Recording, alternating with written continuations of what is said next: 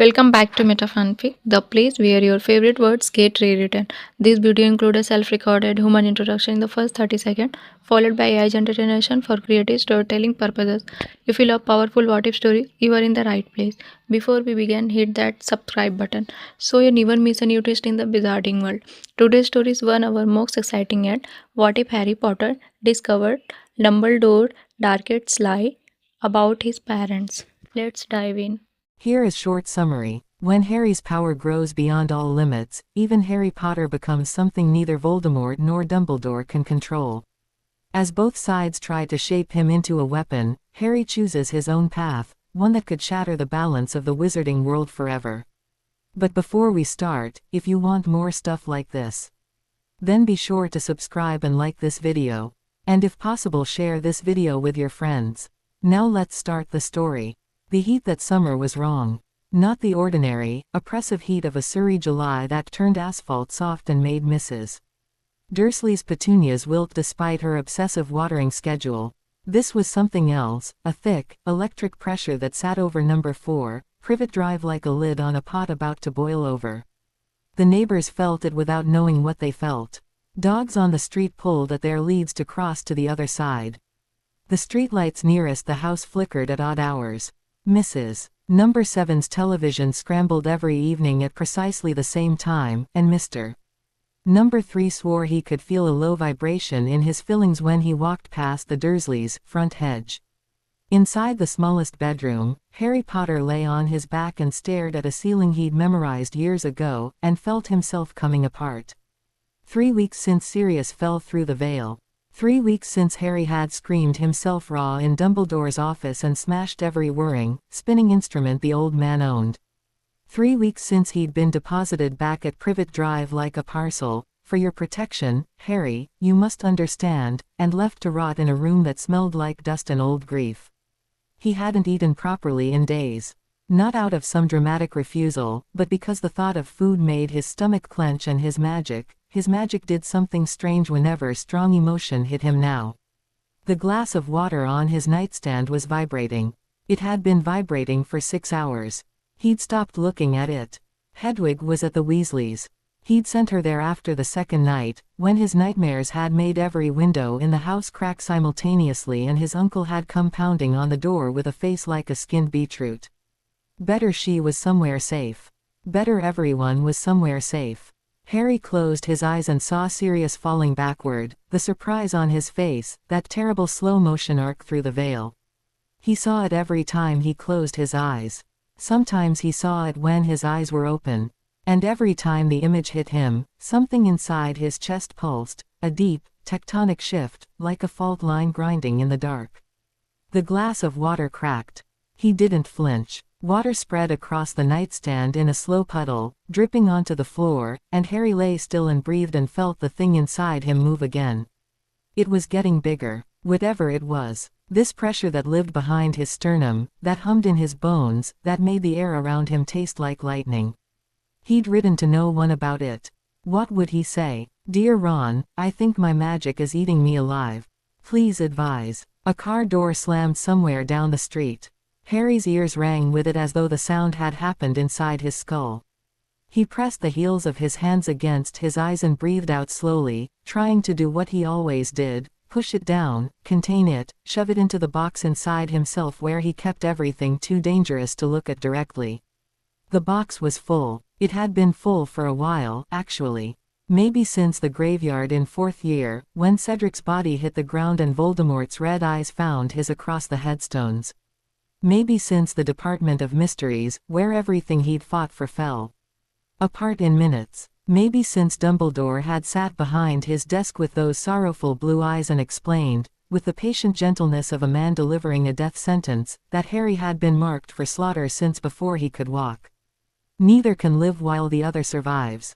Harry's jaw clenched. The light bulb overhead exploded. Glass rained down in a tinkling shower, and in the sudden darkness Harry felt the pulse behind his sternum surge, not painfully, but vastly, like an ocean wave building far from shore. He sat up. His hands were shaking. No, his hands were fine. The air around his hands was shaking, rippling like heat haze, and when he looked down he could see, actually see, something luminous and crackling moving just beneath his skin, threading through his veins like liquid light. "What the hell?" he whispered. The bedroom door banged open. "Boy!" Vernon Dursley filled the doorframe, his massive silhouette backlit by the hallway. "That's the third light bulb this week. I've told you, if you can't control your freakishness. Get out." Harry said it quietly, not with anger, not with the desperate frustration of years past. He said it the way you'd state a fact: "The sky is blue, water is wet, get out of my room." Vernon took a step forward anyway, because Vernon Dursley had spent 15 years mistaking Harry's restraint for weakness, and old habits are hard to kill. "You listen here, you ungrateful little..." The door slammed shut. Not with Harry's hand. Not with his wand, which lay untouched on the nightstand. The door simply moved, ripped itself from Vernon's grip and crashed closed with enough force to rattle the frame, and the lock turned with a sharp click, and Vernon's muffled swearing on the other side might as well have been birdsong for all Harry registered it.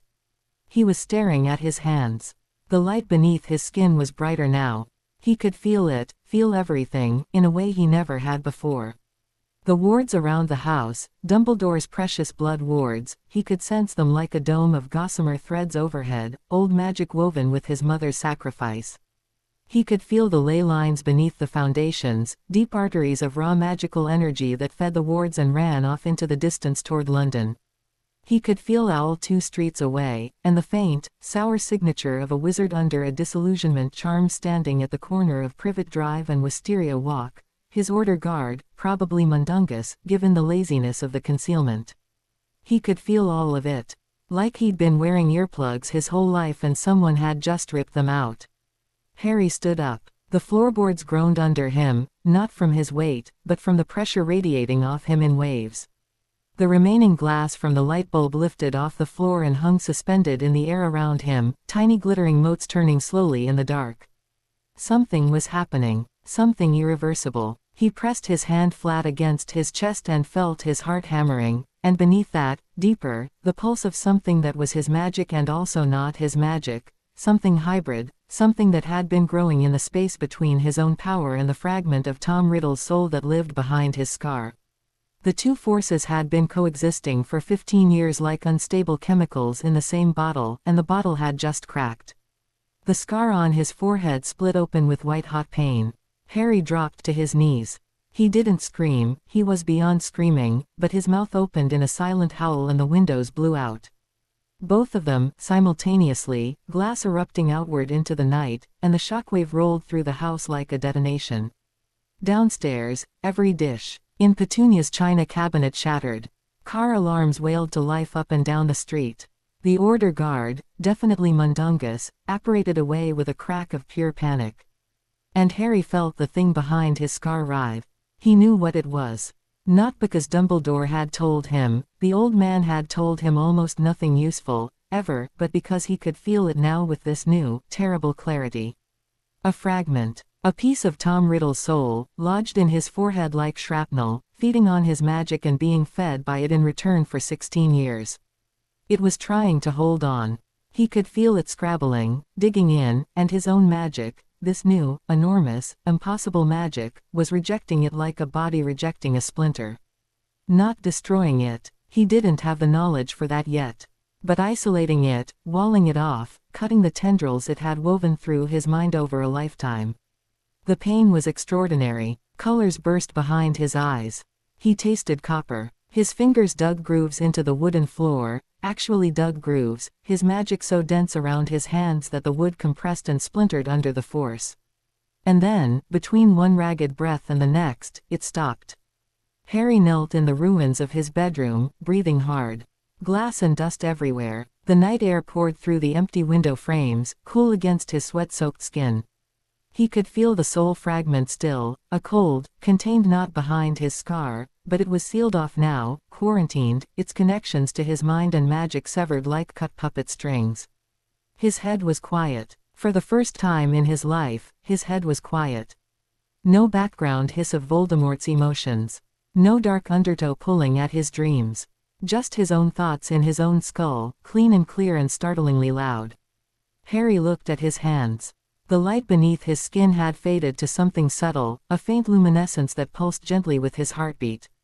He flexed his fingers, reached out with his mind, just reached, casually, the way you'd extend your hand, and felt the broken glass on the floor tremble and then lift, every shard, hundreds of them, rising into the air and hanging there like a constellation.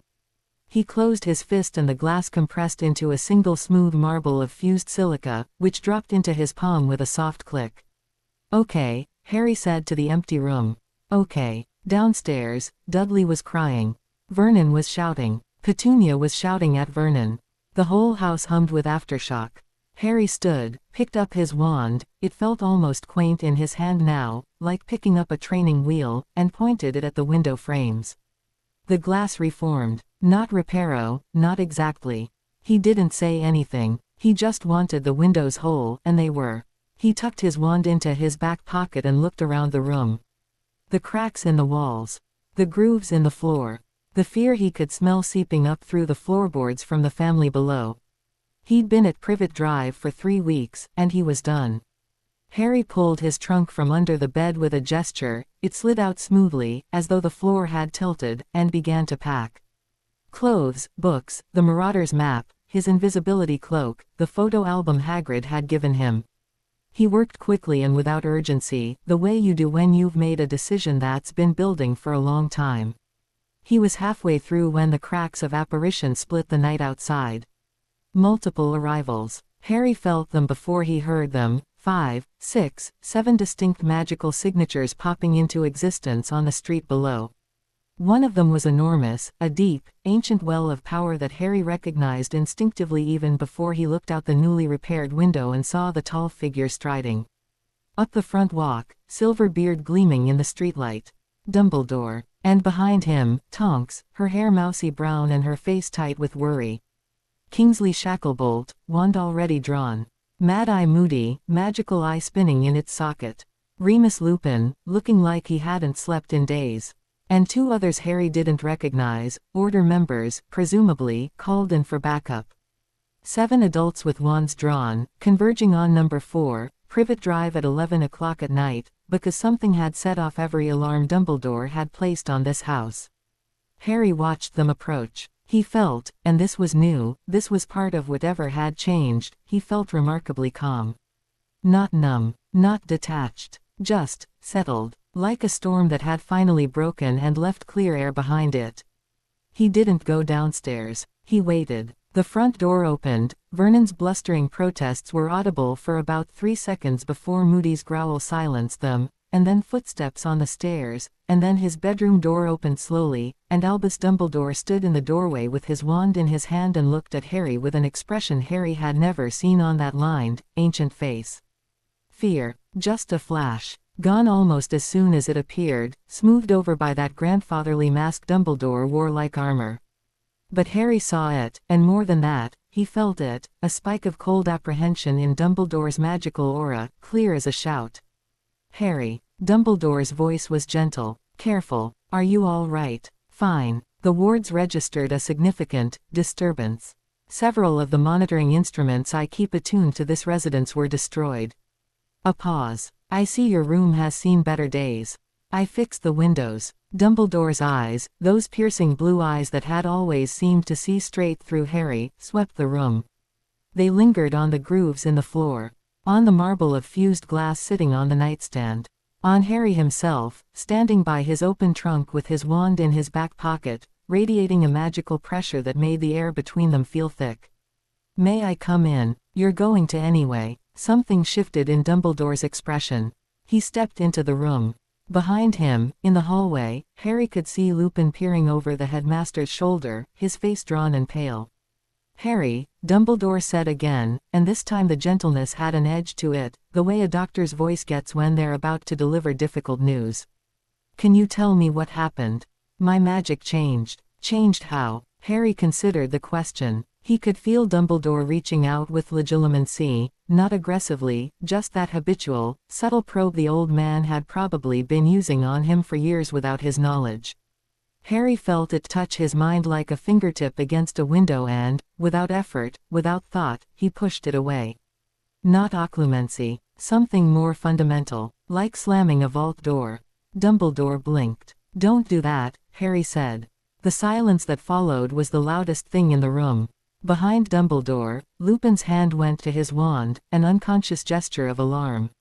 In the hallway, Moody's magical eye fixed on Harry with an intensity that would have been unsettling an hour ago and now felt merely noted. "Harry," Dumbledore said, and his voice had lost the gentle edge entirely, replaced by something serious and flat. "I need to understand what's happened to you. I know, but you don't get to rummage through my head to find out." Harry picked up the photo album and placed it in his trunk. "Something broke. Or something woke up. My magic is different now. Bigger. I can feel things I couldn't feel before. The wards on this house, the ley lines under the street, the piece of Voldemort's soul in my forehead." Dumbledore went very, very still. "Which I've sealed off, by the way. It's still there, but it can't reach me anymore." Harry closed his trunk and looked at Dumbledore directly. "You knew about it, didn't you?" It wasn't a question. The silence stretched. In the hallway, Lupin said, "Albus. What is he talking about?"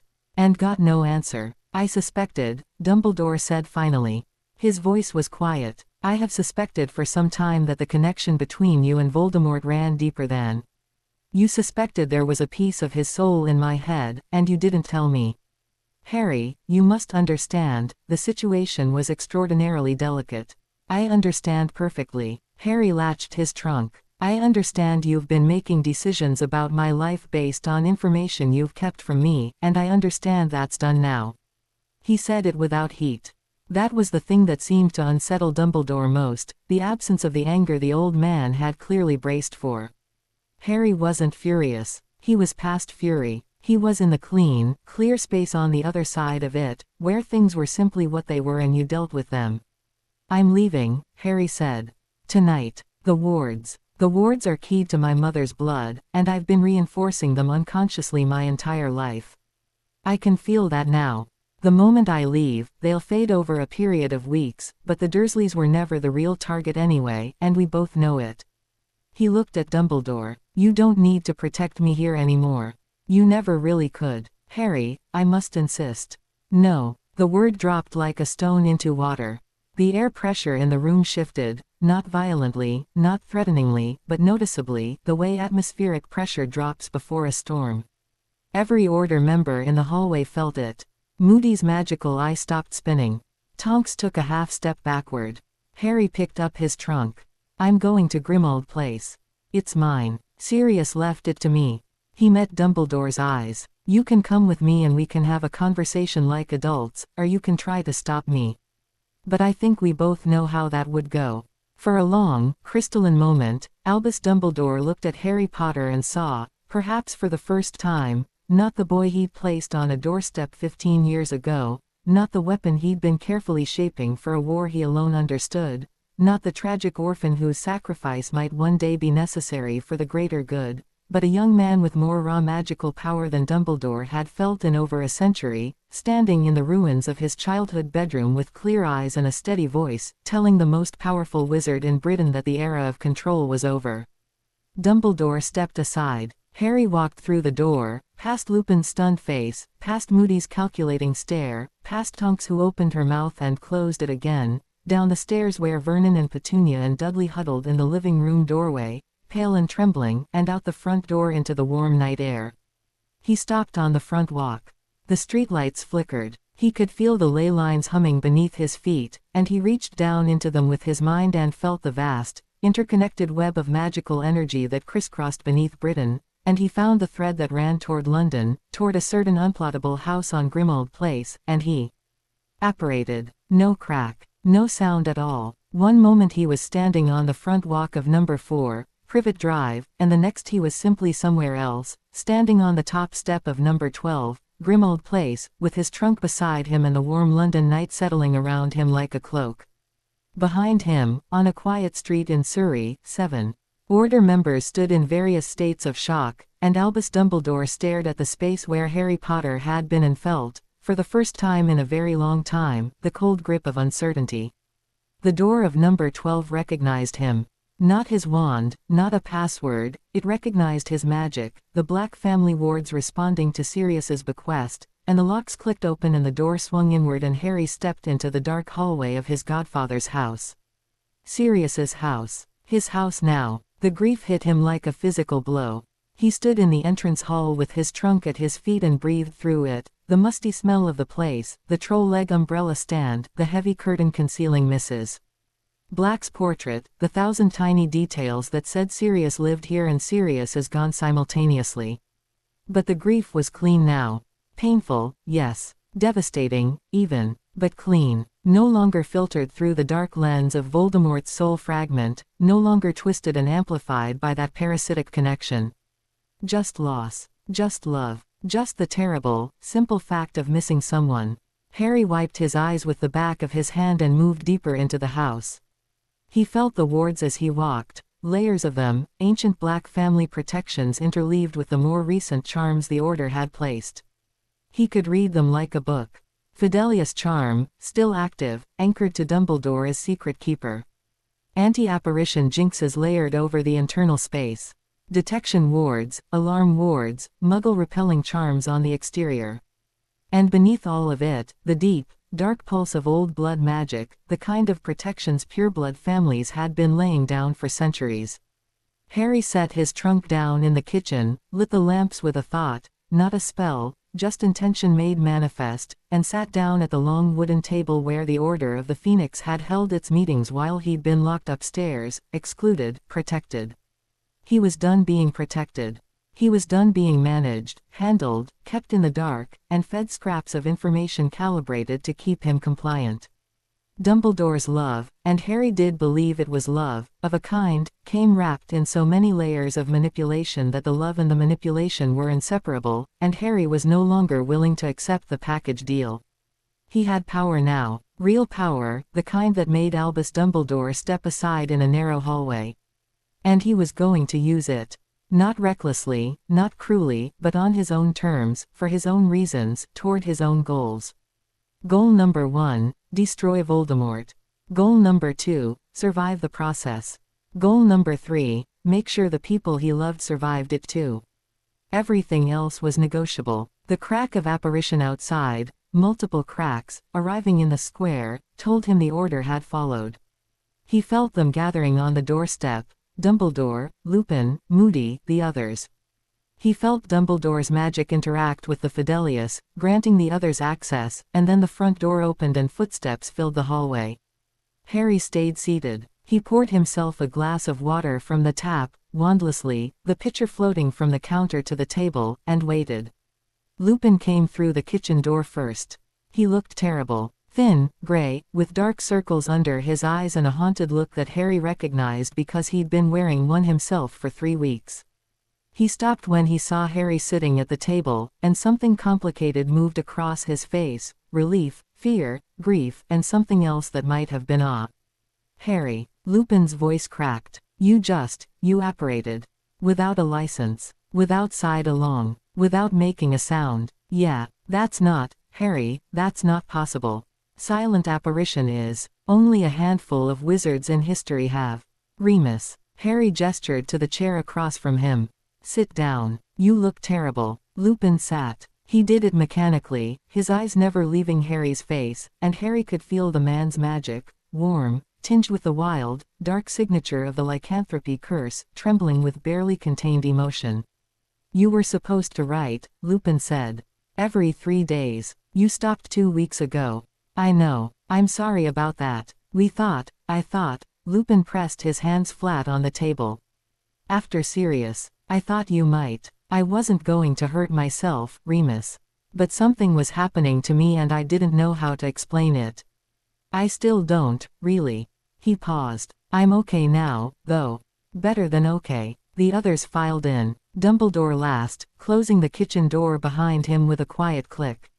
They arranged themselves around the table, Moody standing, because Moody never sat with his back to a door, Tonks perched on the counter, Kingsley leaning against the wall with his arms folded.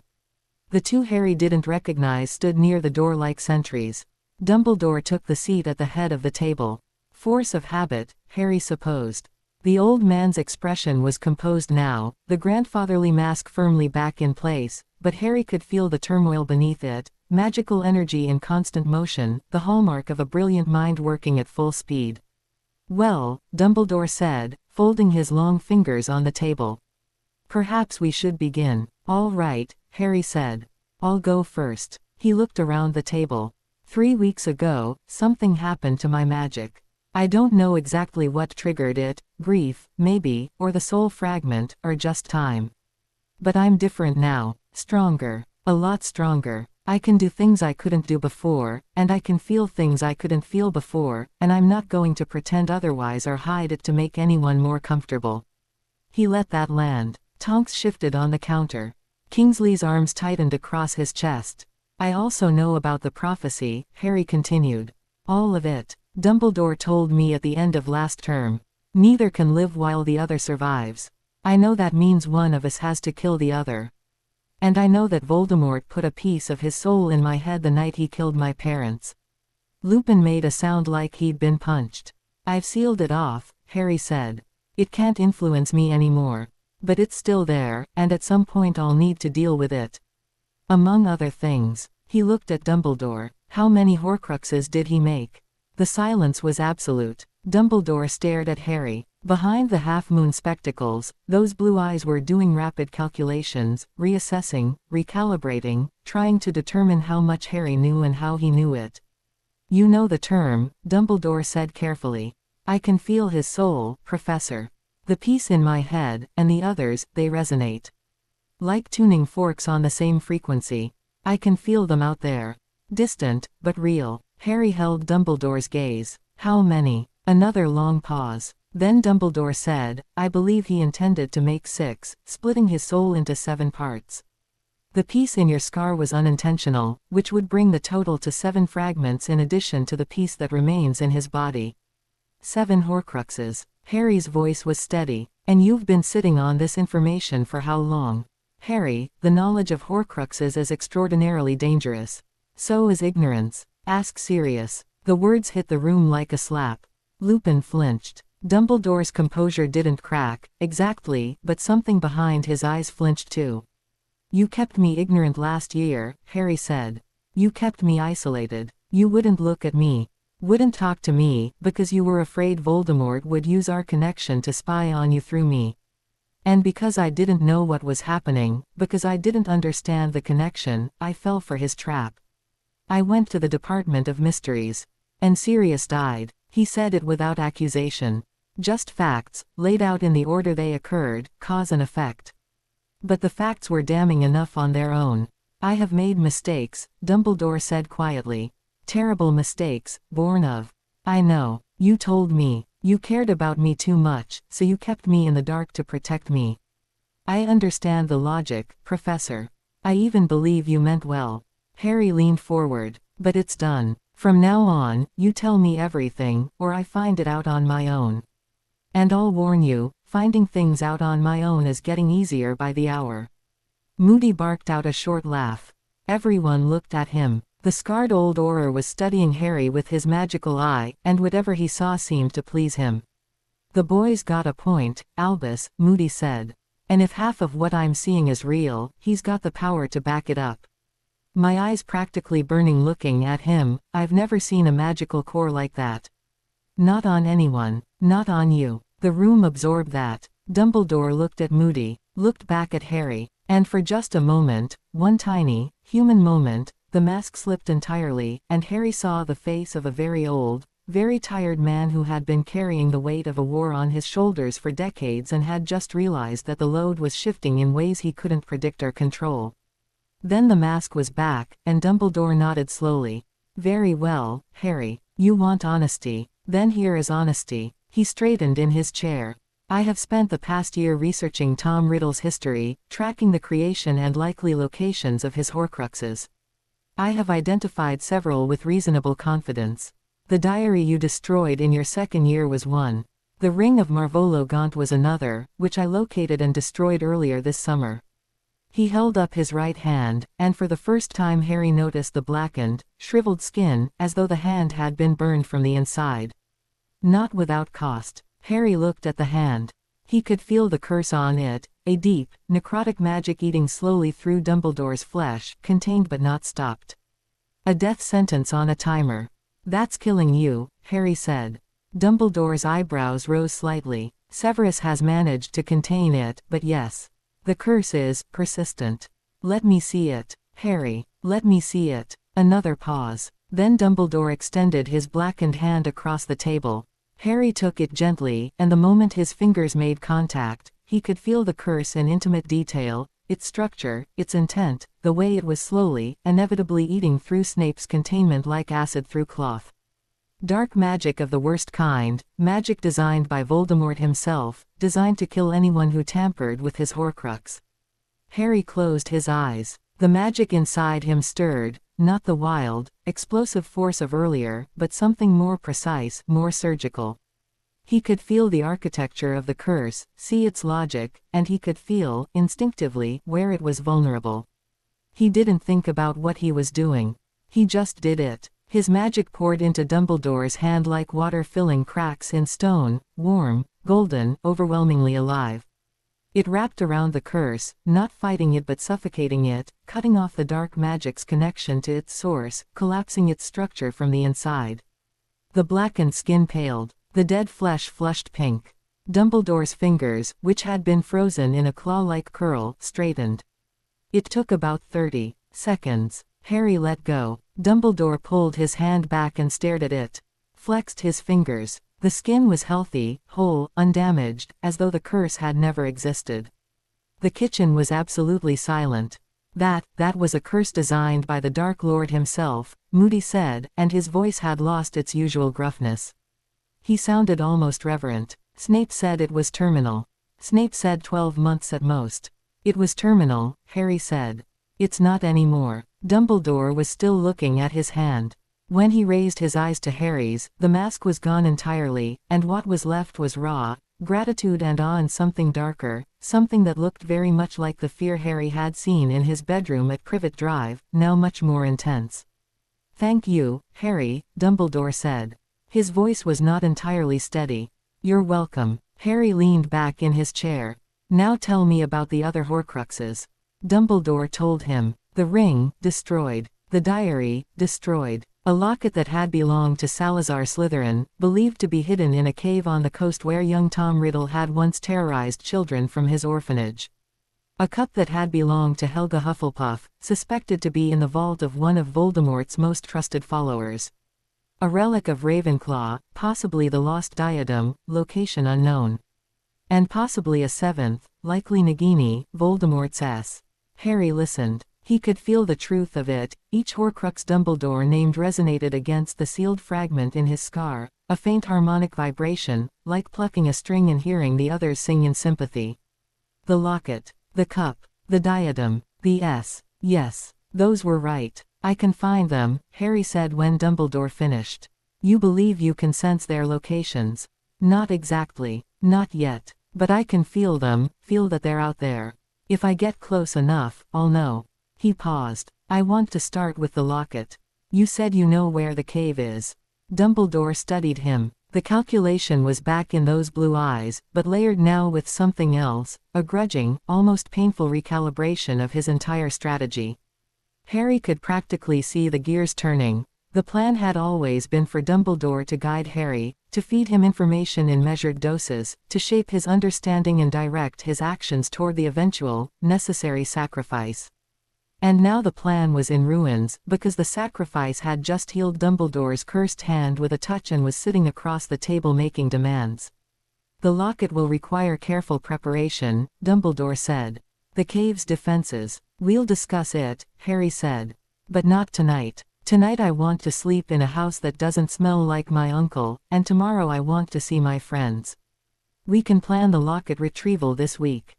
Harry, I really must emphasize that charging ahead without Professor." Harry's voice was quiet, but the air pressure shifted again, that subtle, unmistakable drop. "I'm not asking permission. I'm telling you what I'm going to do, and inviting you to be part of it. The alternative is that I do it alone, and you can see from my track record that I have no problem with that option. I'd prefer your help. I'd prefer your knowledge. But I don't need your approval, and I won't wait for it. Dumbledore looked at him for a long time. You have grown up very fast, the old man said finally. I didn't have a choice. Another silence. Then Dumbledore rose from the table with the slow, deliberate grace of a very old man, though the stiffness Harry had noticed in him recently, the curse's toll on his body, seemed diminished. He looked around the kitchen, then back at Harry. We will talk tomorrow, Dumbledore said. About the Horcruxes, about Hogwarts, about all of it. You have my word that I will withhold nothing. He paused at the door. For what it is worth, Harry, I am glad you are all right. And I am grateful, more than I can express. He left. One by one, the others followed, Kingsley with a respectful nod, Tonks with a look of wide-eyed wonderment, Moody with a clap on the doorframe and a gruff, watch your back. The two unfamiliar Order members went without a word. Lupin lingered. He sat across from Harry in the kitchen of Sirius's house, and the silence between them was full of ghosts. He'd be proud of you, Lupin said. Sirius. He'd be absolutely insufferable about it, actually. That's my godson, he'd say. Over and over. To everyone. Harry's throat tightened. Yeah, Harry, I need to ask. This power, does it frighten you? Harry considered lying. Decided not to. A little. Not the power itself, but what it means. Everyone's going to have an opinion about it. Everyone's going to want to use it, or contain it, or point it in the direction they prefer. Dumbledore wants to aim it at Voldemort on his schedule. Voldemort will want to destroy me before it gets any bigger. The Ministry will want to register it and regulate it. And he trailed off. You just want to be Harry, Lupin finished. I want to end this war. And I want the people I love to survive it. That's all I want, Remus. I don't want to rule anything or prove anything. I just want this over. Lupin reached across the table and gripped Harry's forearm. His hand was warm, and the wolf in him, Harry could feel it now, that tangled curse woven through Lupin's magic, seemed to recognize something in Harry's power, because Lupin shivered slightly at the contact. Then that's what we'll do, Lupin said. And I'll be right here. Not because Dumbledore told me to watch you, or because the Order needs someone to liaise. Because Sirius was my best friend, and you're all I have left of him, and I'll be damned if I let you fight this alone. Thanks, Moony. Lupin squeezed his arm once more and left. Harry sat in the kitchen of number 12, Grimmauld Place, alone with the creaking pipes and the distant mutterings of the house elf creature somewhere in the upper floors, and he let himself feel, fully and without resistance, the vast new landscape of his power. It was terrifying and exhilarating in equal measure. Like standing on the edge of a cliff with wings you've never tested. The magic hummed inside him, patient and enormous, waiting to be shaped, waiting to be used, and Harry sat with it and breathed and let it become familiar. He slept that night in Sirius's room, in Sirius's bed, wrapped in blankets that still carried the faintest trace of his godfather's scent. He didn't dream. For the first time in years, he didn't dream at all. Morning came golden through the tall windows, and Harry woke feeling more rested than he had in months. The magic was still there, vast, singing, and the soul fragment was still sealed behind its wall, and the world was still broken and dangerous and full of people who wanted to use him, but he was awake and alive and powerful and free, and that was enough to be going on with. He sent owls over breakfast. 2, borrowed from the decrepit owlery in the attic where the Black family's ancient birds still roosted. Ron, I'm at Grimmauld Place. Come when you can. Bring Ginny. I have a lot to tell you. Hermione, I need you. Grimmauld Place. Come today if you can. Something's happened and I need my best friend's brain. Then he cleaned. Not with magic, well, some with magic, wandless cleaning charms that peeled away years of grime with a thought, but also with his hands, because there was something grounding about physical labor. Something that connected him to his body when his magic wanted to carry him away from it. He scrubbed the kitchen. He aired out the bedrooms. He found Creature sulking in the boiler cupboard and, on impulse, sat down on the floor beside the ancient house elf. Creature. Master. The word came out like a curse. Creature's bulging eyes were full of suspicion and loathing, the same hostility he'd shown every member of the Order. But beneath that, Harry could feel something he'd never sensed before, a deep, aching grief, old and festered, wound tight around a core of broken loyalty. I know about Regulus, Harry said. Creature went rigid. His enormous eyes widened to the point of splitting, and his wrinkled mouth fell open, and Harry felt the old elf's magic spike with shock and something desperately close to hope. I can feel things now that I couldn't feel before, Harry said. I can feel the mark that Regulus left on this house. On you. He gave you an order, didn't he? Something you couldn't complete. Creature stared at him. And then, in a voice Harry had never heard from the creature, small, broken, stripped of all malice, Creature said, Master Regulus told Creature to destroy it. The locket. But Creature could not. Creature tried. Creature tried everything. Harry's pulse quickened. The locket. Slytherin's locket. Regulus found it. And Creature told him. All of it, the cave, the potion, Regulus's sacrifice, the locket switched for a fake, and Creature's years of failure and self-punishment, unable to destroy the Horcrux his beloved master had died to retrieve. The story poured out of him in a torrent of tears and snot and ancient grief, and Harry sat on the floor of the boiler cupboard and listened and felt his heart break for this horrible, loyal, ruined creature. Where is it now? Harry asked when Creature had finished. Gone. The word was a wail. The thief took it. The filthy thief, Fletcher, Mundungus Fletcher, he stole it from this house. Mundungus. Harry's jaw tightened. Of course he did. He stood. His mind was already working. Mundungus Fletcher, petty thief, order member in the loosest possible sense, the same man who'd abandoned his guard post the night the Dementors came to Little Whinging. The man had been systematically looting Grimmauld Place for months. Creature, Harry said, I'm going to get that locket back. And I'm going to destroy it. For Regulus. The change in Creature was instantaneous and absolute. The hostility drained from his face like water from a broken cup, replaced by something fierce and burning, a loyalty transferring, latching on, finding a new anchor after years of drifting. Master Harry will truly destroy the locket. I promise. Creature seized Harry's hand and pressed his forehead against it, and his thin body shook with sobs, and Harry let him, because this was what it looked like when someone had been carrying an impossible burden for decades and finally, been told they could put it down. The Weasleys arrived at noon, not just Ron and Ginny, but Molly, who bustled through the door with the determined air of a woman who was going to feed Harry Potter a proper meal if it killed both of them. Your skin and bones, she said, pulling him into a hug that pressed his face into her shoulder. Skin and absolute bones, Harry. Sit down. I brought stew. Mrs. Weasley, you don't have to. Sit down. Harry sat. There was something wonderful about Molly Weasley's absolute refusal to treat him any differently, power surge or no power surge. To her, he was a too thin boy who needed feeding, and no amount of magical metamorphosis was going to change that priority. Ron came through the door behind her, tall and freckled and sunburned, and stopped. Dead when he saw Harry. Bloody hell, mate. Yeah, you look different. I don't know. Something about your eyes. Ron, sit down, Harry said. I need to tell you some things, and I need to tell you before Hermione gets here because she's going to ask 1,000 questions and I want you to hear it straight first. Ron sat. Ginny slipped in behind him, quieter than her brother, her brown eyes watchful and sharp. She didn't say anything, but she sat close, and Harry was aware of her in a way that his newly heightened senses made impossible to ignore. Her magic warm and bright, her heartbeat slightly elevated, her gaze steady on his face.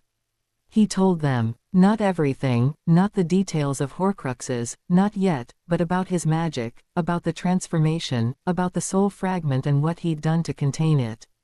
He told them about healing Dumbledore's hand.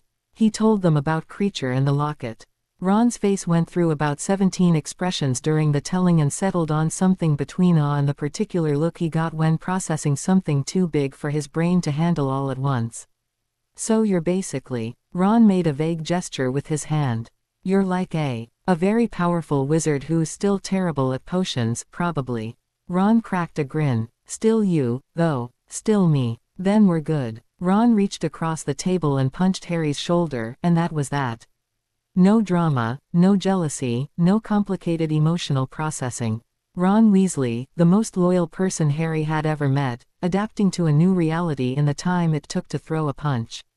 Ginny was still watching him. Show me, she said.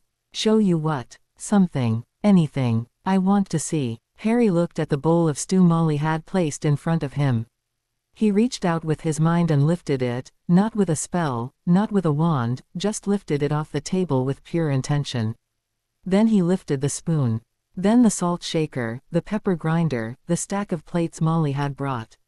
Item by item, the entire table setting rose into the air and orbited slowly around the kitchen like a gentle solar system, bowls and utensils spinning in lazy, precise circles. Ginny's eyes went wide. Ron's mouth fell open. Molly, turning from the stove, made a strangled sound and nearly dropped her ladle. Harry set everything back down, exactly where it had been, without a rattle. Wicked, Ron breathed. Hermione arrived at 3 o'clock, tumbling out of the fireplace in a shower of flow powder with her hair wild and her eyes already full of questions. She'd clearly been preparing. She had a book bag over her shoulder that looked like it weighed more than she did, stuffed with texts Harry could already identify by their magical signatures: Theoretical Limits of Magical Potential, Merlin and the First Awakening, Arcane Metamorphosis in the Modern Era. Harry James Potter, she said, pulling herself upright and fixing him with a look that was equal parts relief and outrage. 3 weeks without a letter. 3 weeks. I was terrified. I nearly called the Aurors. I wrote to Dumbledore, twice, and he said you were resting and recuperating, and wouldn't elaborate, and I knew something was wrong, I could feel it. Hermione. And then this morning your owl arrives and it just says, something's happened, as though that's not the most anxiety-inducing sentence in the English language. Hermione. She stopped, looked at him properly, and like Ron, she saw something in his face, his bearing, the way the air around him seemed to hum with barely contained energy. Oh, she said softly. Oh, Harry, what happened to you? He told her. All of it this time, Horcruxes included, because Hermione's brain was the weapon he needed most, and there was no point keeping her in the dark. Ron and Ginny listened to the Horcrux explanation with matching expressions of horror, but Hermione's face went through horror and out the other side into analytical focus, her mind already racing through implications and strategies. 7 pieces, she murmured. 7, including the one in you. And you've sealed yours off, but you can sense the others. Like a compass. Vague now, but the closer I get, the stronger the pull. And the locket, Mundungus has it. Had it. Creature says he stole it months ago. I need to track him down. I can help with that. Hermione was already pulling books from her bag. But Harry, the implications of what you're describing, this kind of magical awakening, I've read about it, but only in the most theoretical texts, and most scholars consider it mythological. The last recorded case was Merlin, Harry said. I know. I can feel the ley lines, Hermione. All of them. I can feel the magical currents under Britain like veins. And I could feel Dumbledore's magical core when he walked into my bedroom last night, and it felt small. The room was very quiet. Not weak, Harry amended.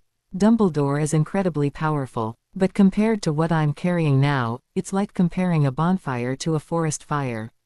They're both fire. But, Hermione echoed. Her eyes were bright. Scared, yes, but also, and this was why Harry loved her, fascinated.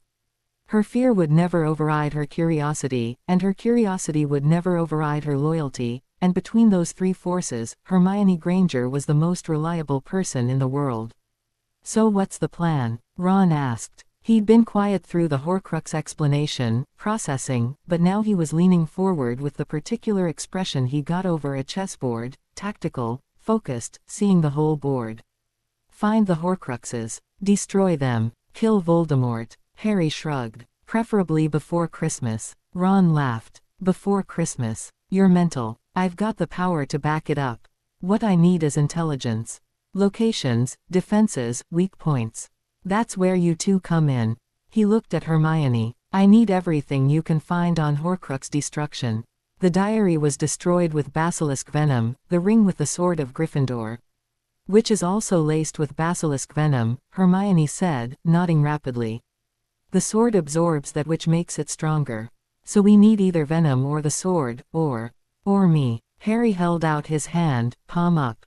Light gathered there, warm, golden, concentrated. I healed a curse designed by Voldemort by touching it. If I can unravel his dark magic by feel, I might be able to do the same to a Horcrux. Hermione stared at the light in his palm. We'd need to test that carefully. Destroying a Horcrux isn't like lifting a curse, the soul fragment will fight back, and if the container is magically reinforced. We'll be careful, but I'm not going to wait around being careful while people die. Harry closed his hand and the light faded. Dumbledore spent a year being careful, and he nearly killed himself touching that ring. I'm not going to repeat his mistakes. No, Ginny said quietly from her spot at the table. You'll make your own. Harry looked at her. She met his gaze without flinching, and there was no adoration in her eyes, no hero worship. Just a clear-eyed girl who knew him well enough to know that power didn't make him infallible. Probably, Harry said, but they'll be my mistakes. And that's an improvement. The afternoon dissolved into planning. Hermione spread her books across the kitchen table, and she and Harry and Ron pored over theories of magical containers and soul magic and the known history of Horcrux creation. Ginny came and went, ferrying tea from the stove, occasionally dropping a sharp observation that reframed the entire discussion. Creature, transformed by his new purpose, brought sandwiches without being asked and hovered near Harry with an almost canine devotion. By evening, they had a working plan. Step 1. Find Mundungus Fletcher and recover the locket. Step 2. Destroy it. Step 3. Locate the cup and the diadem. Step 4. Deal with Nagini. Step 5. Deal with the fragment in Harry's scar. Step 6. End Tom Riddle. You're leaving out the hard part, Ron said, stretching until his back cracked. The part where the most dangerous dark wizard in a century tries to stop us. He's going to try regardless. The difference is that now he has a reason to be scared. Does he know? Hermione asked. About your change? Not yet. But he'll feel it soon enough. The connection goes both ways. I've sealed it from my end, but the moment I start destroying Horcruxes, he'll know something's wrong. He'll feel the pieces dying. And then, Harry stood up and walked to the kitchen window. The last light of the London sunset was painting the sky in shades of amber and rose, and he could feel the city's magic, millions of tiny sparks, wizard and muggle alike, going about their lives, unaware of the war being planned in their midst. And then he comes for me, Harry said. And I'll be ready. The night deepened. Ron and Hermione stayed. Molly had gone back to the burrow with Ginny, extracting a promise from Harry to eat 3 meals a day and extracted an identical promise from Ron to make sure Harry kept the first promise. Harry gave them rooms on the 2nd floor, cleaned and warded with a wave of his hand, and they settled into the strange, new rhythm of a house that was no longer a headquarters but a home. Harry stood on the front steps of Grimmauld Place at midnight, feeling the city breathe. The wards shimmered around him, visible to his enhanced sight as a dome of interlocking golden threads. He strengthened them with a thought, adding layers, sealing gaps, weaving protections so dense that nothing short of a full assault by Voldemort himself would breach them. Somewhere in the distance, he could feel the Horcruxes. The locket, close, still in London, pulsing with sickly energy in a location he couldn't quite pinpoint yet.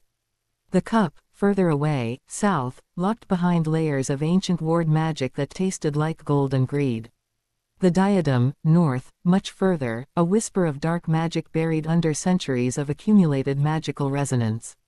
And the S, wherever Voldemort was, moving with him, twined around him, the most protected and the most vulnerable. Harry breathed in the night air.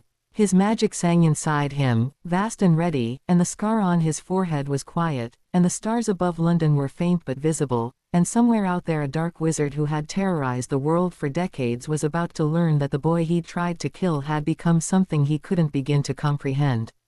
"I'm coming for you, Tom," Harry said softly. The night didn't answer. It didn't need to. He went inside, locked the door with a touch, and climbed the stairs to Sirius's room, where he lay in the dark and felt the shape of the war to come, and he was not afraid. Mundungus Fletcher was not a hard man to find when you could feel the magical signature of everything within 100 miles. Harry tracked him on the 3rd morning after his arrival at Grimmauld Place, sitting in the kitchen with a cup of tea and his eyes half closed, letting his awareness spread outward through London like ink through water. Mundungus's magic was distinctive, grimy, furtive, with a particular oily quality that reminded Harry of the man's personality. He found it in Nocturne Alley, moving between the cramped shops with the twitchy purposefulness of a rat navigating a familiar sewer. Got him, Harry said, opening his eyes.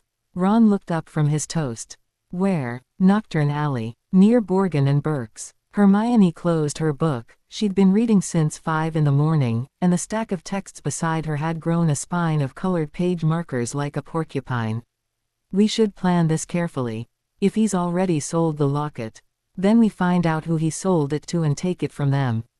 Harry stood and drained his tea. But I'd rather catch him before he gets moving. He's a creature of habit, he'll be there for another hour at least, doing his rounds.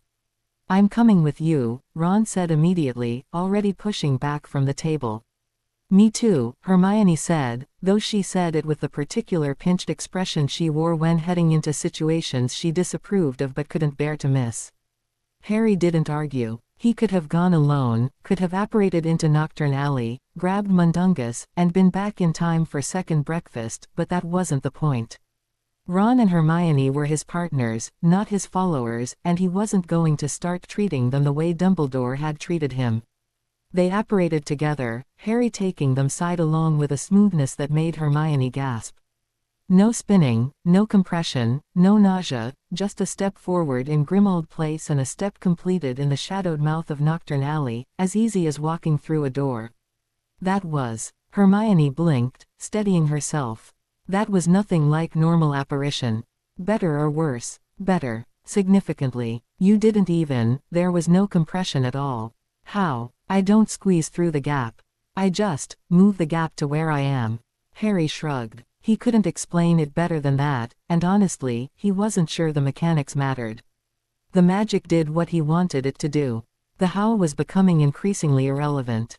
Nocturne Alley was its usual cheerful self, narrow, dark, and populated by the kind of people who made a point of not looking at each other too closely. A hag was selling what appeared to be human fingernails from a tray near the entrance. A stooped wizard in a stained cloak was arguing with a shop window. The air smelled like bad magic and worse hygiene.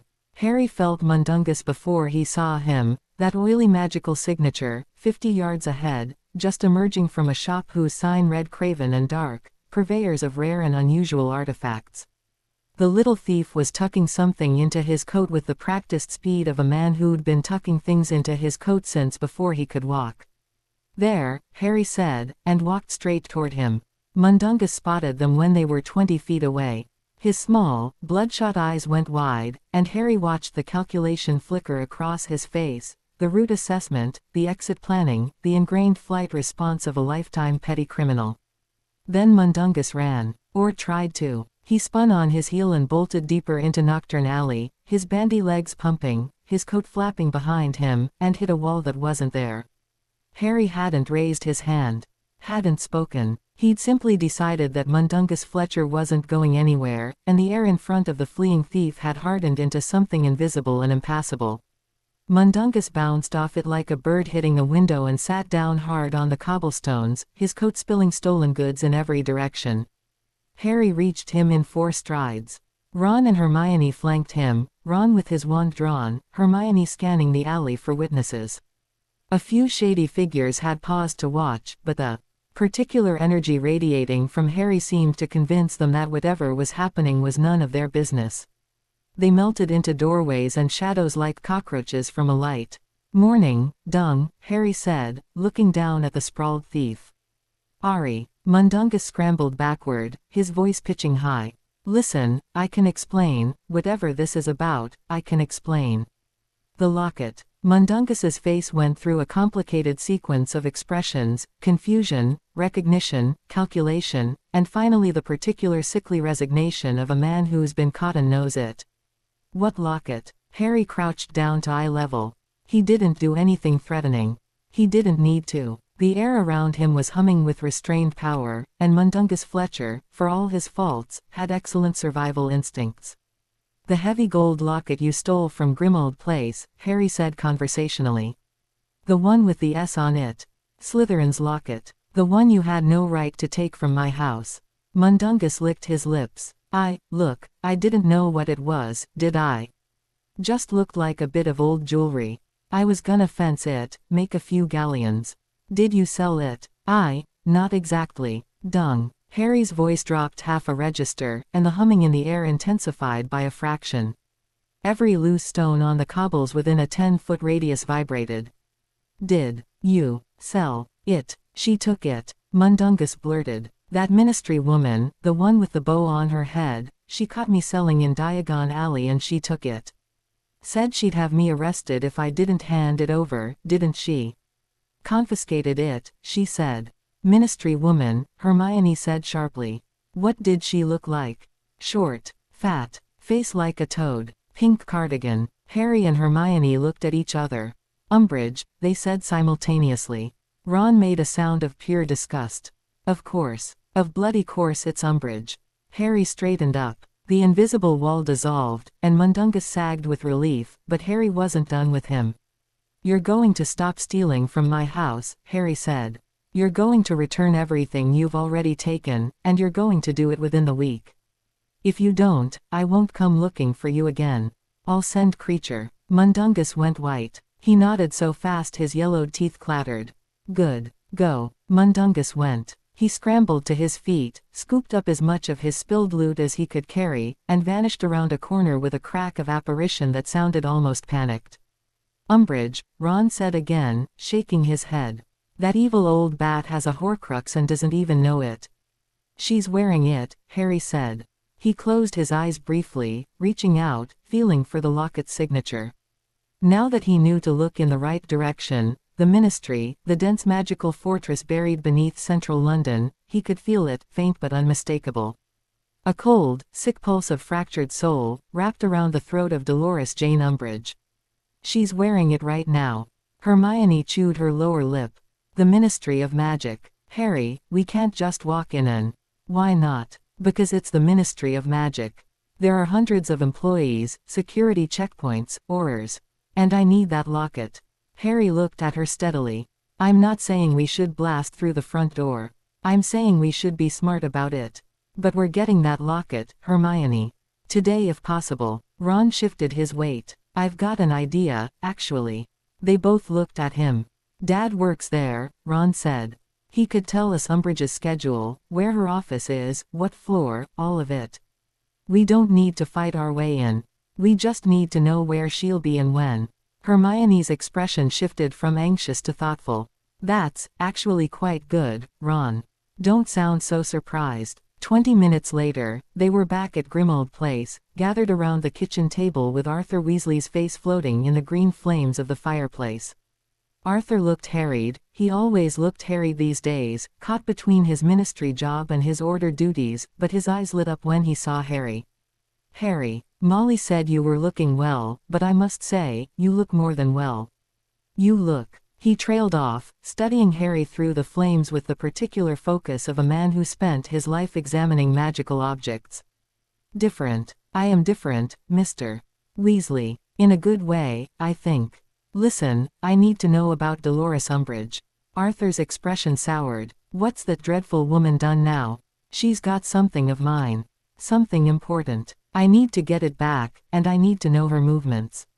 Where's her office? Arthur rattled off the details with the efficiency of a man who'd spent decades navigating ministry bureaucracy. Umbridge's office was on level 1, the minister's floor, where she'd insinuated herself as senior undersecretary despite the change in administration. She arrived at 8, lunched at noon in the ministry canteen, and left at 5 on the dot.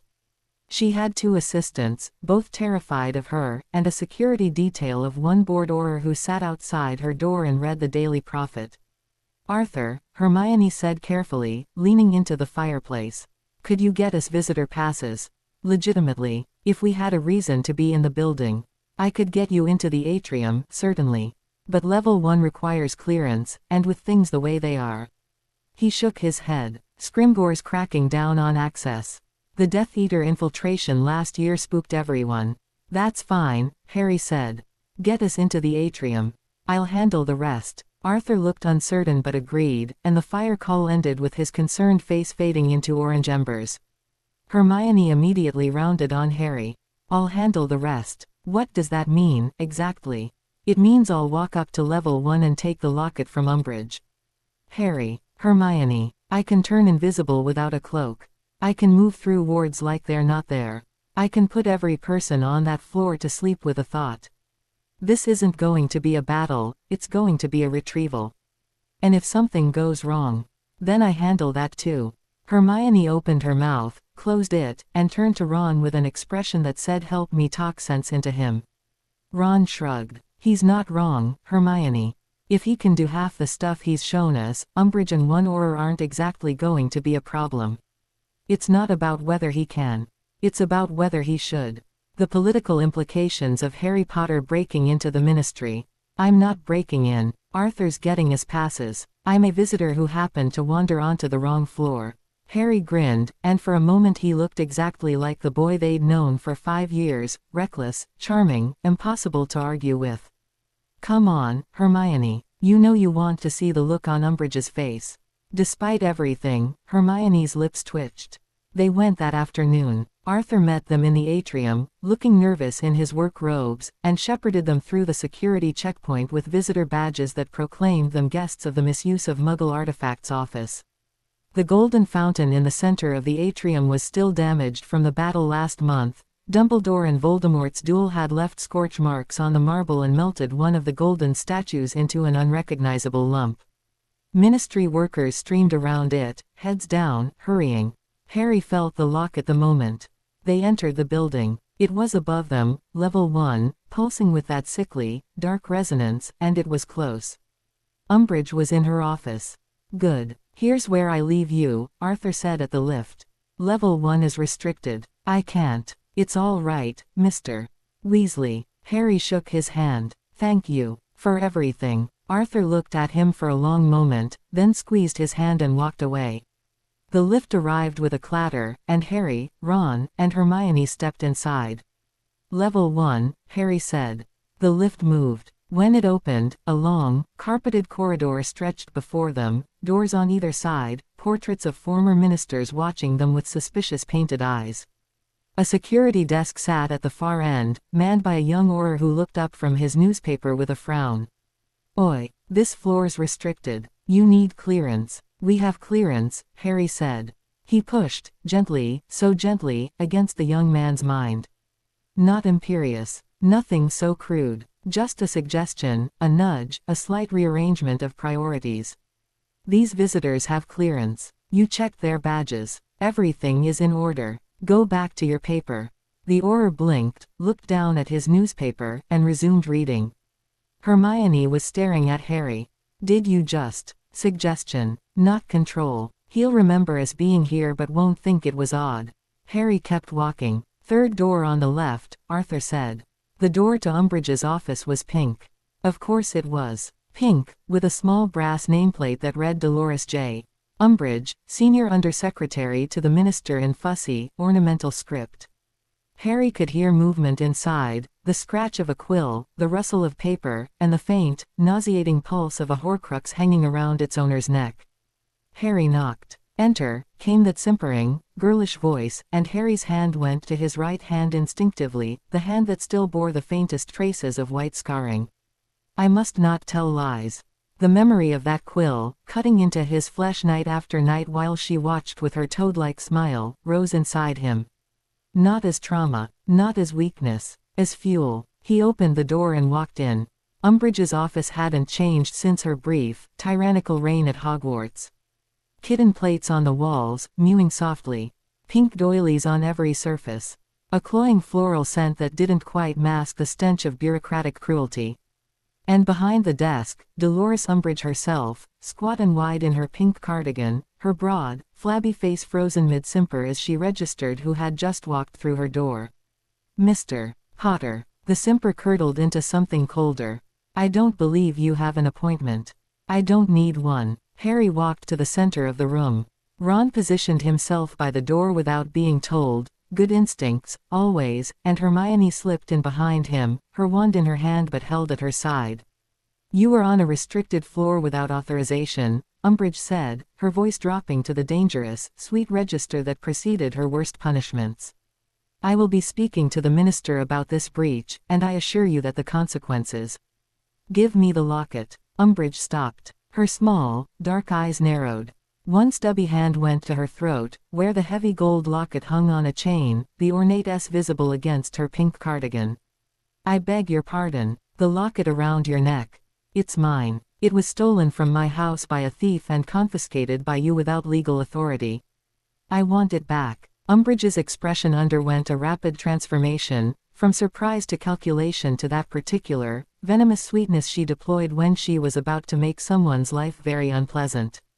"This locket," she said, touching it with her fingertips, "was confiscated as evidence of illegal trafficking in magical artifacts. It is Ministry property now, Mr.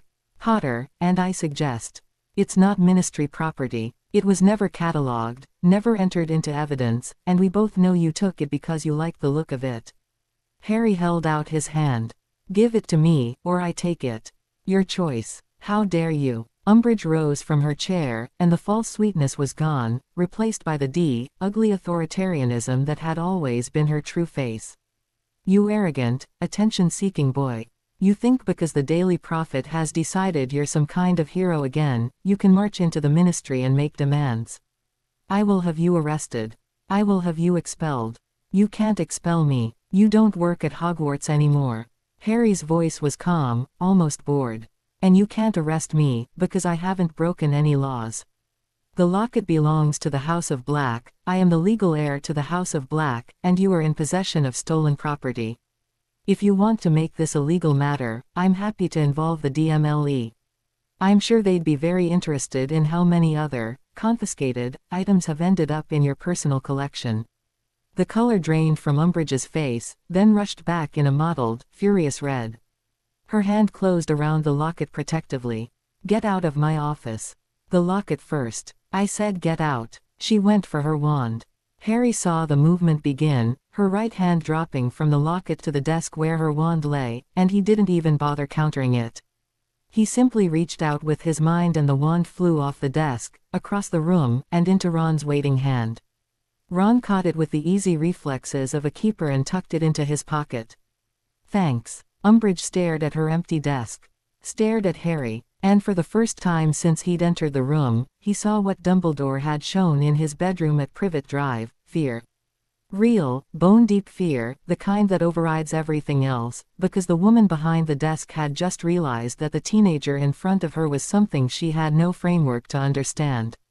"The locket," Harry said, one more time. "Please." The please seemed to break her. With shaking hands, Umbridge lifted the chain over her head and held the locket out at arm's length, as far from Harry as she could manage without leaving her chair. Her face was bloodless. Harry took it. The moment his fingers closed around the gold, the Horcrux screamed. Not audibly, Ron and Hermione showed no reaction, but on a frequency that Harry felt in his bones, in his blood, in the sealed fragment behind his scar. The soul piece inside the locket thrashed against its container, sensing what Harry was, sensing the vast magic rolling off him, and it panicked. Harry closed his fist around it and squeezed, and his magic wrapped around the locket like a vice, and the screaming stopped. Contained. Suppressed. A dark, terrible thing, rendered temporarily powerless by the sheer weight of what held it. "Thank you," Harry said to Umbridge.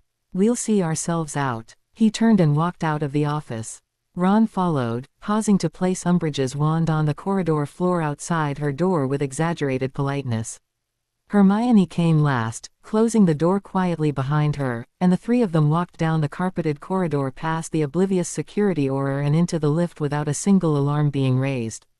"That," Ron said as the lift descended, "was the most satisfying thing I've ever seen in my life." The look on her face, Hermione said, and despite her earlier reservations, she was grinning. "When you summoned her wand, I thought she was going to faint." Harry held up the locket. It hung from its chain, heavy and warm, and the S on its face seemed to writhe when he looked at it directly. Inside, behind golden enchantment, a fragment of Tom Riddle's soul beat like a trapped heart. "One down," Harry said. "Let's go home and kill it." They destroyed it that evening. Not in the kitchen. Harry had enough sense to know that destroying a fragment of the darkest wizard's soul in the same room where they ate breakfast was poor form. They went to the drawing room on the first floor, the one with the black family tapestry and the heavy curtains, where the ambient magic of the old house was thickest and the wards were strongest.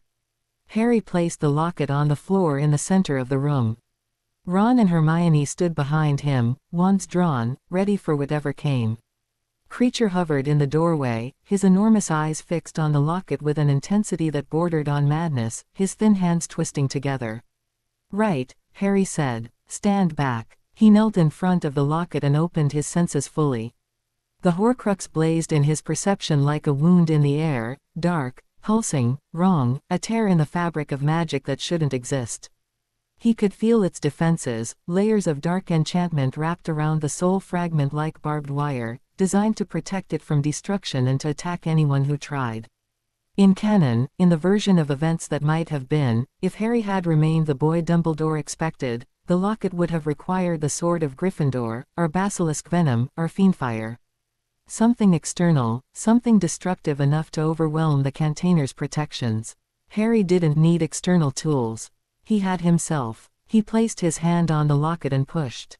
His magic flooded into the Horcrux like sunlight into a dark room. The locket bucked under his palm, physically jumped, rattling against the floor, and the room temperature dropped 20 degrees in a second. Dark mist poured from the seams of the locket, coiling upward, taking shape, Tom Riddle's face, young and handsome and twisted with malice, forming from the smoke like a developing photograph. "I know your fears," the face hissed. "I know your weaknesses. I know the darkness in your—" "No, you don't," Harry said. He pushed harder. His magic, golden, vast, alive, slammed into the soul fragment like a tidal wave hitting a sandcastle. The smoky face of Tom Riddle contorted, screamed, reached out with vaporous hands. And dissolved. The locket cracked open. A sound like breaking glass filled the room, followed by a high, thin shriek that made Ron clap his hands over his ears and Hermione flinch backward. Black smoke poured upward from the broken container, writhing, fighting, and Harry's magic consumed it, not destroying it so much as unmaking it, disassembling the soul fragment at a level so fundamental that there was nothing left to scream. Silence. The locket lay on the floor, cracked open, empty, inert. Just gold and tarnished silver, with no more dark magic than a muggle's pocket watch. Harry stood. His hand tingled. The sealed fragment behind his scar had trembled during the destruction, resonating with its dying sibling, but the wall held. Behind him, Kreacher made a sound, a wail, a sob, a cry of release that seemed to come from somewhere deeper than his throat. The ancient elf stumbled forward, fell to his knees beside the broken locket, and wept. "It's done, Kreacher," Harry said quietly. "Regulus's locket is destroyed." "Master Regulus," Kreacher keened, rocking back and forth, clutching the broken locket to his chest. "It is done. It is done. Kreacher has fulfilled Master Regulus's last order." Harry put his hand on Kreacher's bony shoulder and let the elf grieve, and the room was quiet except for the old creature's sobs. Ron let out a long, unsteady breath. That was something. Hermione was staring at the spot where the smoky face had appeared. It tried to manifest. The soul fragment tried to defend itself by taking form. "Harry, if you hadn't overpowered it so quickly, it would have tried to show us things. Fears, doubts, weak points. That's how Horcruxes defend themselves, they attack the destroyer's mind." Harry looked at his hand. "No marks, no damage. But it couldn't get a grip on me. The sealed fragment, I think it acts like an inoculation. My mind already knows what Voldemort's soul feels like, and it's immune." "How many more?" Ron asked. "The cup, the diadem, the S, and this."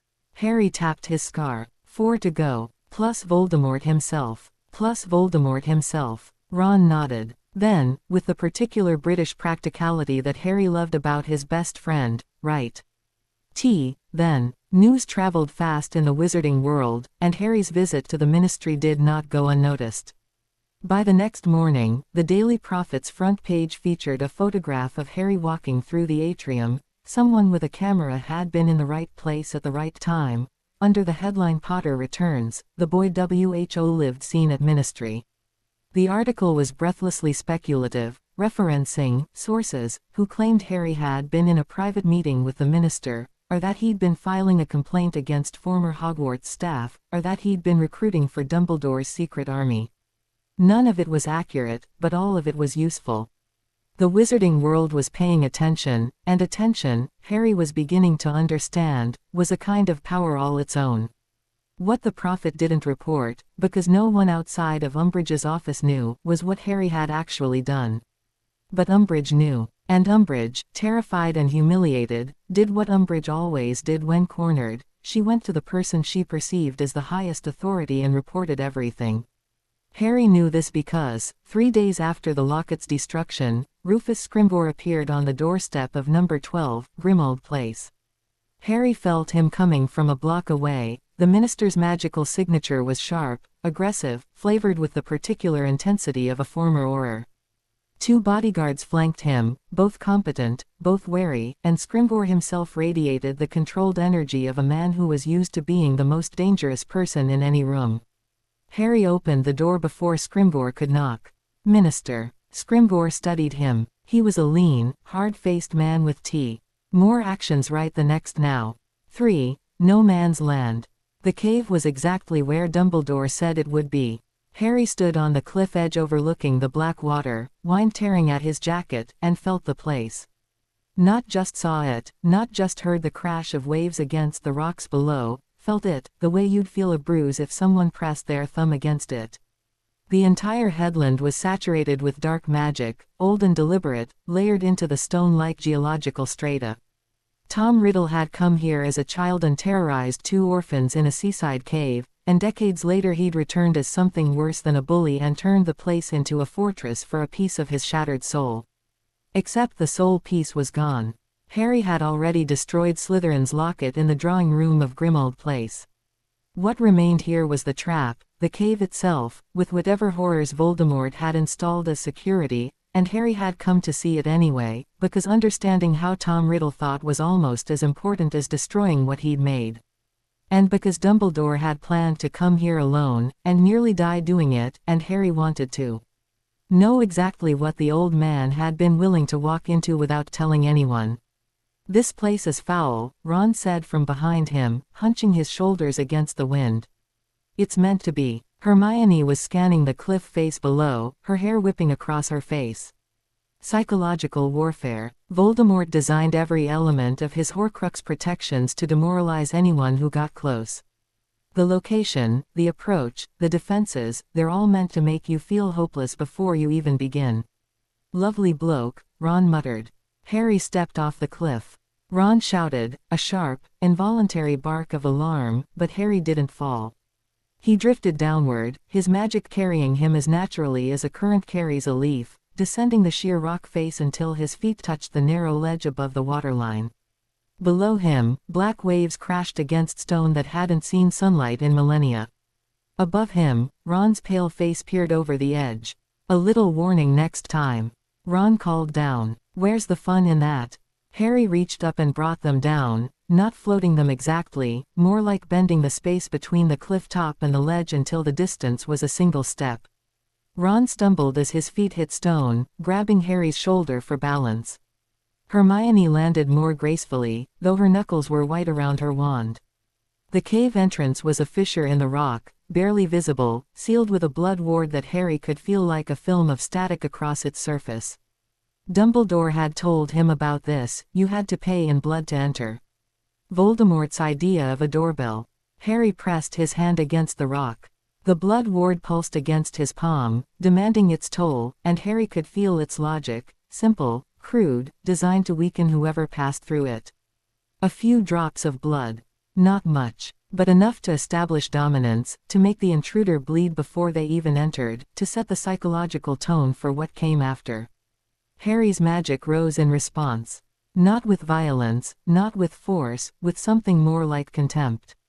The ward was a lock, and Harry didn't bother picking it. He simply unmade it. His magic pressed against the dark enchantment and dissolved it the way sunlight dissolves frost, and the stone split open silently, revealing the dark passage beyond. "After you," Harry said. They moved through the passage in single file, Harry leading, his body generating a soft ambient light that pushed back the absolute darkness without the need for a spell. The tunnel narrowed, twisted, and then opened abruptly into the cavern Dumbledore had described, enormous, cathedral vast, with a ceiling lost in shadow and a floor that was an underground lake of black, motionless water. An island sat in the center. Small, pale, glowing faintly with its own sickly luminescence. On the island, barely visible at this distance, a stone basin. "The potion," Hermione whispered. Her voice echoed. Dumbledore said the basin would be filled with a potion that had to be drunk. That's how he planned to retrieve the locket, by drinking it. "What kind of potion?" Ron asked. "The kind that makes you relive your worst memories while slowly poisoning you.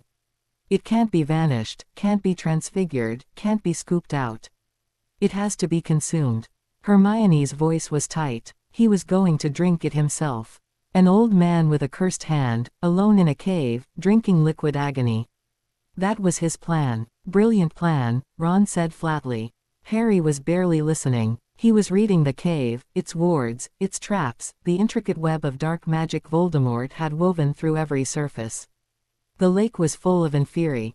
He could feel them, hundreds, maybe thousands, dead bodies animated by dark magic, lying motionless beneath the water's surface, waiting for a disturbance to trigger their awakening. The boat Dumbledore had mentioned was there too, a tiny chain-pulled vessel designed to carry one wizard across the lake, enchanted to detect magical weight so that only one living person could ride it at a time. One person, alone, surrounded by an army of the dead, facing a basin of poison, with no one to help and no way out. Tom Riddle's cruelty wasn't mindless.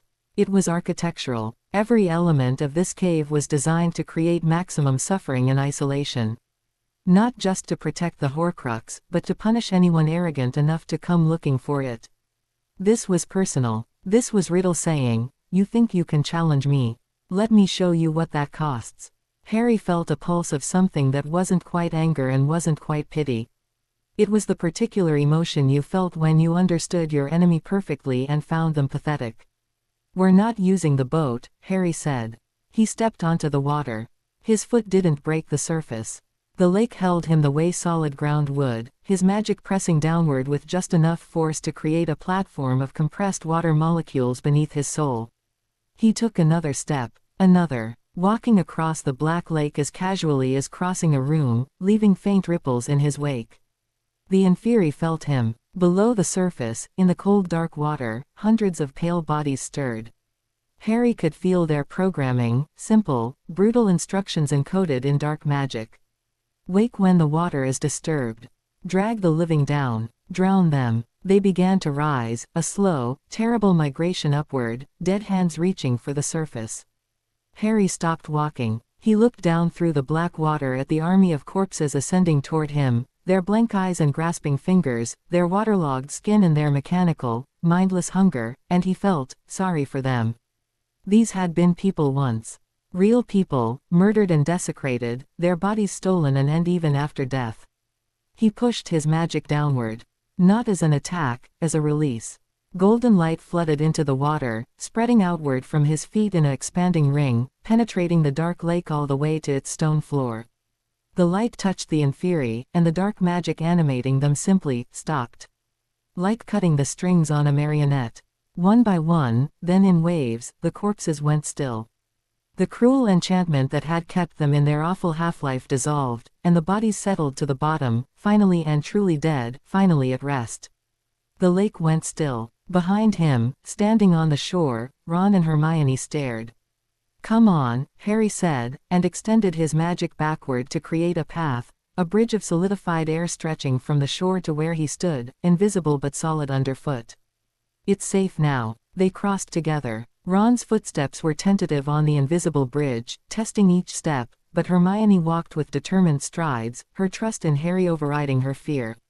When they reached the island, the three of them stood around the stone basin and looked down at the glowing green potion within. "So this is what Dumbledore was going to drink," Ron said quietly. Harry placed his hand over the basin. The potion's magic was nasty, complex, layered, designed to resist every conventional method of removal. Vanishing charms slid off it. Transfiguration couldn't touch it. You couldn't summon it out. You could only drink it, cup by agonizing cup, while it systematically destroyed your mind's defenses and made you scream. Harry's magic wasn't conventional. He pressed down. The potion resisted, he could feel it pushing back, Voldemort's enchantment fighting to maintain its integrity.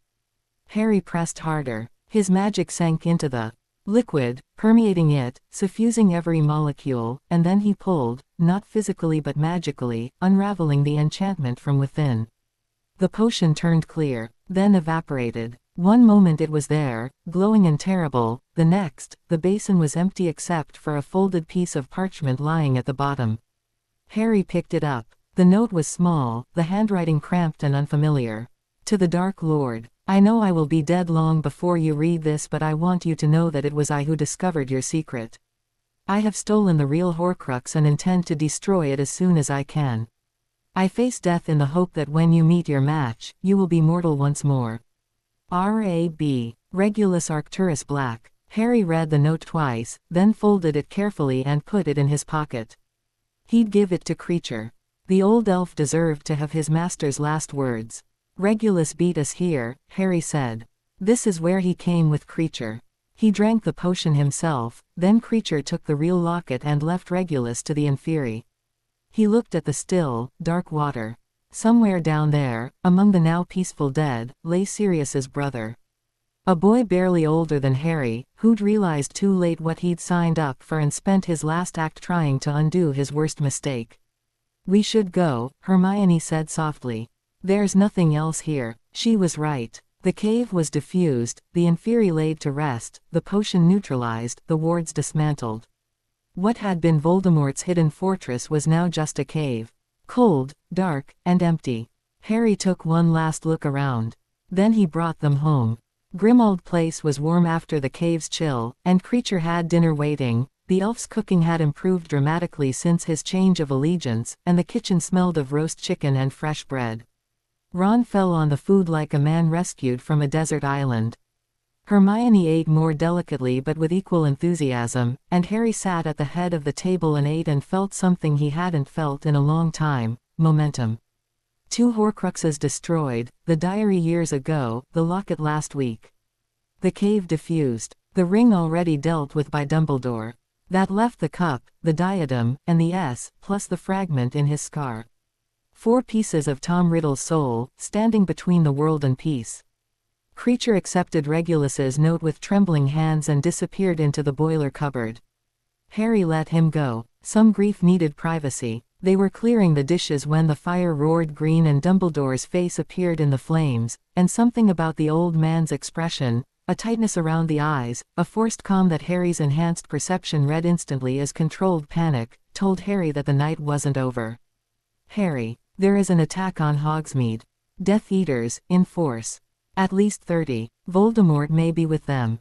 Harry was on his feet before Dumbledore finished speaking. How long ago? Minutes. The Auror garrison in the village has been overwhelmed. The Order is mobilizing, but... I'm going now. Harry, wait. But Harry was already moving. He grabbed his jacket from the back of his chair, and Ron and Hermione were right behind him, wands drawn, faces set. No hesitation. No debate. They'd been training for this their entire lives, even if they hadn't known it.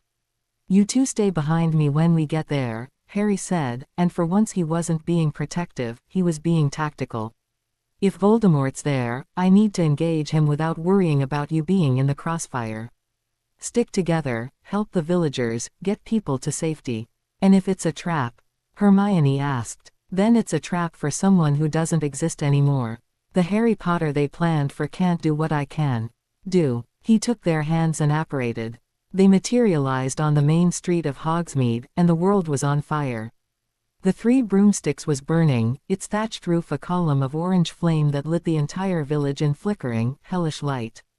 Honeydukes, front windows had been blown inward.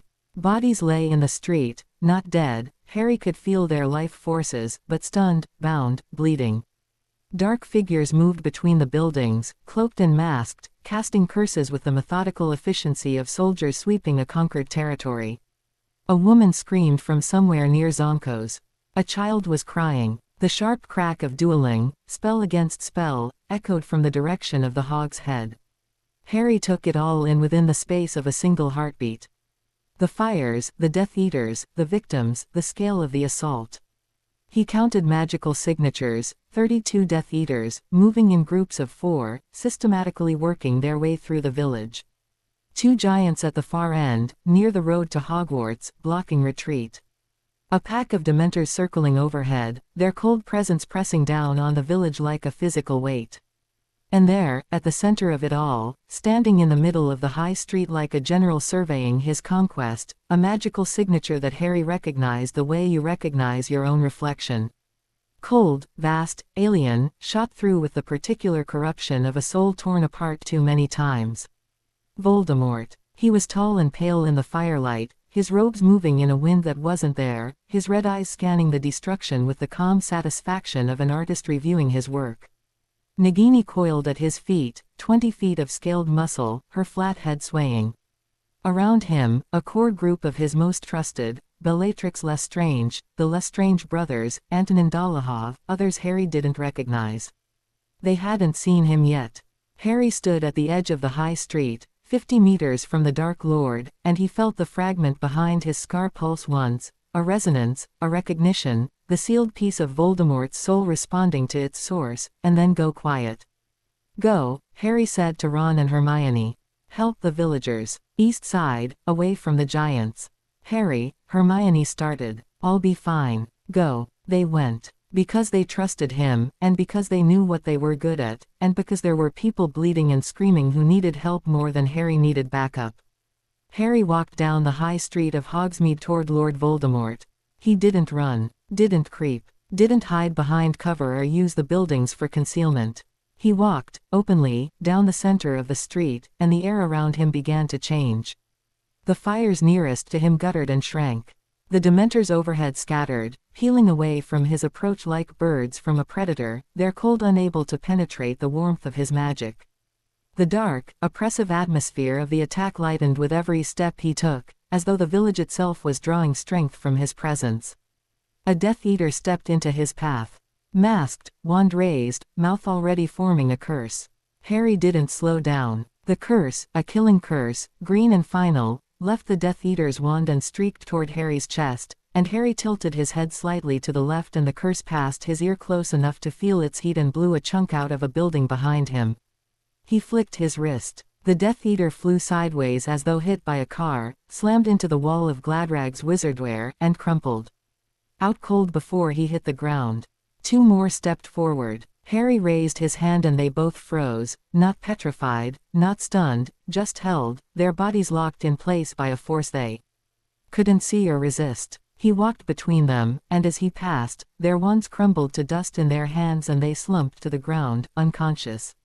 Bellatrix saw him first. Her shriek cut through the noise of the attack like a knife through silk. Not fear, not yet, but the manic, excited recognition of a predator spotting prey.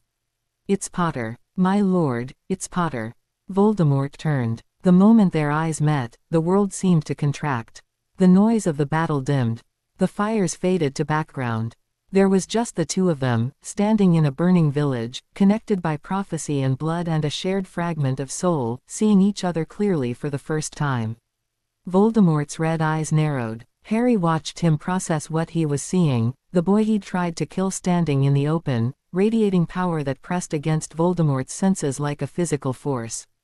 Harry watched the Dark Lord's expression shift from contemptuous recognition to something he'd never seen on that S-like face before.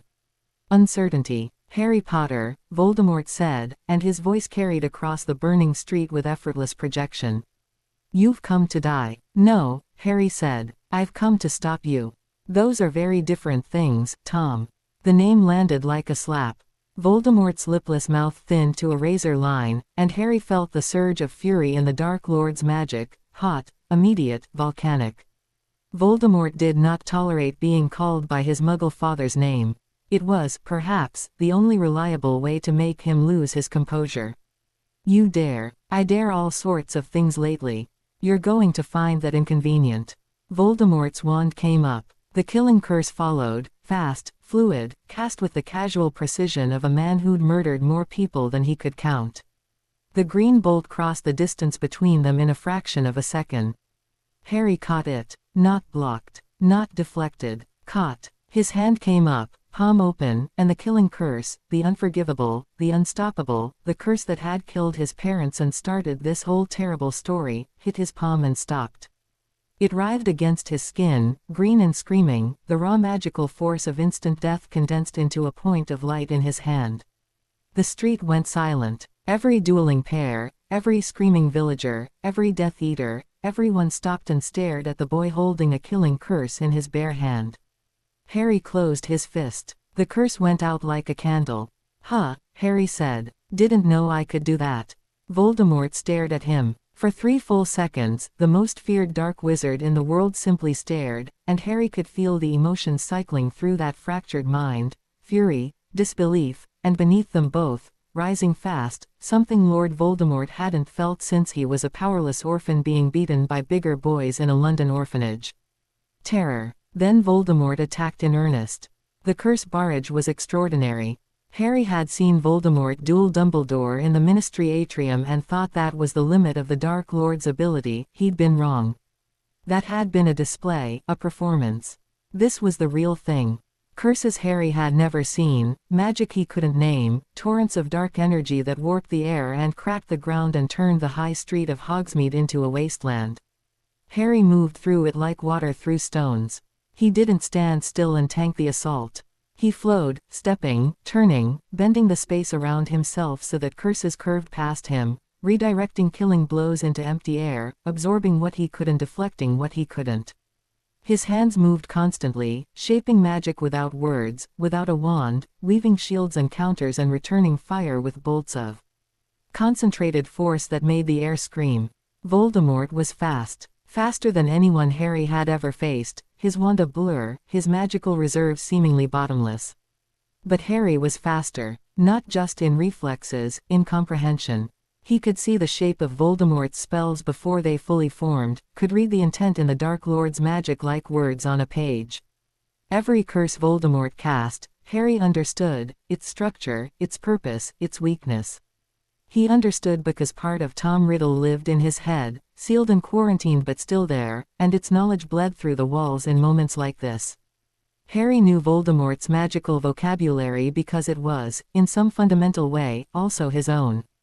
A fiendfire eruption, a massive serpent of living flame, roared toward Harry with its jaws wide. Harry stepped into it. The fire parted around him, unable to touch him, and he reached into its center and twisted its enchantment, and the serpent reversed course and lunged back at its caster. Voldemort slashed the air and the fiendfire dissipated, but the distraction cost him a half-second, and Harry used it. He hit Voldemort with everything he had. Not a curse. Not a spell with a name or a wand movement or a Latin incantation.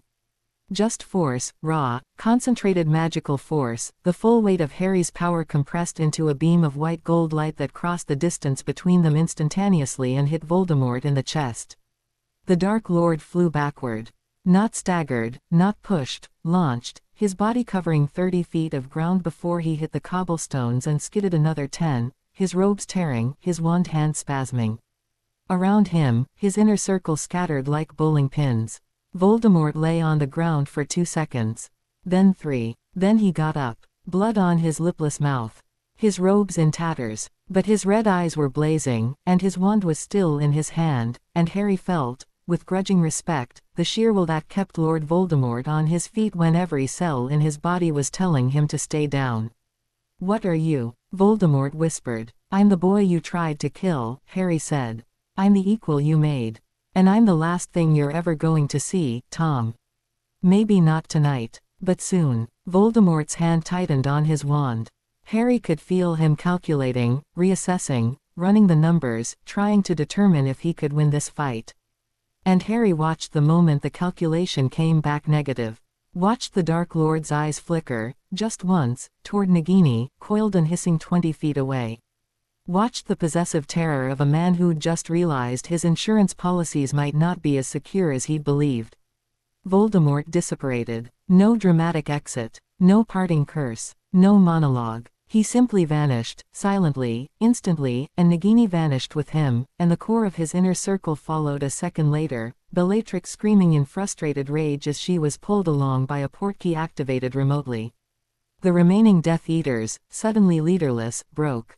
Some apparated away. Others tried to run. Harry let them go, let the Order members and Aurors who were streaming into the village deal with them, because the battle was over and the people of Hogsmeade needed help more than they needed revenge. Harry turned from the scorched and cracked section of street where he'd dueled the Dark Lord and walked back toward the Three Broomsticks, which was still burning. He raised both hands, palms up, and the fire, all of it, the entire conflagration consuming the pub, lifted off the building like a living thing, coalescing into a sphere of contained flame that hovered above the rooftops. Harry compressed it, smaller, smaller, until the sphere of fire was the size of a marble, burning white-hot in the air above his palm. Then he closed his hand and the fire winked out. The Three Broomsticks stood smoking but intact. Its roof was blackened, its sign was charred, but the structure was sound and the people inside, he could feel them, terrified, huddled behind overturned tables, were alive. Harry. Ron's voice, from somewhere to his left. Harry turned and saw his friends running toward him, both unhurt, both disheveled, Ron with a cut on his cheek and Hermione with soot in her hair, but alive and whole in here. "We got about 24 people into the Hogshead cellar," Ron said, breathing hard. "Aberforth helped, he's got defensive wards on that place you wouldn't believe." "Madame Rosmerta's hurt," Hermione added. "Cruciatus. She needs a healer." Harry nodded. He could feel the Order arriving in force now, Dumbledore's massive presence at the edge of the village, Moody's crackling paranoia, Tonks and Kingsley and others. Late. Not their fault, the attack had been sudden and overwhelming, but late all the same. By the time Dumbledore reached the High Street, Harry had put out the remaining fires, freed the bound and stunned villagers, and set up a triage area in front of Honeydukes where the wounded were being tended by Hermione and Madame Pomfrey, who'd come running from the castle. Dumbledore surveyed the scene. His blue eyes moved from the scorch marks on the cobblestones to the unconscious Death Eaters stacked against the wall of the post office to Harry, standing in the middle of it all with his jacket singed and his hair wild and his magic still rolling off him in visible waves of heat haze. "You dueled him," Dumbledore said. "Not a question. He ran," Harry said. Dumbledore absorbed that. Around them, Order members and Aurors were securing the village, rounding up the remaining Death Eaters, setting up emergency portkeys for the wounded. The organized chaos of the aftermath was loud and busy and Harry let it wash over him while he watched the old man process what had happened. "Harry," Dumbledore said carefully, "what you did tonight, the scale of it, people saw. Many people. This will be in every newspaper by morning." "Good. The political implications." "I don't care about the political implications. 30 Death Eaters attacked a civilian village. They tortured people. They set buildings on fire. And I stopped it." Harry looked at Dumbledore. "Isn't that what we're supposed to be doing?" "Of course. But the manner in which was effective, fast, and nobody died." Harry's voice was even, but the air around him was still charged, the aftereffect of the duel still thrumming through his veins. "Nobody on our side, anyway.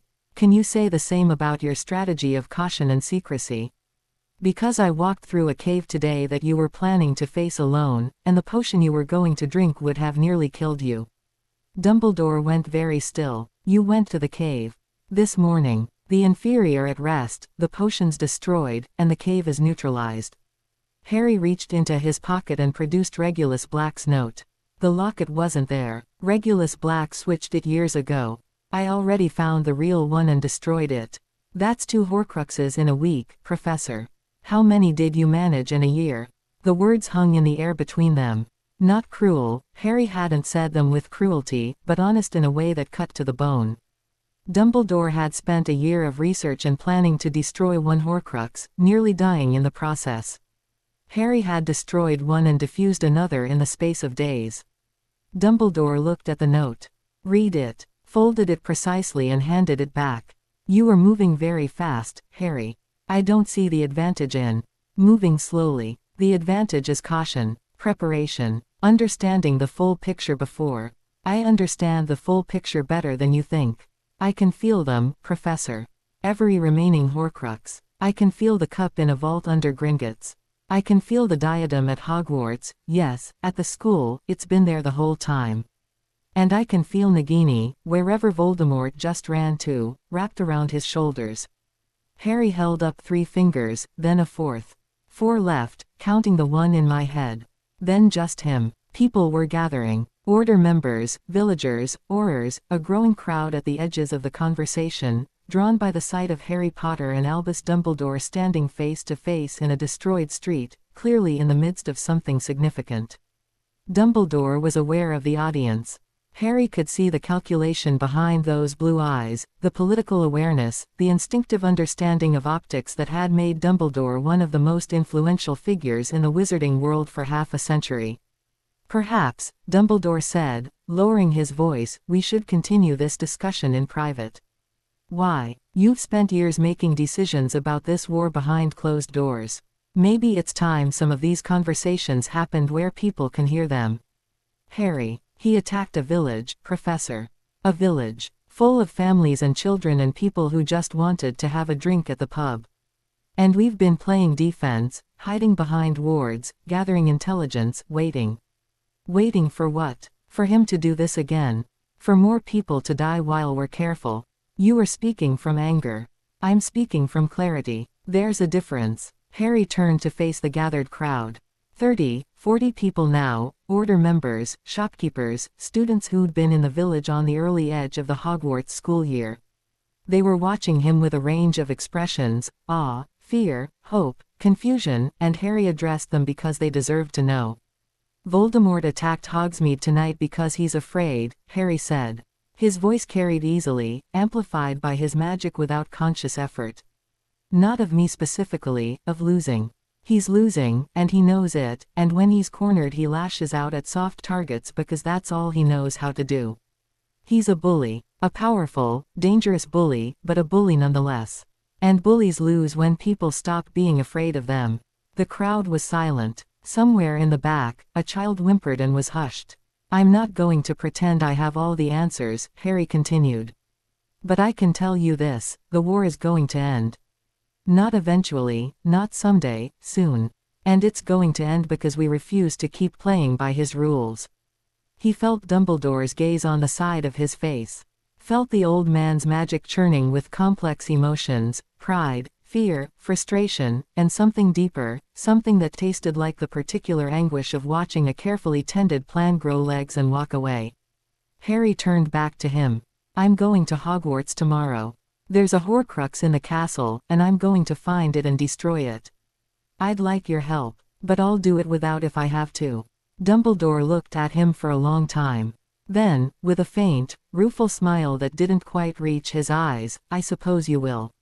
The night wore on. Harry helped with the cleanup, not because he needed to, but because there was something important about being present, about lifting timbers and mending walls and healing minor injuries alongside the people who'd been through the attack.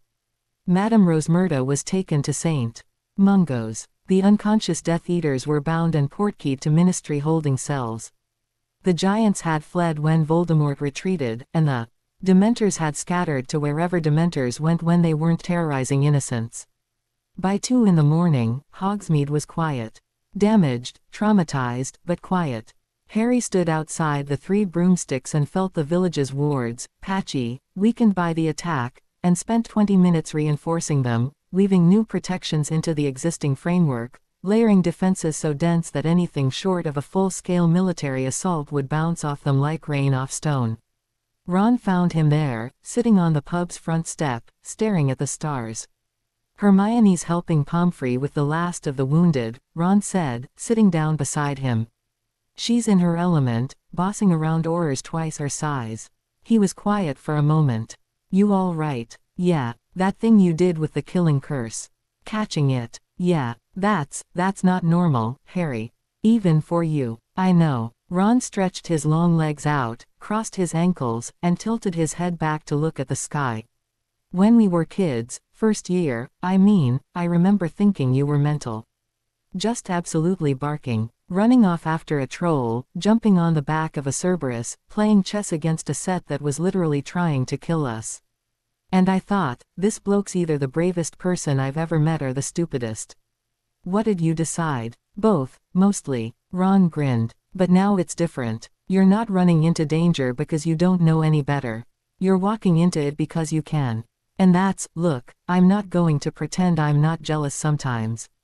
You know me, but it's a small jealousy, and it's mine to deal with, and it doesn't change the fact that you're my best mate and I'd follow you into anything." Harry looked at Ron. The firelight from the repaired 3 broomsticks caught the freckles on his friend's face, and for a moment Harry felt a surge of love so fierce it almost overwhelmed him. Not romantic, nothing like that, but the deep, foundational love of a brotherhood forged in shared danger and maintained through shared stupidity. "I don't want followers, Ron. I know. That's why I said, follow you into, not, follow you. There's a difference. One's a cult, the other's friendship." Harry laughed. It surprised him, the sound of his own laughter in the quiet, damaged street, and it felt good. Human. Real. "Come on," Harry said, standing. "Let's get Hermione and go home." They returned to Grimmauld Place at 3 in the morning. Hermione collapsed onto the sofa in the drawing room and was asleep in seconds. Ron threw a blanket over her, then looked at Harry with bleary eyes. "Tomorrow we're storming a castle to find a 1,000-year-old tiara. Diadem. But yes. Right. Good. Wake me at noon." Ron shambled upstairs. Harry didn't sleep. He sat in the kitchen with a cup of tea that he kept warm with a thought, and he planned. The diadem was at Hogwarts. He'd felt it during the battle, not for the first time, actually. Now that he thought about it, he'd been feeling it for years, a faint background hum that he'd attributed to the castle's general magical ambiance. It was somewhere on the 7th floor. Somewhere hidden. Somewhere connected to the Room of Requirement. Of course. Voldemort had hidden a Horcrux at Hogwarts, in the room that only appeared when you needed it, in the configuration that stored centuries of hidden and forgotten objects. He'd hidden it in the one room that was almost impossible to find unless you knew exactly what you were looking for.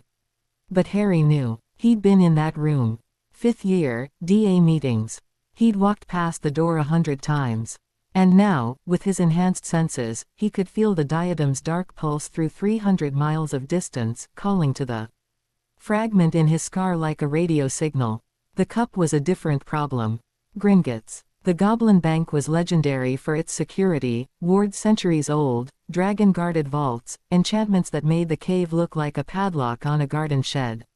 Harry could feel the cup deep underground, behind layers of magical protection that tasted like gold and ancient contracts. He'd need help with Gringotts.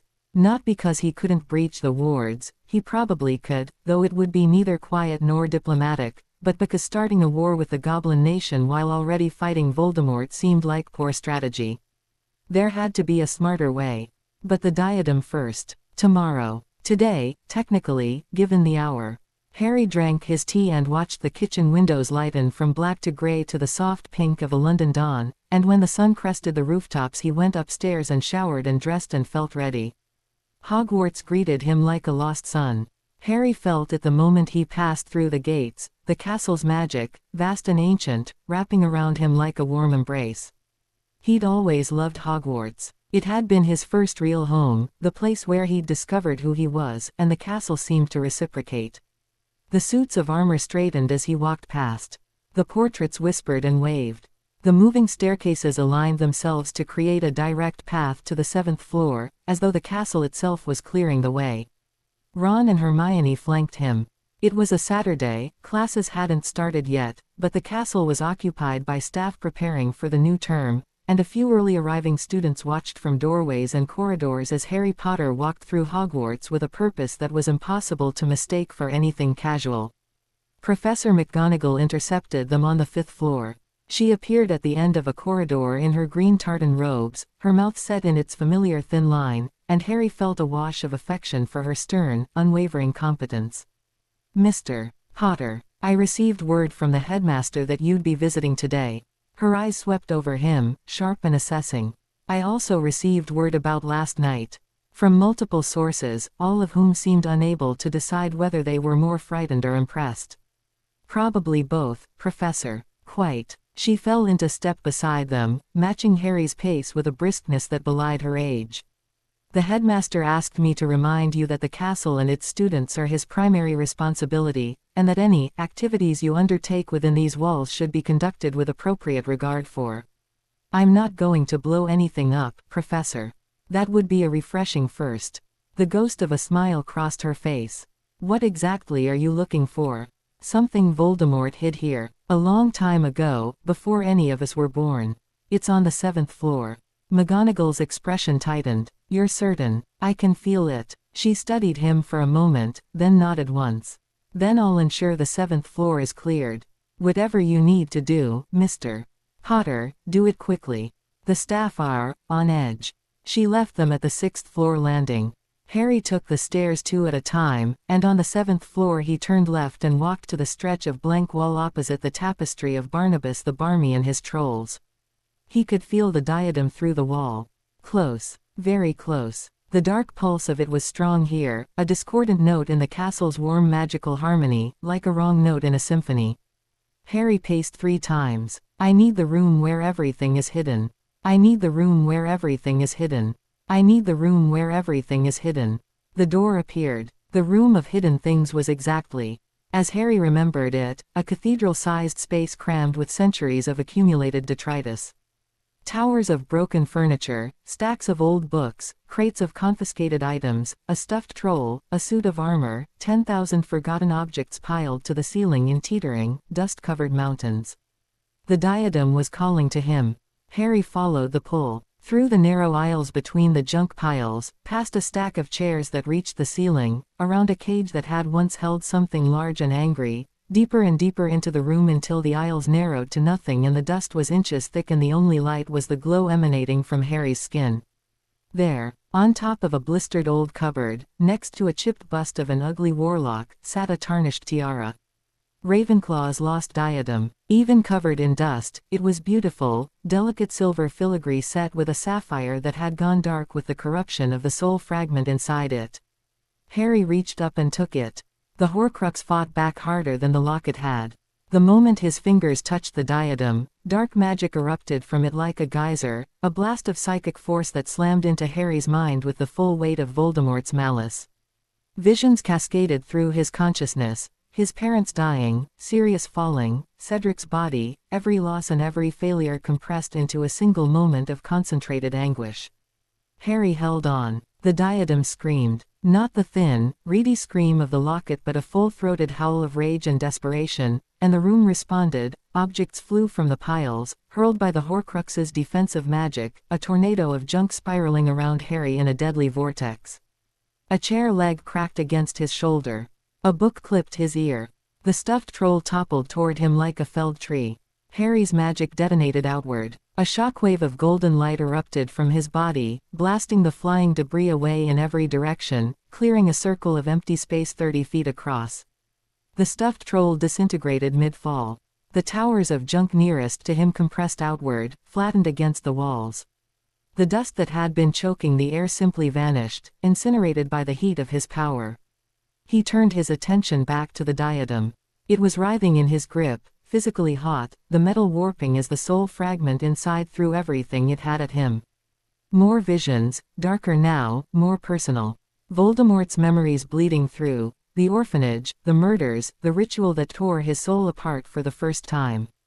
Harry saw Tom Riddle's life in flashes of red and black, and beneath the horror, beneath the evil, he felt something he hadn't expected. Loneliness. Crushing, absolute loneliness. The fundamental truth of Tom Riddle's existence, a boy who had never been loved, who had decided that if love was denied to him then he would make himself so powerful that he would never need it. Every Horcrux was an act of rejection. Not just rejecting death, but rejecting connection, rejecting vulnerability, rejecting the possibility that another human being could matter to him. Harry held the diadem and felt Tom Riddle's loneliness and thought of Sirius, of Ron, of Hermione, of the Weasleys, of Lupin, of every person who had loved him and been loved in return, and his magic responded, not with anger, not with force, but with something warmer and more fundamental. The diadem cracked. A thin line split the silver, and dark smoke poured from the gap, and the soul fragment emerged, not as a face this time, but as a formless shadow, a writhing mass of dark energy that coiled and struck like a serpent, trying to find purchase on Harry's mind, trying to find a crack in his defenses. There were no cracks. Harry's magic closed around the shadow like a fist. Squeezed. The soul fragment shrieked, a sound that existed somewhere beyond hearing, a vibration felt in the marrow, and then went silent as it was unmade, disassembled, returned to the nothing it should have been decades ago. The diadem fell into 2 pieces in Harry's hands. Just metal and stone now, tarnished and cracked. He looked at it, this relic of Rowena Ravenclaw that Tom Riddle had turned into an abomination, and set the pieces down gently on the cleared floor. Harry, Ron and Hermione were picking their way through the wreckage of the Room of Hidden Things. The shockwave had rearranged most of the room's contents, mountains of junk had become plains of scattered debris, and they were climbing over a flattened bookshelf with matching expressions of alarm. "I'm fine," Harry said. "You keep saying that," Hermione said breathlessly, reaching him. The whole castle shook. McGonagall nearly had a heart attack. It fought back harder this time. "But it's done." He gestured to the broken diadem. "That's 3. Ron let out a low whistle, looking at the devastation around them. "Remind me never to make you angry in an enclosed space." They made their way out of the Room of Requirement and back into the 7th floor corridor, where McGonagall was waiting with her wand drawn and her face the color of old parchment. "The castle's wards registered a magical event on the scale of a small earthquake," she said tightly. "Explain." "I found what I was looking for," Harry said. "Voldemort hid a cursed object in the Room of Requirement. It's been there for decades, leaking dark magic into the castle. It's destroyed now." McGonagall processed that. A cursed object, hidden in Hogwarts. For decades. Yes. Under the nose of every headmaster since Voldemort hid it here. Probably when he came to apply for the Defense Against the Dark Arts position. Dumbledore turned him down for the job, but he got what he really came for." McGonagall's lips thinned to the point of invisibility. "I see. And the damage to the Room of Requirement? Mostly cosmetic. The room will fix itself, it always does." McGonagall looked at him for a long moment. Then she placed her hand on his shoulder, a brief, firm touch that conveyed more than any speech could have. "Your mother would be proud of you, Mr. Potter." She removed her hand. "I imagine she'd also be terrified. Now please, go before you accidentally demolish a load-bearing wall." They left the castle through the main entrance. Harry paused on the front steps, looking out over the grounds, the lake, the forbidden forest, Hagrid's hut with smoke curling from its chimney. This place that had been his home, that had shaped him, that held more of his memories than any other place on earth. 2 Horcruxes remained. The cup, in a vault beneath Gringotts. And Nagini, wherever Voldemort was hiding, licking his wounds and trying to understand what had happened to the boy who'd once been his prey. And then the fragment in Harry's scar. But that was a problem for another day. "Gringotts next," Hermione said, reading his thoughts. "That's going to be complicated. More complicated than walking into the Ministry and taking a necklace off a toad. Considerably. Gringotts has been secured by goblins for centuries. Their wards aren't like wizard wards, they're based on entirely different magical principles. Older principles. And the goblins won't look kindly on anyone trying to breach their vaults, regardless of the reason." "Then we don't breach them," Harry said. "We find another way." "What other way?" "We can't just walk in and ask." Harry thought about that. Then, slowly, an idea formed, not a plan yet, but the shape of one, the outline. Sketched in broad strokes. "Actually," he said, "maybe we can." Back at Grimmauld Place, over a late lunch that Creature had prepared with an almost aggressive dedication to Harry's nutrition, they talked it through. "The cup is in a vault," Harry said. "Dumbledore thinks it's in the Lestrange vault, it fits. Bellatrix is one of Voldemort's most trusted, and the Lestranges are one of the oldest pureblood families. Their vault would be deep, heavily protected, and almost impossible to access without goblin cooperation. So we need a goblin," Ron said through a mouthful of shepherd's pie. "We need a goblin who owes us a favor, or one who has a reason to want Voldemort gone." Harry tapped his fingers on the table. "The goblins aren't loyal to Voldemort. They're not loyal to anyone. They're loyal to gold, and to the bank, and to their own independence.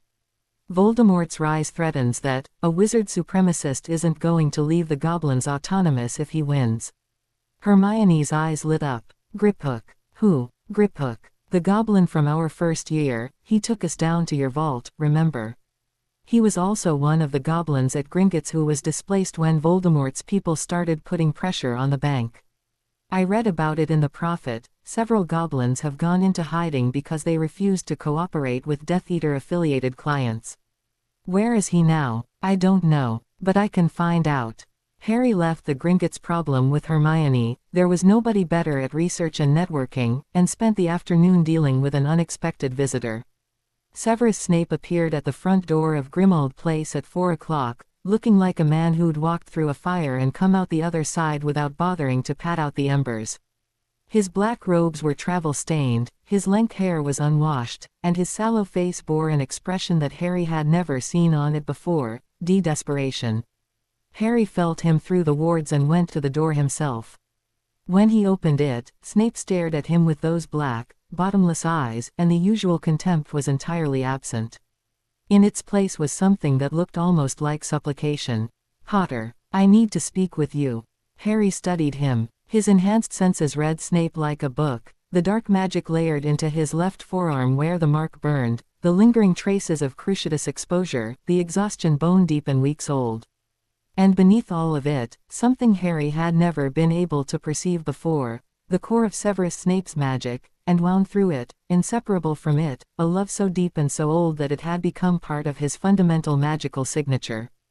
"Come in," Harry said. They sat in the drawing room. Harry didn't offer tea. Snape didn't expect it. They looked at each other across the room where Sirius had once held court, and Harry felt the weight of their history, the loathing, the cruelty, the misunderstanding, and decided, deliberately and consciously, to set it aside. "He's terrified," Snape said without preamble. "The Dark Lord. After last night. I've served him for 20 years, and I have never seen him like this. He's recalled every Death Eater, fortified every safe house. He's set Nagini protections that would make your head spin." Snape paused. "He's also instructed me to find out everything I can about your new capabilities. And you came to me instead. I came to you because the game has changed, and I'm tired of playing both sides of a board that no longer exists." Snape leaned forward. "Dumbledore has been using me as a spy for 16 years. He knows my loyalties. What he doesn't know, what he's never bothered to ask, is what it has cost me. Every meeting with the Dark Lord, every piece of intelligence delivered, every performance of loyalty to a cause that murdered," he stopped. "Swallowed. That murdered the only person I ever loved." The room was very quiet. "I know about my mum," Harry said. Snape flinched. Actually flinched, a full body recoil as though Harry had struck him. "I can see it," Harry said quietly. "In your magic. The love you carried for her, it's woven into everything you are. It's why you turned spy. It's why you've protected me, even though you hated me. Even though I reminded you of my father. Don't." Snape's voice cracked. "Don't pretend to understand. I'm not pretending. I'm telling you what I can see." Harry leaned forward. "You've been trapped, Professor. Between Dumbledore's grand strategy and Voldemort's paranoia, you've had no room to move, no room to be anything except what they needed you to be. And I'm guessing that's why you're here. Because for the first time in 16 years, there's a third option." Snape looked at him. Really looked, the way he never had before, not with contempt, not with the projected ghost of James Potter, not with the complicated agony of seeing Lily's eyes in the face of the man he'd despised. Just looked at Harry, and saw him. "What do you want from me?" Snape asked. "Information. About Voldemort's defenses, his locations, his plans. Everything you know. And in return, when this is over, you're free. No more spying. No more serving two masters. No more performing for anyone." Harry held Snape's gaze. "And I'll make sure the world knows what you did. All of it. Everything you sacrificed." Snape was quiet for a long time. When he spoke, his voice was rough. "You were nothing like your father. I know. You were very like your mother. I know that too." Another silence. Then Snape reached into his robes and produced a rolled parchment, which he set on the table between them. "Locations," Snape said. "Every safe house, every rally point, every bolt hole I know of. The Dark Lord's current position as of this morning, Malfoy Manor, though he may move. His inner circle's patrol schedules. The defenses around Nagini." He paused. "And one more thing. Dumbledore's plan." Harry's eyes narrowed. "What about it? He hasn't told you everything. Despite his promise." There are things he's kept back, not about the Horcruxes, but about you. About what he believes must happen for the Dark Lord to truly die. The fragment in my scar. Yes, Dumbledore believes, Snape's voice caught. He believes you must die, Potter. That the fragment cannot be removed while you live. That you must allow the Dark Lord to kill you, and that in doing so, the final anchor of his immortality will be destroyed. The words fell into the room like stones into still water. Harry absorbed them. He felt them settle into his understanding, not with shock, not with betrayal, but with the clear-eyed recognition of a pattern he'd already sensed. Dumbledore's reluctance. His careful, calibrated honesty that always stopped just short of the full truth. His sorrowful eyes and his terrible, paternalistic love. It all made sense now. Dumbledore hadn't been raising a weapon. He'd been raising a sacrifice. He planned for me to die, Harry said. He planned for you to choose to die. There's a distinction he considers important. Bitterness edged Snape's voice. He's been preparing you for it since you were 11. Every trial, every danger, every carefully rationed piece of information, all designed to bring you to the point where you'd walk willingly to your death because you believed it was the only way. And you knew this. I knew. He told me last year, when he asked me to. Snape stopped again. Something moved across his face, shame, rage, grief. He asked me to kill him. When the time came, when the curse from the ring grew too severe. He wanted to stage his own death to protect Draco Malfoy's soul. The boy has been given a task by the Dark Lord, to kill Dumbledore and to cement my position as a trusted Death Eater. Harry processed the layers of manipulation.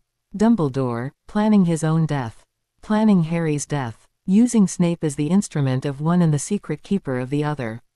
Wheels within wheels, gambits nested inside gambits, every person a piece on a board that Dumbledore alone could see. And now, Harry asked, and now you've healed his hand, which makes the staged death unnecessary.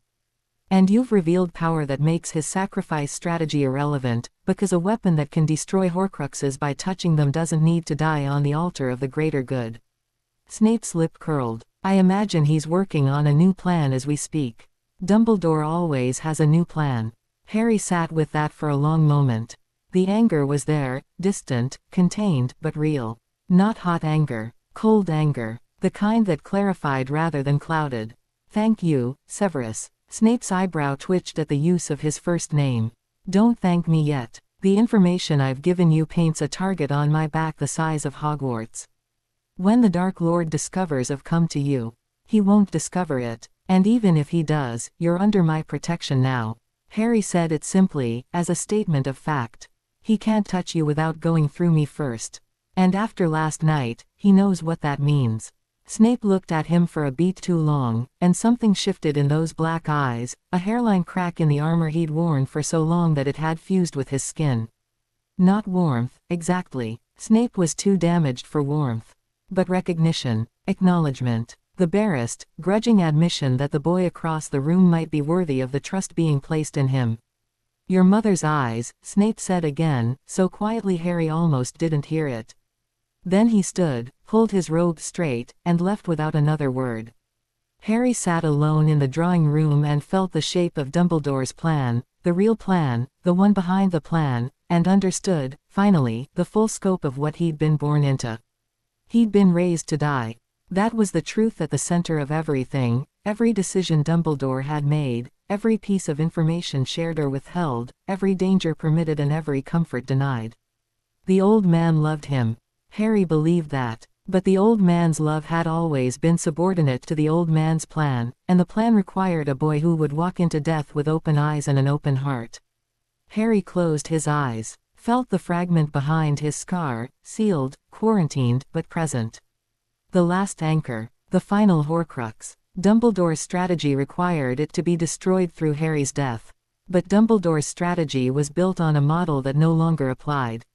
It was built on the assumption that Harry was a normal wizard, powerful, brave, but fundamentally limited by the same rules that governed everyone else. And Harry wasn't that anymore. He'd become something that didn't fit the model, and Dumbledore's inability to adapt to that, to trust it, was the old man's greatest weakness. Harry opened his eyes. The anger had settled into something more useful, determination. He was not going to die. He was going to find another way to deal with the fragment in his scar, and he was going to destroy the remaining Horcruxes, and he was going to end Tom Riddle, and he was going to do it on his own terms, with his own power, without anyone's permission or anyone's sacrifice plan. He was going to live. The rest of the evening was quiet. Hermione returned from a research expedition to the Hogwarts library. McGonagall had given her unlimited access, bless the woman, with a stack of notes and a lead on Griphook's whereabouts. The goblin had been hiding at an inn in Cornwall, according to a network of contacts Hermione had cultivated through her house elf liberation efforts. Apparently, goblins and house elves talked to each other more than wizards realized. "He's scared," Hermione said, spreading her notes across the kitchen table. "The goblins who've defied the Death Eater-affiliated families are in danger. Griphook especially, he was involved in a dispute over vault access rights that got violent. He's been on the run for weeks. Then we offer him sanctuary," Harry said. "And in return, he helps us get into the Lestrange vault. It's not going to be that simple. Goblins have a very different concept of property and ownership than wizards. What we'd call theft, they'd call reclamation. And what we'd call a favor, they'd call a contract. Everything is transactional." "Fine. What does he want?" Hermione hesitated. "Based on the historical grievances I've been reading about, probably the Sword of Gryffindor." Ron choked on his tea. "The Sword of Gryffindor," Harry repeated. "That's the price. The goblins have always claimed it was stolen. Godric Gryffindor commissioned a goblin smith named Ragnick the First to forge it, and the goblins believe that makes it goblin property. Wizards disagree. It's been a point of contention for 1,000 years. Harry thought about it. The Sword of Gryffindor, currently sitting in a glass case in Dumbledore's office. An incredibly powerful magical artifact, yes, but also a symbol, and symbols mattered more to politics than to wars. "Then he can have it," Harry said.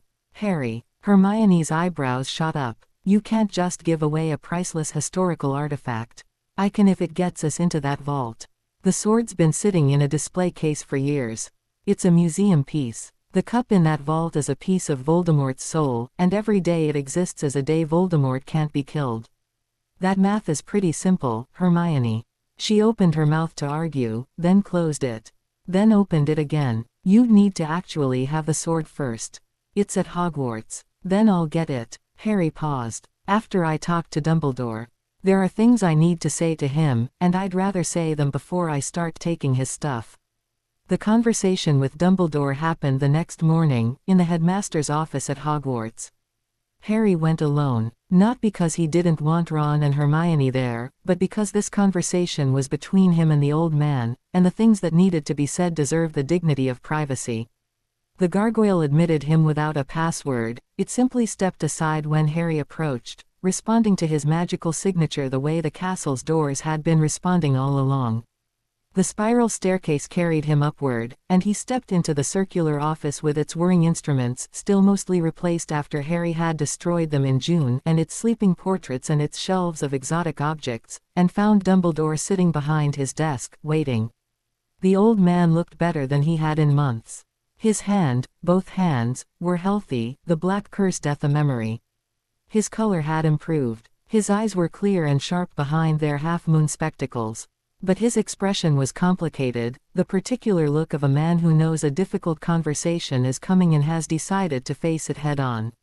"Harry, please, sit down." Harry sat. The phoenix, Fox, trilled softly from his perch, a warm, welcoming sound that eased some of the tension in Harry's chest. "Snape came to see me," Harry said. "No." Preamble. No easing into it. Dumbledore's expression didn't change. "I see. He told me about your plan. The real one. The one where I walk up to Voldemort and let him kill me so the fragment in my scar dies with me." Silence. "He told me you asked him to kill you. To protect Draco Malfoy and preserve his cover." Harry kept his voice level. "He told me you've been grooming me for death since I was 11 years old." The word grooming landed like a blow. Dumbledore flinched, actually flinched, and Harry saw the old man's composure crack for the second time in his experience. "Harry, that is not what you'd call it. I know. You'd call it preparation, guidance. giving me the tools to make the right choice when the moment came. Harry leaned forward. You'd say you loved me too much and too little, too much to tell me the truth, too little to put my life above your strategy. Am I close? Dumbledore was quiet. His long fingers laced together on the desk, and Harry could see them trembling. Yes, Dumbledore said finally. You were close. Was there ever a version of your plan where I survived? The silence that followed was the most honest answer Dumbledore could have given. I hoped, Dumbledore said, and his voice was the voice of a very old man with very deep regrets. I hoped that the sacrifice, willing, knowing, made in love, might invoke a protection similar to what your mother gave you. That in choosing to die, you might somehow live. But it was a hope, Harry. Not a certainty, not even a probability. A hope. Yes, you were sending me to die on a hope. I was sending you to die because I could see no other way. Dumbledore's blue eyes glistened. The fragment in your scar, I have studied it for years, consulted every source, explored every avenue. There is no known method for removing a Horcrux from a living host without destroying the host. I looked, Harry, I looked. And I found nothing. You found nothing because you were looking with the wrong tools. Harry's voice was steady. You were looking for a conventional solution to an unconventional problem. You were searching through books and precedents and historical records, and you found nothing because nothing like me has ever existed before. Dumbledore looked at him. I can feel the fragment, Harry said. I've felt it for weeks. I've mapped it, studied it, understood its connection to my magic and my mind. And I know, not hope, know, that I can remove it. Not by dying, by being strong enough to cut it out and survive the process. Harry, the risks are mine to take. Harry held Dumbledore's gaze. Not yours. Not the Order's. Mine. You don't get to calculate the acceptable probability of my death, Professor. That's not your right. It never was. Dumbledore's composure broke entirely. The tears that had been threatening spilled over, running down the lined, ancient face, disappearing into the silver beard. He made no move to wipe them away. You're right, Dumbledore whispered. You were right, and I am sorry. I am so profoundly sorry, Harry. Harry watched the most powerful wizard of his generation weep, and he felt, not triumph, not vindication, but a complicated, painful compassion. This was a man who had carried an impossible burden for decades, who had loved imperfectly because perfect love was not compatible with the calculus of war, who had made terrible choices because the alternatives seemed worse. Harry understood him, and he forgave him, not because the forgiveness was deserved, that was complicated, but because carrying grudges was a luxury he couldn't afford, and because, despite everything, the love Dumbledore bore him was real, even if it had been entangled with strategy. I need the sword of Gryffindor, Harry said. Dumbledore blinked, wiped his eyes with the back of his hand, a gesture so human, so un-Dumbledore, that it made Harry's chest ache. The sword. I'm going to give it to a goblin named Griphook in exchange for access to the Lestrange vault. There's a Horcrux there, Hufflepuff's cup. The sword is the price. You're going to trade a Founder's relic for access to a vault. I'm going to trade a symbol for a Horcrux. The symbol can be negotiated back later. The Horcrux can't wait. Dumbledore considered this. Then he rose from his desk, crossed to the glass case behind his chair, and lifted the sword of Gryffindor from its display. Rubies glinted. The blade shone with its own inner light. He carried it to Harry and held it out, hilt first. It's yours, Dumbledore said. It has been since the Chamber of Secrets.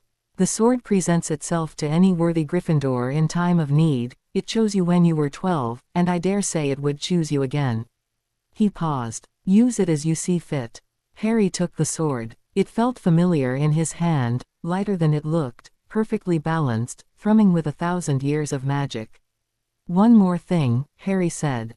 Stop planning behind my back. If you have ideas, concerns, strategies, bring them to me. Directly. We're allies, Professor, not handler and asset.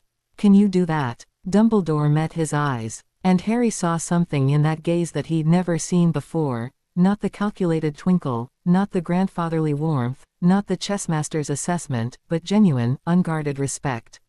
I can try, Dumbledore said. At my age, old habits are formidable opponents.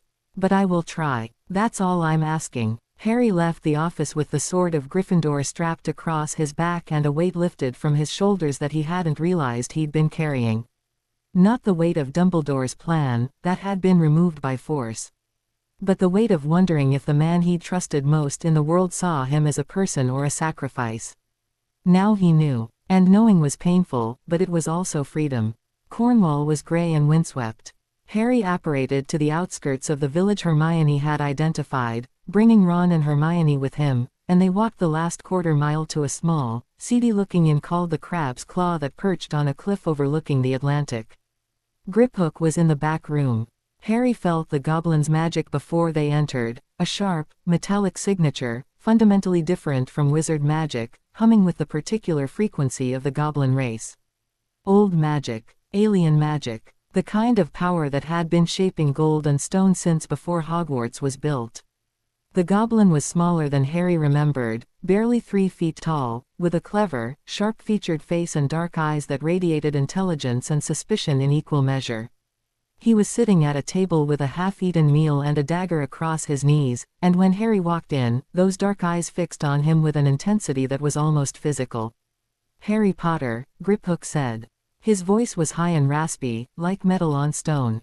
"I heard you were looking for me. Word travels fast. Among goblins, yes. Faster than owls. We have our own methods."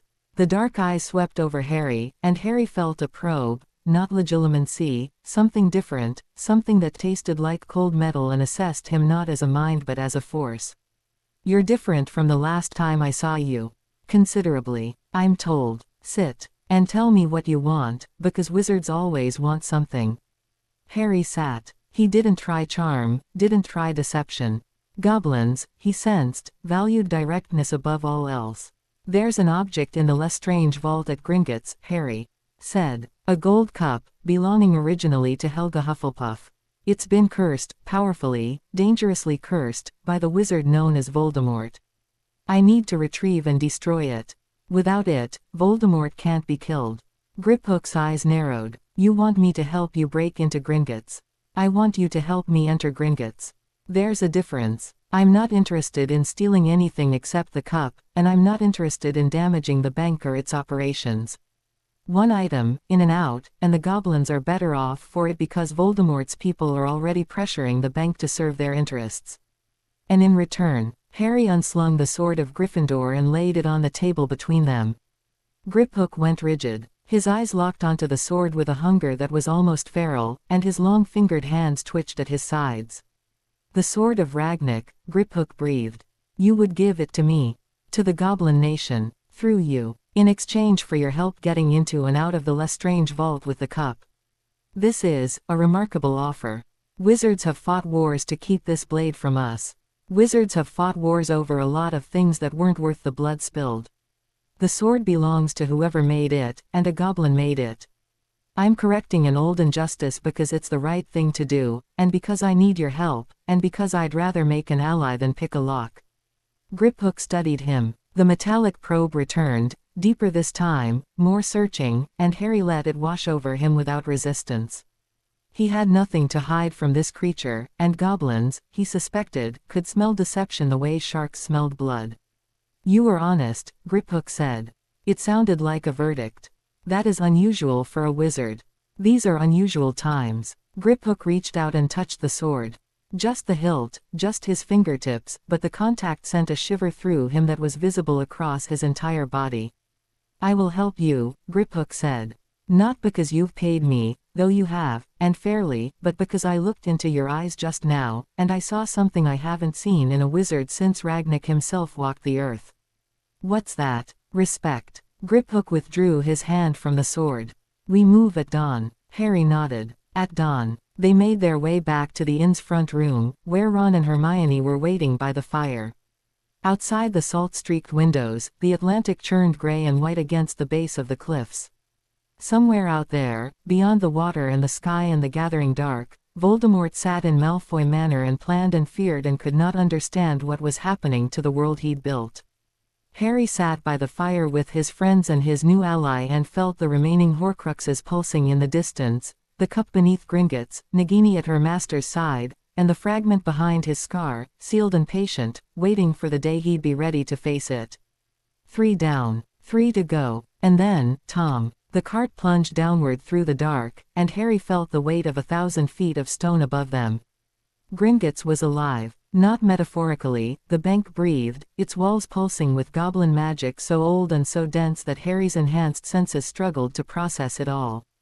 The tunnels spiraling beneath London were carved not just into rock but into the fabric of magic itself, every surface inscribed with protections that predated the Roman occupation of Britain. Harry could feel the wards layering around them as the cart descended, each level deeper, each level older, each level more hostile to unauthorized entry. Griphook sat at the front of the cart, his small hands on the brake lever, his sharp face lit by the flickering torchlight that lined the tunnel walls. He'd been true to his word, met them at dawn outside the Crab's Claw, dressed in the formal black leather that goblins wore for official business, the sword of Gryffindor strapped to his back in a scabbard that was comically large on his small frame. He'd barely spoken during the journey to London, but his dark eyes had been bright with something Harry recognized as purpose. Ron gripped the cart's edge with both hands, his knuckles white. "How much further down does this go?" "The Lestrange vault is in the deepest tier," Griphook said without turning. "Old family, old money, old protections." "How old?" "Older than your ministry, older than your school." The deepest vaults were cut when the Goblin Kings still ruled beneath London, before wizards decided they owned everything above and below. The cart took a sharp turn and plunged another 100 feet. Hermione made a small sound and grabbed Harry's arm. Ron looked like he was actively trying not to be sick. Harry felt the dragon before they reached it. A massive presence, chained and furious, its magical signature burning hot and wild in the tunnel ahead. The cart slowed as they entered a vast cavern, and there it was, a Ukrainian ironbelly, enormous, pale as bone from its years underground, its scales scarred and its eyes milky with cataracts. Chains thick as tree trunks bound it to the cavern floor, and it raised its head as they approached, nostrils flaring, a low growl building in its throat. "The clankers," Griphook said, reaching for a bag of small metal instruments at his feet. "The beast has been trained to expect pain when it hears." "No," Harry said. He stepped out of the cart. "Potter," Griphook hissed. "What are you?" Harry walked toward the dragon. The ironbelly's growl intensified. Its blind eyes tracked his movement by heat and sound, and its mouth opened, revealing teeth the length of broadswords and a throat that glowed with building flame. Behind him, Ron was swearing steadily under his breath. Hermione had drawn her wand. Harry stopped 10 feet from the dragon's scarred snout and reached out with his magic, not aggressively, not with force, but with something gentler. He touched the dragon's mind the way he'd touched creatures' grief, with empathy and intention, and he felt what lived inside this creature: pain, rage, fear, and beneath all of it, buried under decades of torture and confinement, the dim, fading memory of Sky. The dragon snapped at him. Harry didn't flinch. His magic wrapped around the beast like a blanket, warm and vast, smothering the pain signals from its scarred hide, easing the chronic inflammation in its joints, soothing the terror that fired every time it heard footsteps in the dark. The ironbelly went still. Its blind eyes blinked. The growl faded to a rumble, then to silence. Slowly, like a mountain deciding to settle, the dragon lowered its massive head until its snout touched the cavern floor, inches from Harry's feet. Harry placed his hand on its nose. The scales were warm and rough under his palm, and he could feel the dragon's heartbeat, slow, powerful, ancient. "You've been down here long enough," Harry murmured. He turned to the chains. 4 of them, each link forged from goblin steel, enchanted to resist any magical or physical force the dragon could bring to bear. Harry wrapped his hand around the nearest chain and pulled, not physically, but magically, unraveling the enchantment that held the links together. The chain fell apart, link by link, cascading to the cavern floor with a sound like a waterfall of metal. He did the same to the other 3. The dragon raised its head, shifted its massive weight, took a step, tentative, disbelieving, and then another, and its wings stirred, stretching for the first time in years, filling the cavern with the sound of leather unfurling. "The tunnel to the surface is behind us," Harry said. "Straight up, 400 feet. You'll fit." The ironbelly looked at him. Even blind, even broken, something in those milky eyes understood. It nudged Harry's chest with its snout, gently, impossibly gently for something that could demolish buildings, and then turned and lumbered past the cart, past his stunned companions, and into the upward tunnel. The sound of its ascent echoed through the caverns for a long time. Griphook stared at Harry. The goblin's expression was unreadable, but his dark eyes were very wide. "That dragon has been chained in this cavern for over 200 years, Griphook said. 12 goblin masters have overseen its captivity. It has killed 4 handlers and maimed a dozen more. It shouldn't have been here in the first place." Griphook was quiet for a moment. Then, "No, it shouldn't have." They continued on foot. The tracks beyond the dragon's cavern were too narrow for the cart. Griphook led them through a maze of tunnels that grew steadily older and rougher, the walls less carved and more shaped, molded by goblin magic into flowing organic forms that looked like the inside of a living organism. The air was thick with enchantment. Every few yards, Harry felt another layer of protection, identification wards, thieves' curses, anti-apparition fields, and deeper things he couldn't name, goblin magics that operated on principles alien to anything he'd been taught. The Lestrange vault was a door set into a wall of black granite, unmarked except for a complex goblin seal that pulsed with a sullen red light. Griphook approached it with obvious reverence, pressing his palm flat against the stone, and the seal recognized something in his touch, his goblin heritage, his rite of passage, and the locks began to turn. "The thief's downfall," Griphook said, gesturing to a thin waterfall cascading over the tunnel entrance behind them. Harry had walked through it without thinking, and the enchanted water had sluiced over him and done absolutely nothing. "It strips all magical disguises. If you'd been using polyjuice, glamours, concealment charms, anything, the waterfall would have revealed you. It also washes away enchantments placed on objects being carried in or out." "Convenient," Ron said, wringing water from his shirt. "It's security. The difference between convenience and security is who benefits." Griphook turned back to the vault door. "One more thing. The contents of the vault are cursed. The Gemino and Flagranti curses, anything you touch will multiply and burn. The copies are designed to bury intruders alive under scalding metal." "How do we find the cup without touching anything?" Hermione asked. "You don't," Griphook said. "That's the point." Harry stepped past the goblin and placed his palm flat against the vault door, beside Griphook's handprint. He pushed his awareness through the 6 inches of enchanted steel, feeling the space beyond, the vast treasure chamber, mountains of gold and silver and jeweled artifacts, and buried among it all, pulsing like a diseased heart, the Horcrux. "I don't need to touch anything," Harry said. "I just need line of sight." The vault door swung open. Gold. Oceans of it. The Lestrange fortune was staggering, galleons stacked in columns that reached the ceiling, goblets and tiaras and suits of golden armor, rubies the size of fists, diamonds that burned with inner fire. The wealth of a dark dynasty, accumulated over centuries of violence and political manipulation, piled in this underground chamber like a dragon's hoard. And there, sitting on a high shelf near the back wall, half hidden behind a cascade of gold chains, Helga Hufflepuff's cup. Small, golden, with 2 delicate handles and a badger engraved on its side. Even at this distance, Harry could feel the Horcrux thrumming inside it, the soul fragment pressing against its golden prison. "Nobody move," Harry said.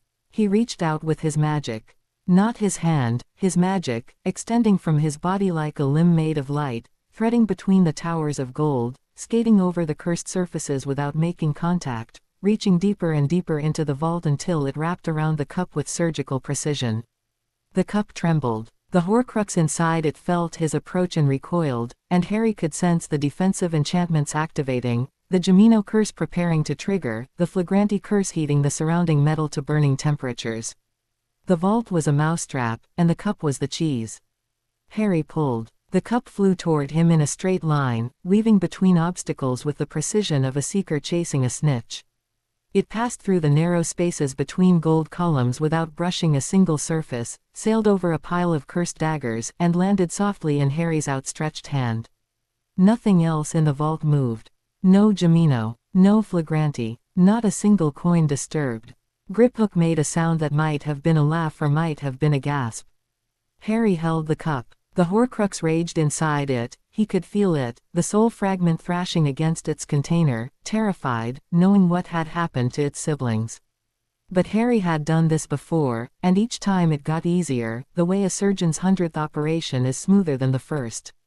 He stood in the doorway of the Lestrange vault, with his friends behind him and a goblin beside him and a fortune in cursed gold before him, and he closed both hands around the cup and let his magic do what it was born to do. The golden light was brighter this time. It erupted from his hands in a flare that lit the entire tunnel, casting stark shadows from the stalactites, turning the underground river to liquid gold. The cup shook in his grip. The soul fragment screamed, that terrible, beyond hearing shriek of dark magic being unmade, and dark smoke poured from the cup's rim, writhing, coiling, forming shapes that dissolved before they could fully manifest. Harry's magic consumed it. Atom by atom, the soul fragment was disassembled, its dark energy converted to nothing, its existence erased. The cup cracked, a single clean line from rim to base, and the dark light behind the gold went out. Harry opened his hands. The cup lay in his palms, cracked but whole, its engraved badger catching the torchlight. Just a cup now, an antique, a relic of a better age, freed from the corruption it had carried for decades. 4 down, Harry said. 2 to go. Ron exhaled loudly. Can we please get out of this tunnel? I've been underground long enough for one lifetime.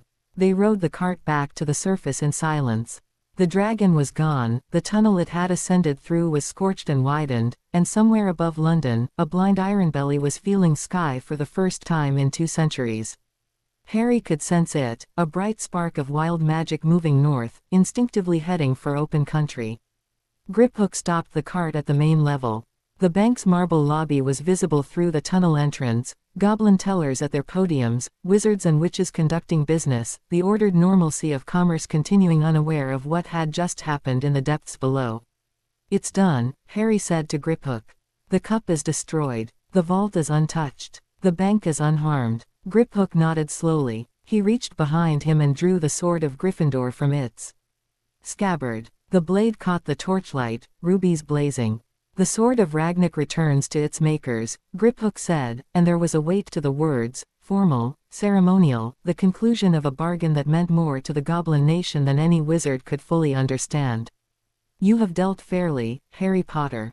The goblins will remember. I hope so, because before this is over, I may need to ask for help again. Then ask. You will find us more receptive than you expect. Griphook paused. The dragon. You didn't have to free it. That wasn't part of our agreement. No, it wasn't. Then why? Harry looked at the goblin. Because it was chained in the dark and it shouldn't have been. Some things don't need to be part of an agreement. Griphook studied him for a long time. Then the goblin did something Harry had never seen a goblin do to a wizard. He bowed. Not deeply, not subserviently, a slight incline of the head, the kind of bow given between equals. Go well, Harry Potter, Griphook said. End this war. They emerged from Gringotts into a Diagon alley that was, for the moment, blissfully mundane. Wizards haggled at shop counters.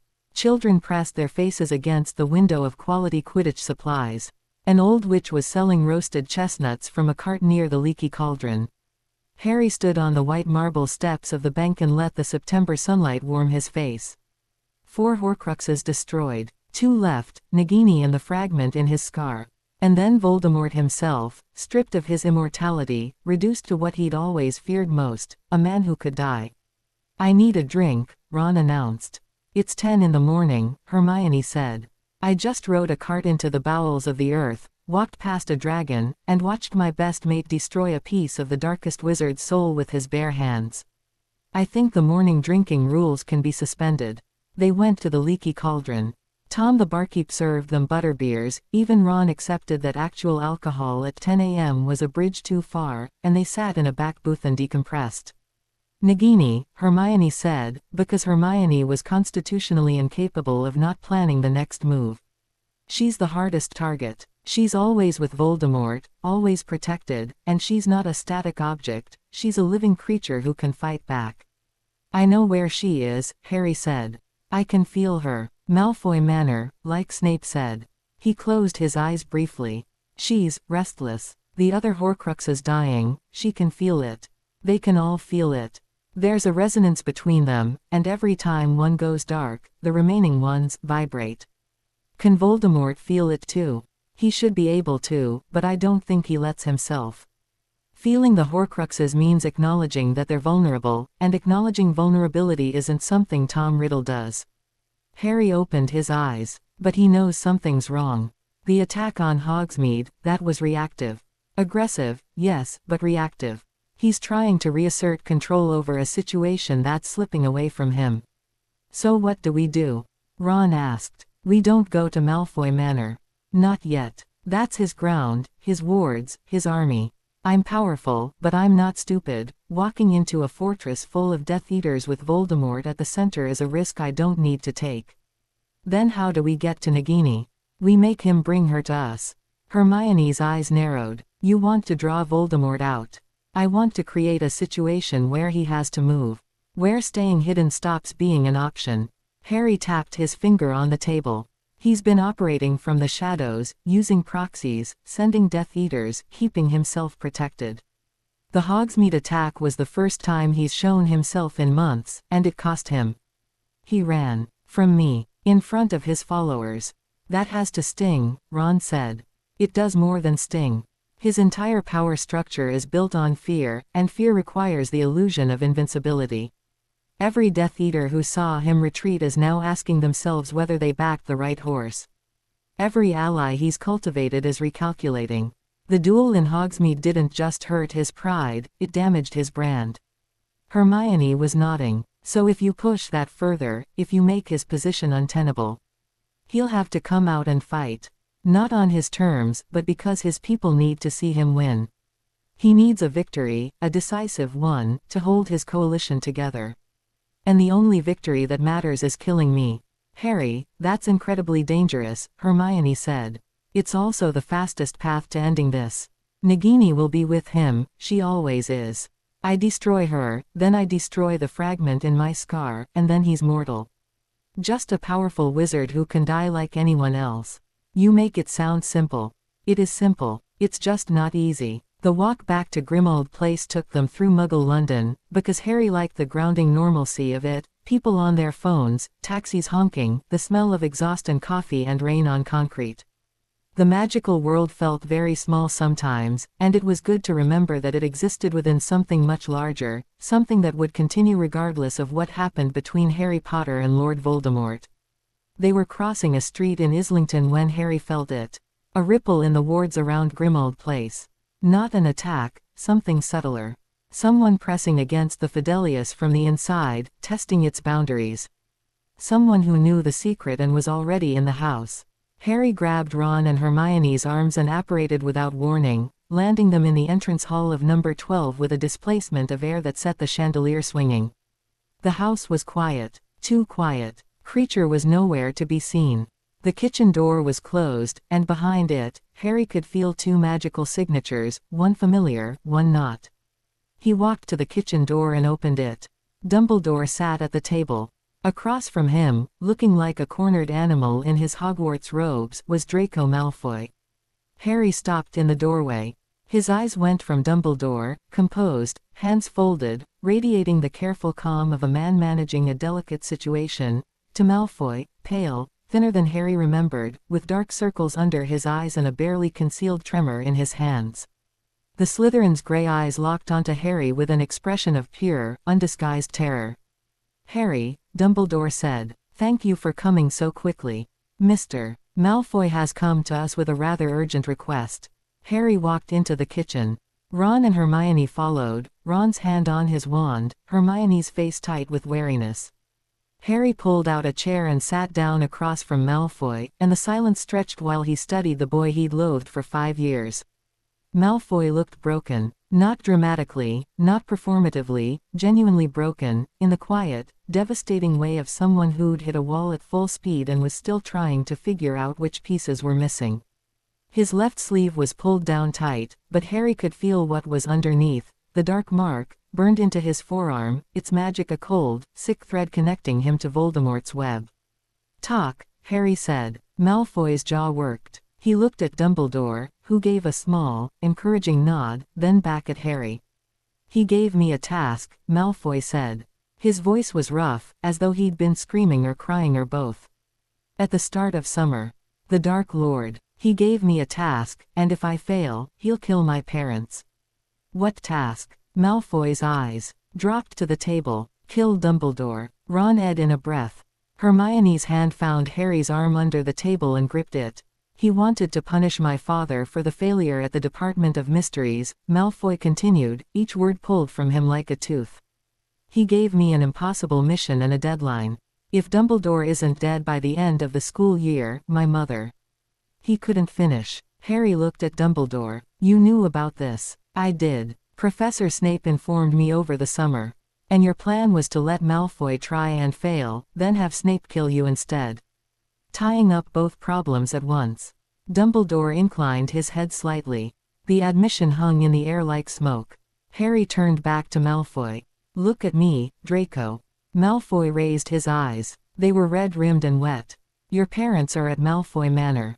With Voldemort. A flinch at the name. Yes. And you came here because you've realized you can't do what he's asked, and you can't go home without doing it, and you're out of options. Malfoy said nothing. His silence was an answer.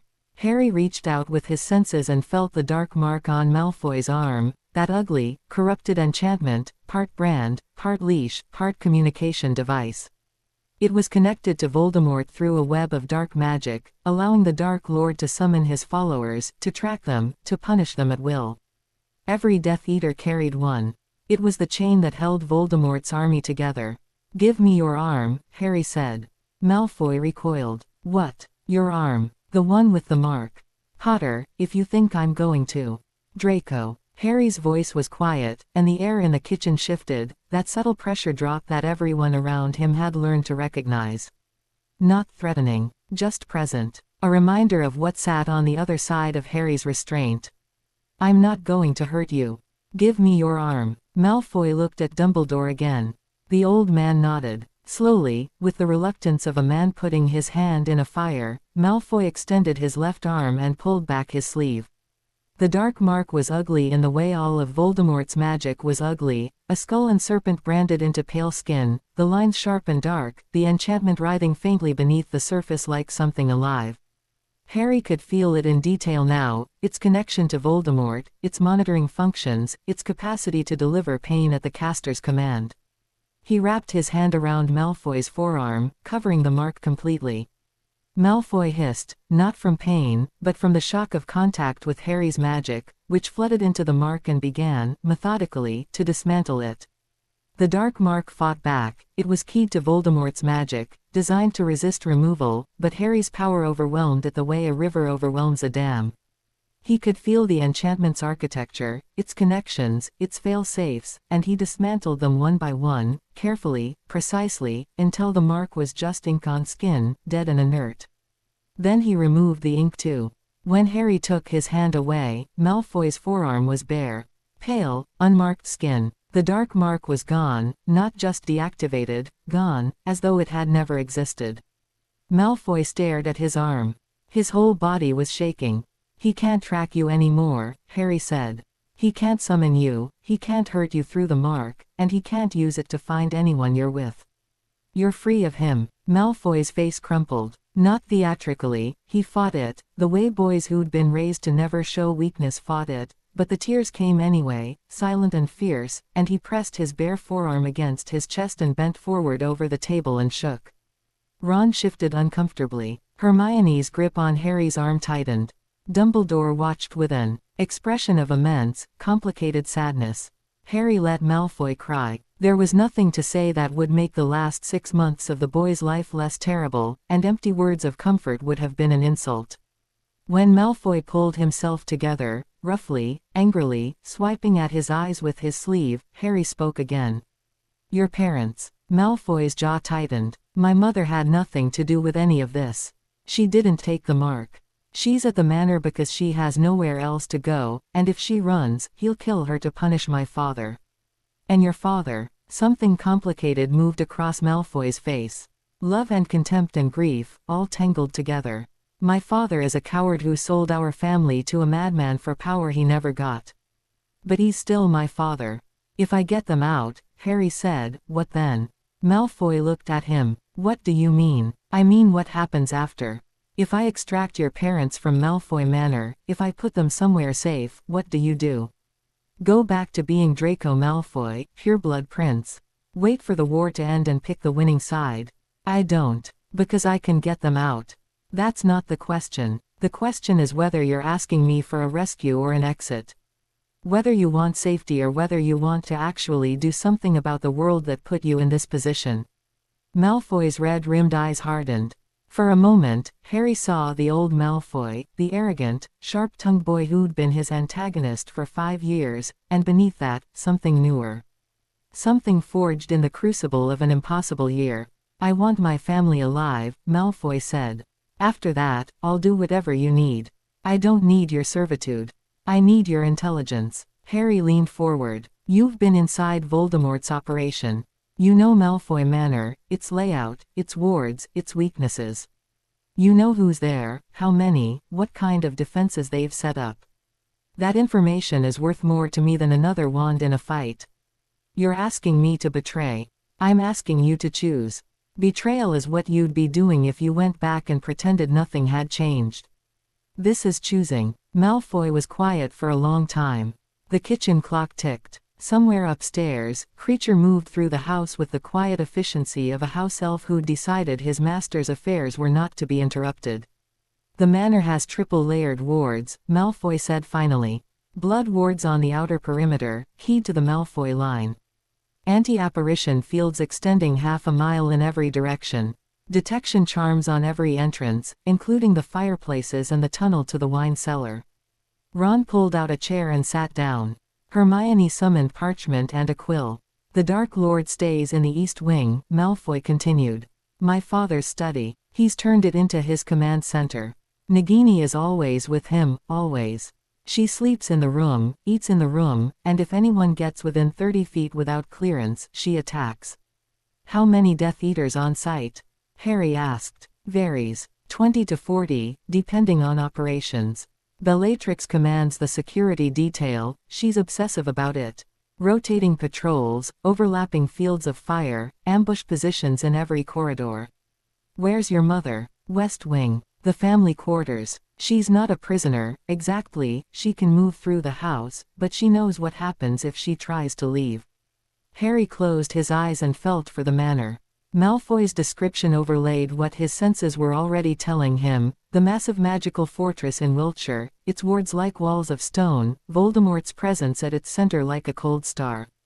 And Nagini, coiled in that borrowed study, her Horcrux soul pulsing in time with the fragment behind Harry's scar. I'll get your parents out, Harry said. Not today. When I go to the manor, it won't be for a rescue, it'll be for Nagini. The rescue will happen as part of the same operation, but the timing has to be right. When? Soon. Very soon. Things are accelerating. Voldemort can't sit still much longer, he's losing his grip, and he knows it. He'll make a move. When he does, I'll make mine. Malfoy nodded. Then, with visible effort, thank you, Potter. Don't thank me yet. This hasn't happened yet. Dumbledore cleared his throat gently. If I may, Harry, a word in private. They stepped into the hallway.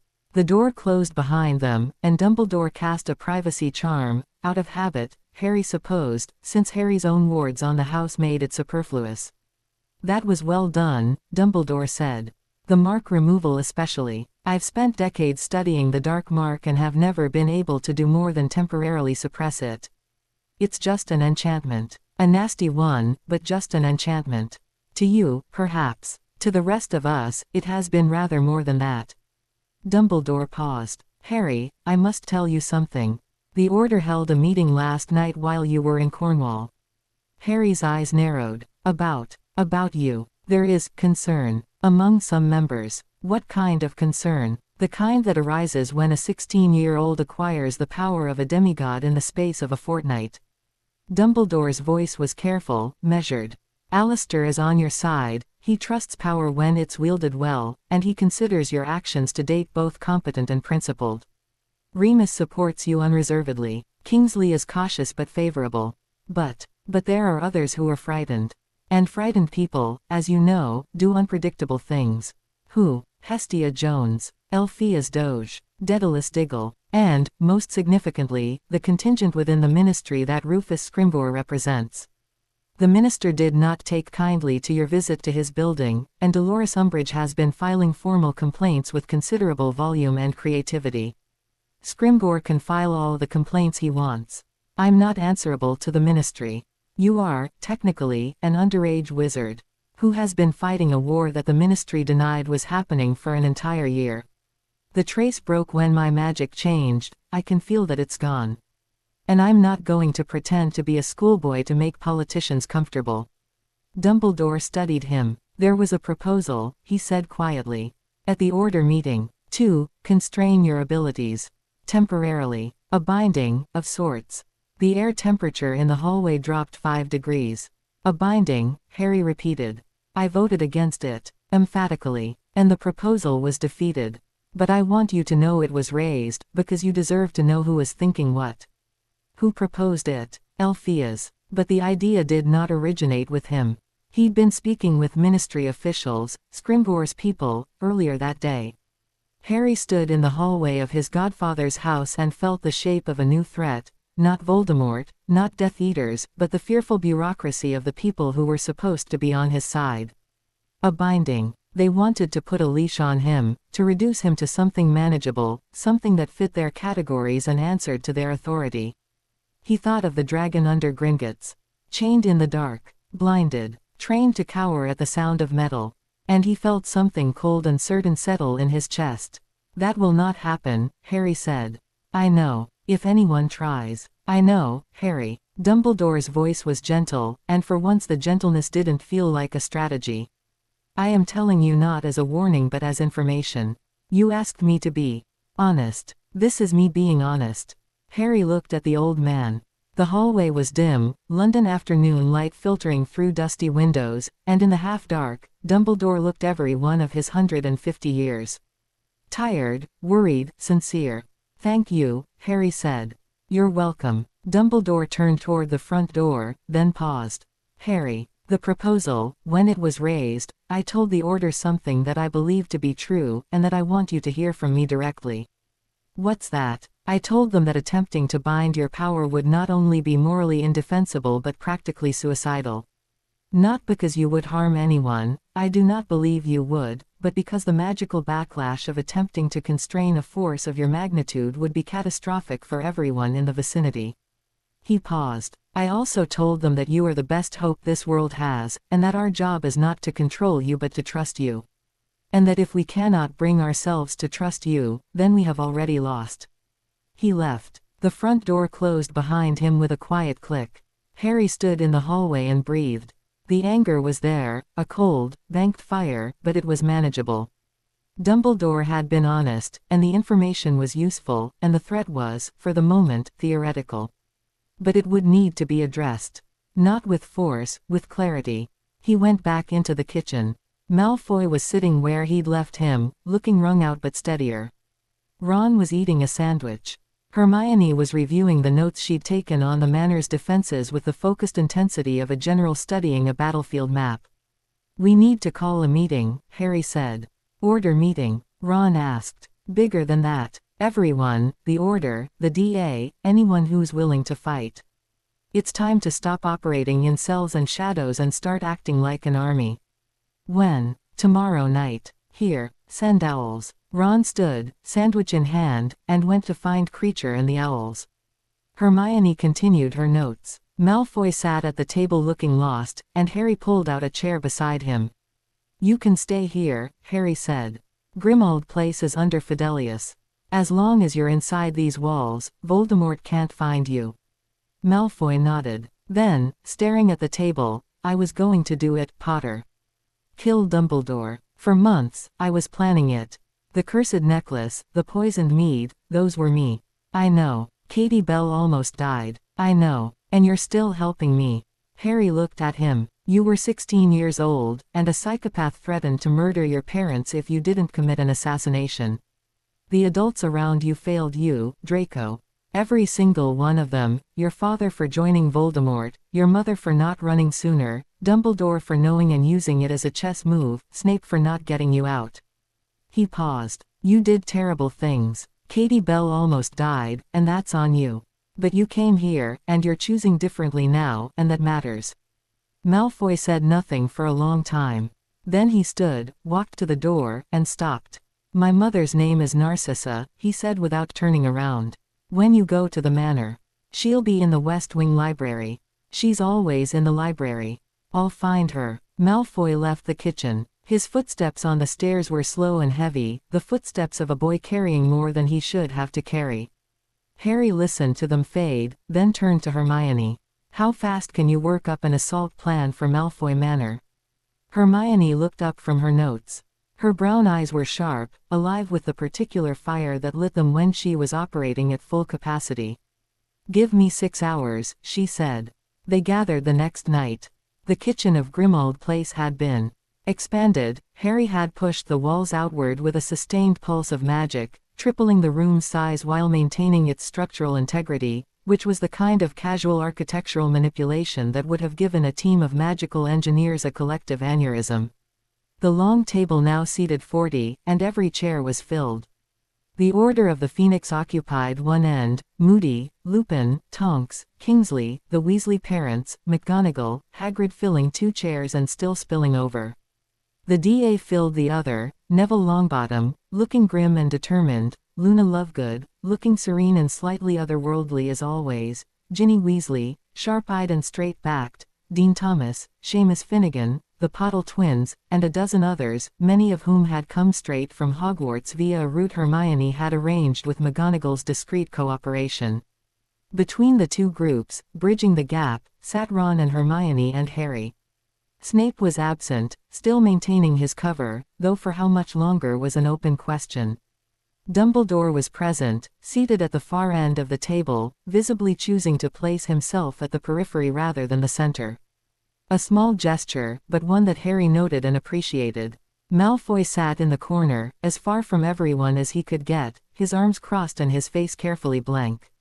His presence had caused a stir. Neville in particular had given Harry a look of pure what the hell when the Slytherin walked in, but Harry had asked for trust, and they'd given it, and Malfoy had the good sense to keep his mouth shut and his eyes down.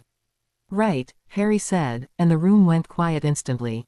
Not because he raised his voice, because his magic responded to his intent, and when Harry wanted attention, the air itself seemed to lean toward him.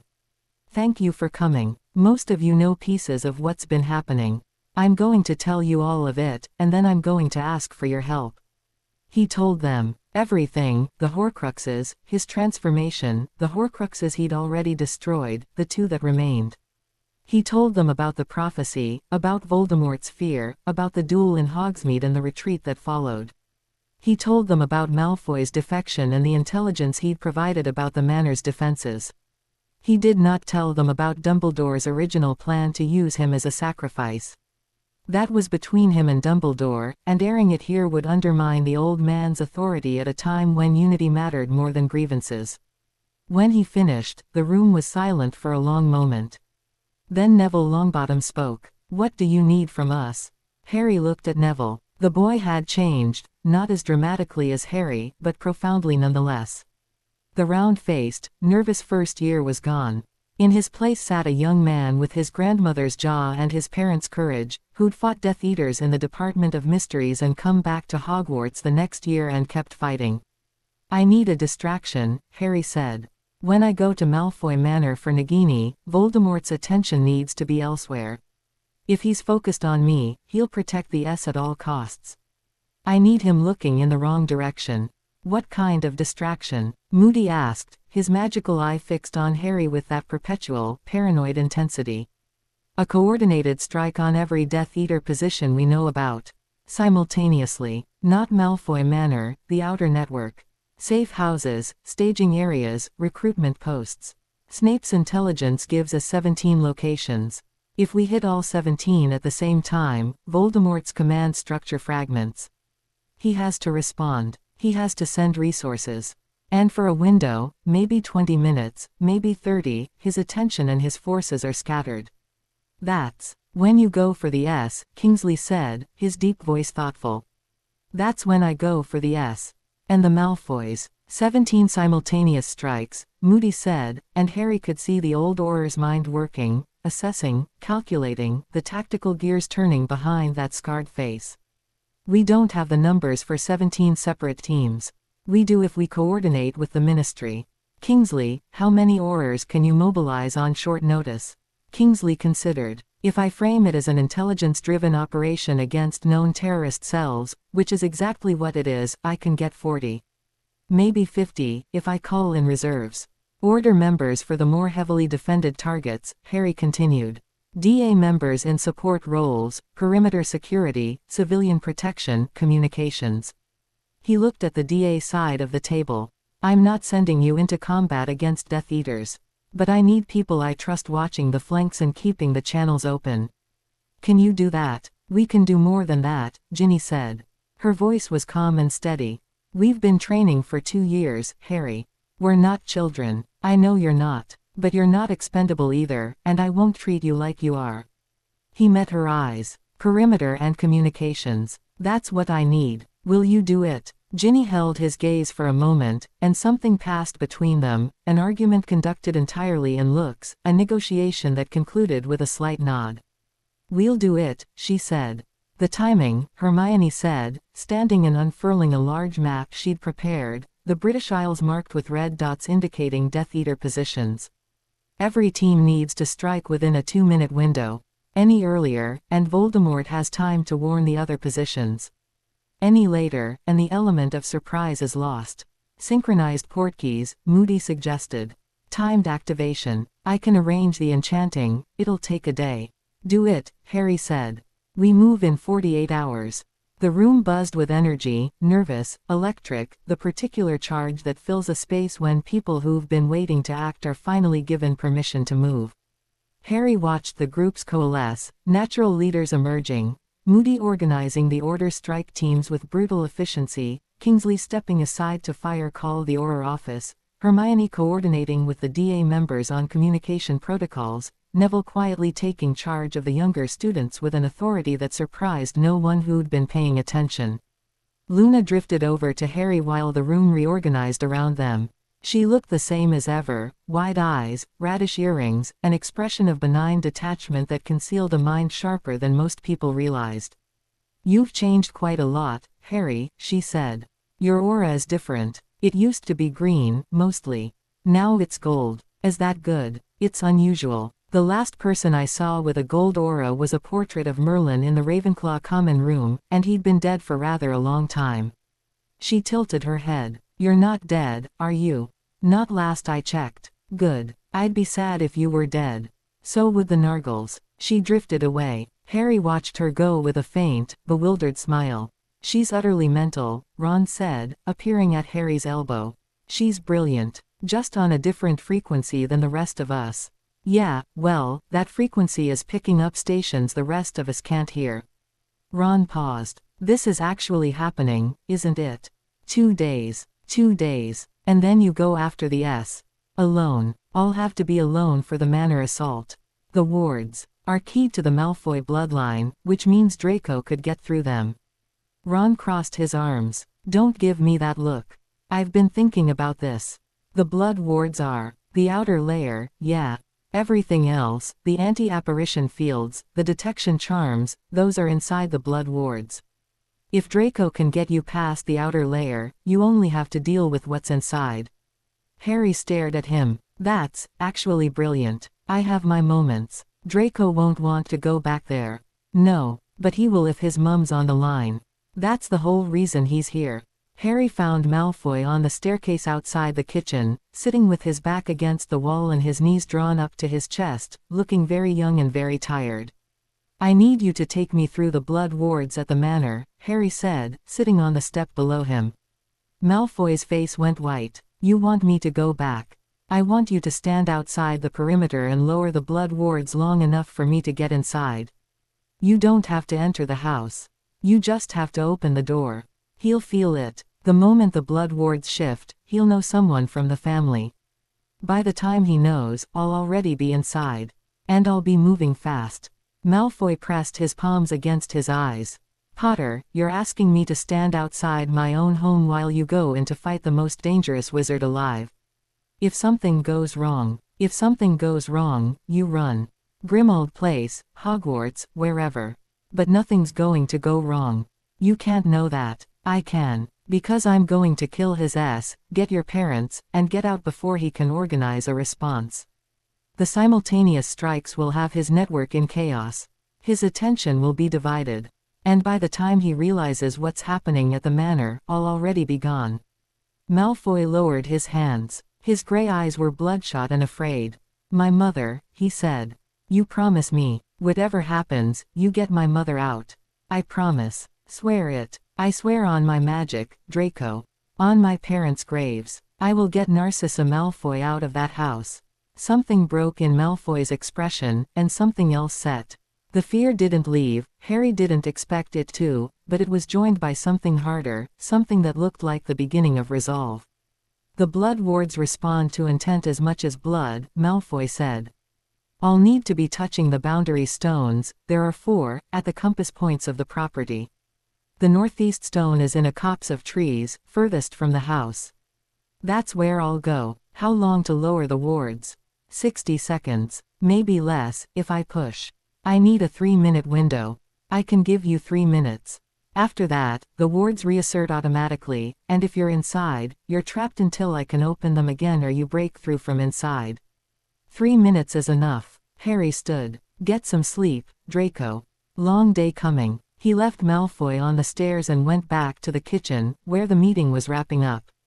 People were leaving in small groups, portkeys back to Hogwarts, apparition to various safe houses, flow connections to the ministry.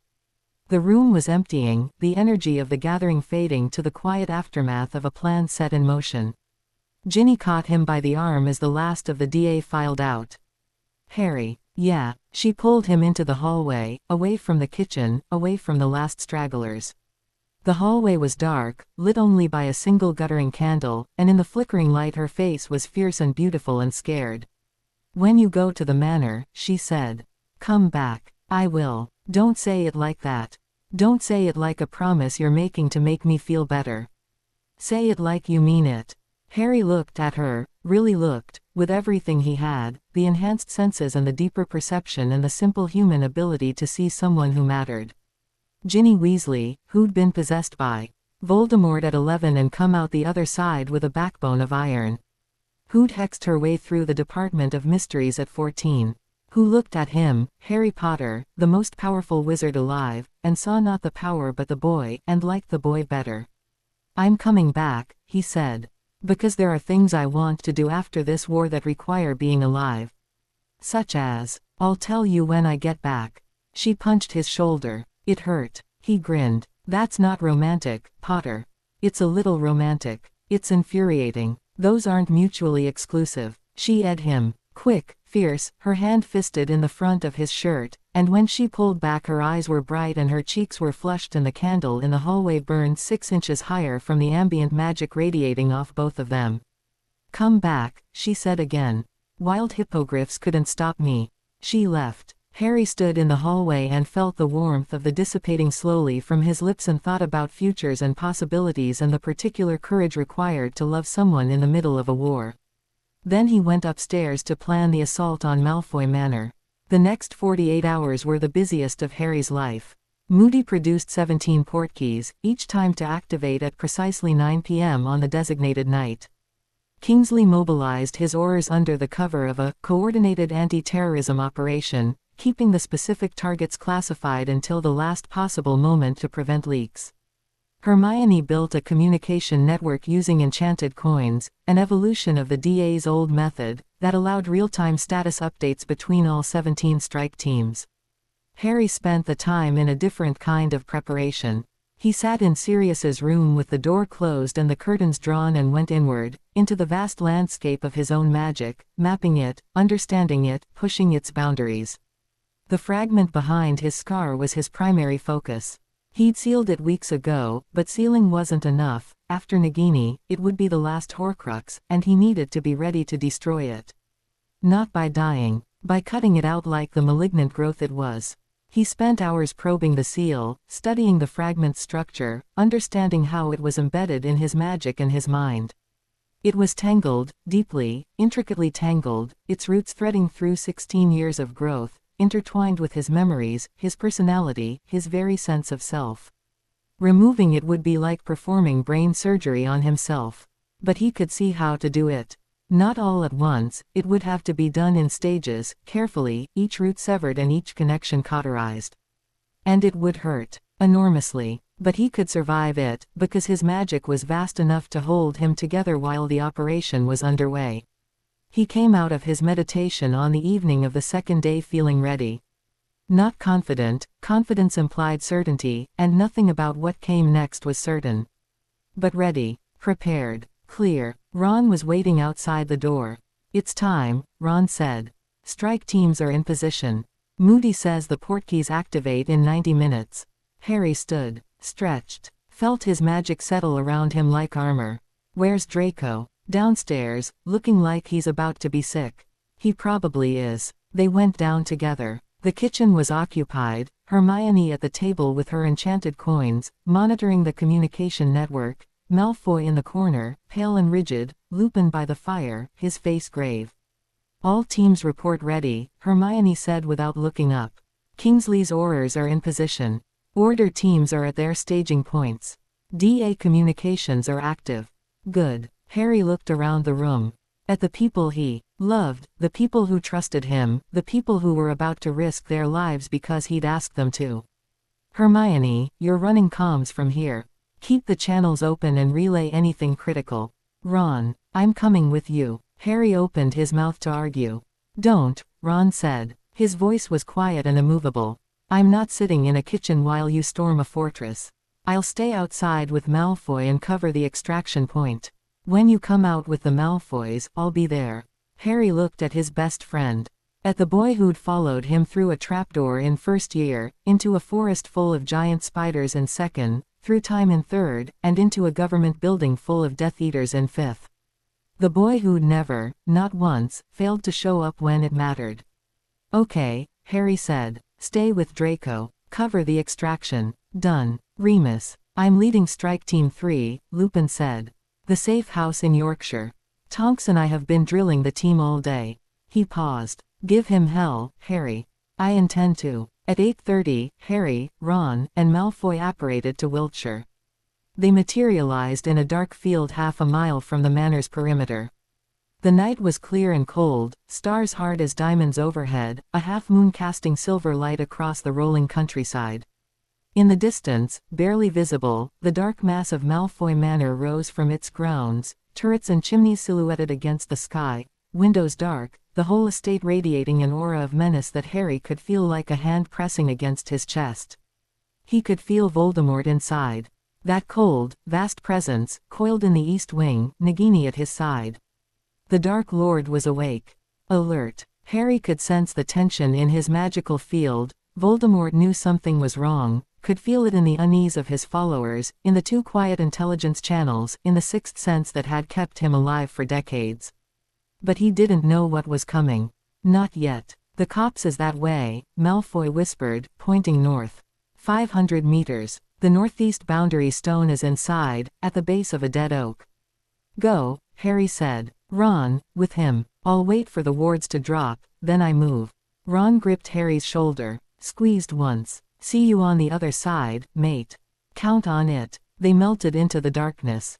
Harry stood alone in the field and waited, his senses extended to their maximum range, feeling the 17 strike teams across Britain poised at their targets, feeling the portkeys counting down, feeling the vast machinery of the assault he'd set in motion ticking toward ignition.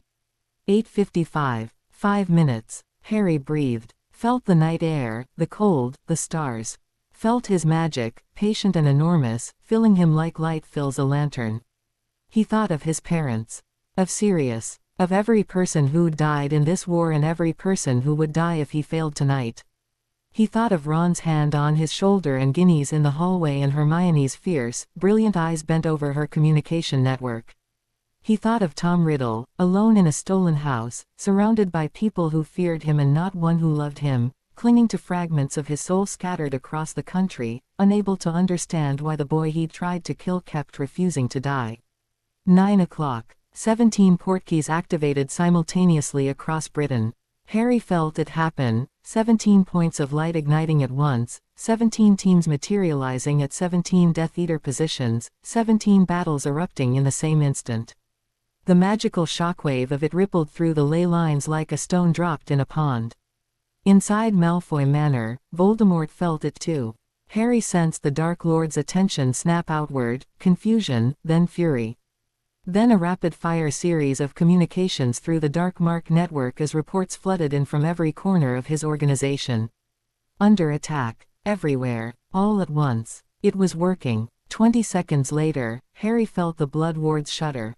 Then drop. The outer perimeter of Malfoy Manor's defenses peeled open like a wound, a gap in the ancient enchantment spreading from the northeast corner where Draco Malfoy had his hands on a boundary stone and his teeth clenched and his bloodline doing the only useful thing it had ever done. Harry moved. He crossed the half-mile to the manor in a single step, not running, not apparating. The anti-apparition fields were still active inside the Blood Wards but folding the space between himself and the house, compressing distance to nothing, stepping from the dark field directly onto the manor's front drive. The detection charms screamed. Every alarm in the house went off simultaneously, wailing, shrieking, a cacophony of magical alerts that shattered the night's silence. Harry didn't care. Stealth had never been the plan. He hit the front doors with a wave of force that blew them off their hinges and sent them cartwheeling down the entrance hall, smashing portraits and scattering furniture. The first Death Eater appeared at the end of the corridor, masked, wand up, and Harry flattened him with a thought, slamming him against the wall hard enough to crack the plaster. 2 more came from a side door. Harry disarmed them both before they could cast, their wands ripping from their grips and disintegrating in midair. He stunned them with a casual backhanded gesture and kept moving. The manor was a maze, corridors branching in every direction, rooms opening onto rooms, staircases rising and descending. But Harry could feel the layout through the magical field, could sense every occupant, every ward, every trap. He moved through the house like water through a system of pipes, always taking the fastest route, never hesitating, never slowing. 5 Death Eaters in the grand parlor.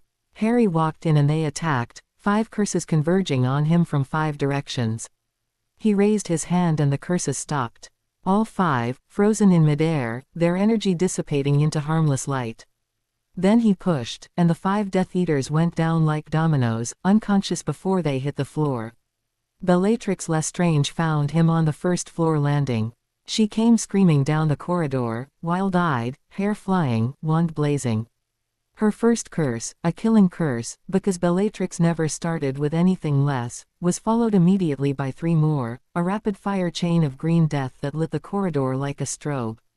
Harry deflected the first 2, absorbed the third, and caught the 4th out of the air the way he'd done in Hogsmeade. Bellatrix skidded to a halt, her manic grin faltering. "Hello, Bella," Harry said. "Remember me, you filthy little..." He hit her with a stunner so powerful it lifted her off her feet and threw her 20 feet down the corridor. She hit the wall, slid to the floor, and didn't move. The manic grin was gone, replaced by the slack expression of deep unconsciousness. Harry looked at her for a moment. The woman who'd killed Sirius. He'd imagined this moment, had imagined it 1,000 times, in 1,000 different ways, most of them violent. But standing over her unconscious body, he felt none of the rage he'd expected. Just a quiet, tired satisfaction, and the knowledge that she'd face justice for what she'd done, and that justice wasn't his to dispense. He moved on. West Wing. The family quarters. Harry felt Narcissa Malfoy before he saw her, a tight, fearful magical signature, controlled and contained, pressed against the far wall of a room. 3 doors ahead. He slowed his approach, dampened his magical output, made himself as non-threatening as something like him could be. He opened the library door. Narcissa Malfoy stood behind an overturned reading desk, her wand raised, her face white as bone. She was tall and thin and blonde and looked so much like Draco that it hurt. "Mrs. Malfoy, I'm Harry Potter. Your son sent me." Narcissa's wand didn't waver. "How'd I know Draco? He's outside the northeast perimeter, by the dead oak. He lowered the blood wards for me. He told me you'd be in the library. Harry held her gaze. He told me to get you out, and I swore on my parents' graves that I would. Please, we don't have much time. Something crumbled in Narcissa's composure. Not completely, she was too controlled for that, but enough. The wand lowered by an inch. Lucius, she said. My husband. Where is he? The East Wing. Her voice broke. Him. I'm going to the East Wing next. If your husband is alive, I'll bring him out. But I need you to go now, through the main entrance, across the grounds, northeast to the boundary stone. Your son is waiting. Narcissa looked at him, and Harry could see the war in her eyes, the instinct to stay, to protect her husband, fighting the desperate need to reach her son. Mother won out over wife. She lowered her wand fully and moved toward the door. She stopped beside Harry. Up close, he could see the resemblance to Sirius, the black family bone structure, the aristocratic bearing. She looked at him with an expression he couldn't quite read. He told me you were dangerous, Narcissa said. The Dark Lord. He told us you were a threat that needed to be eliminated. He was right about the dangerous part. He didn't mention that you'd come to rescue us. He doesn't understand that kind of thing. She held his gaze for one more moment. Then she went, moving through the corridors with the quick, silent efficiency of a woman who'd navigated a house full of Death Eaters for months.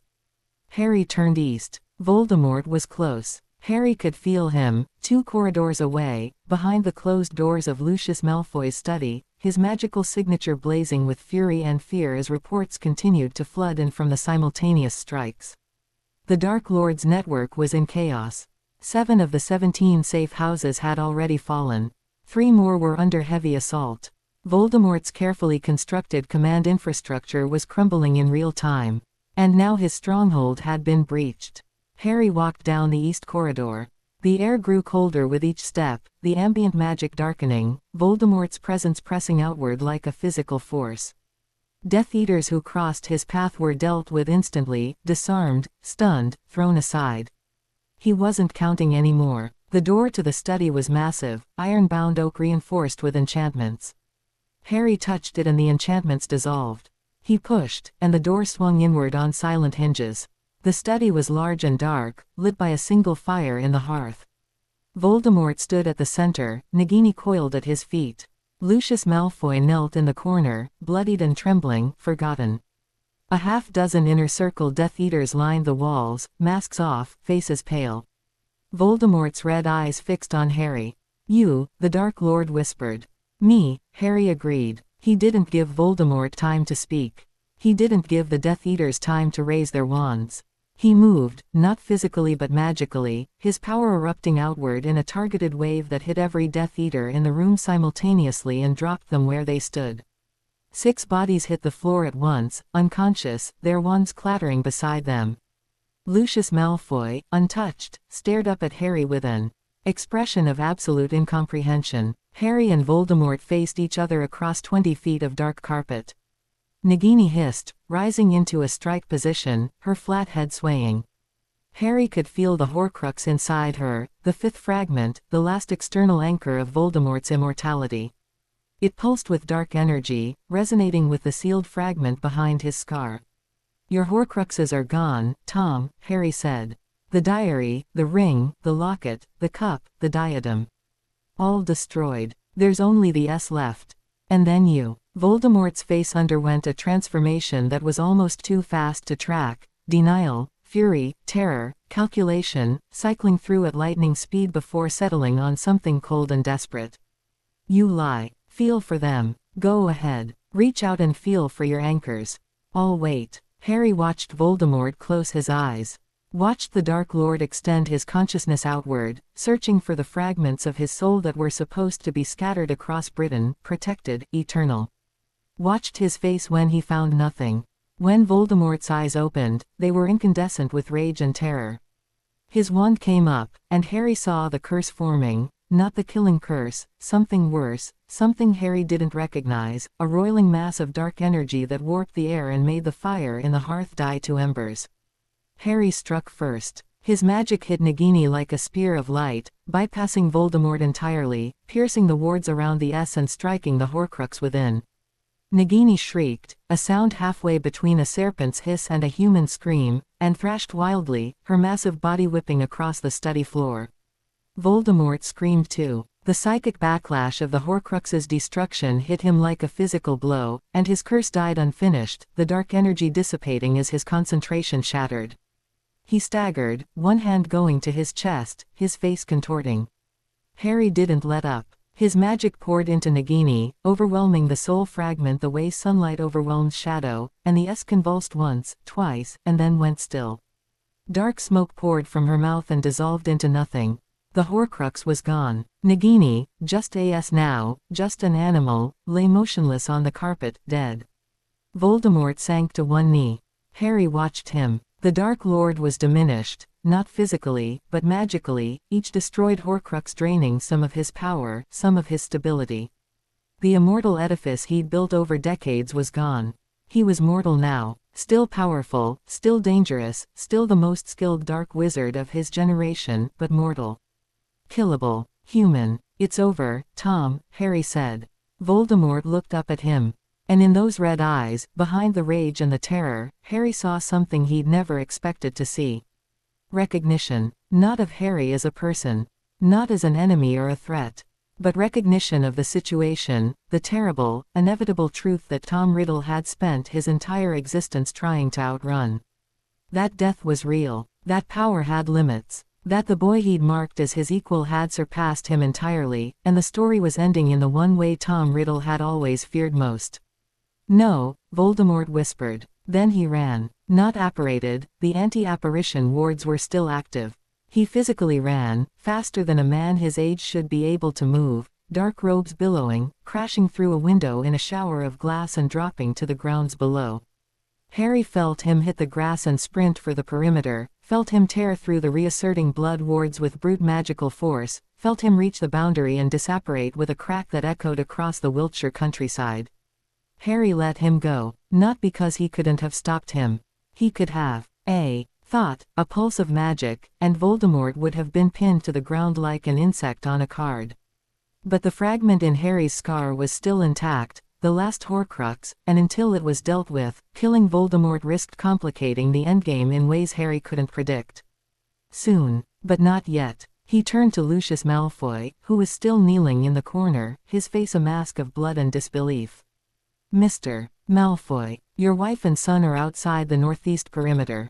Can you walk? Lucius stared at him, opened his mouth, closed it, managed a nod. Then walk. Go to your family. Lucius Malfoy stood on shaking legs, looked at the unconscious bodies of his allies littering the floor, looked at the dead S on the carpet, looked at Harry one more time with an expression of utter bewilderment, and limped from the room.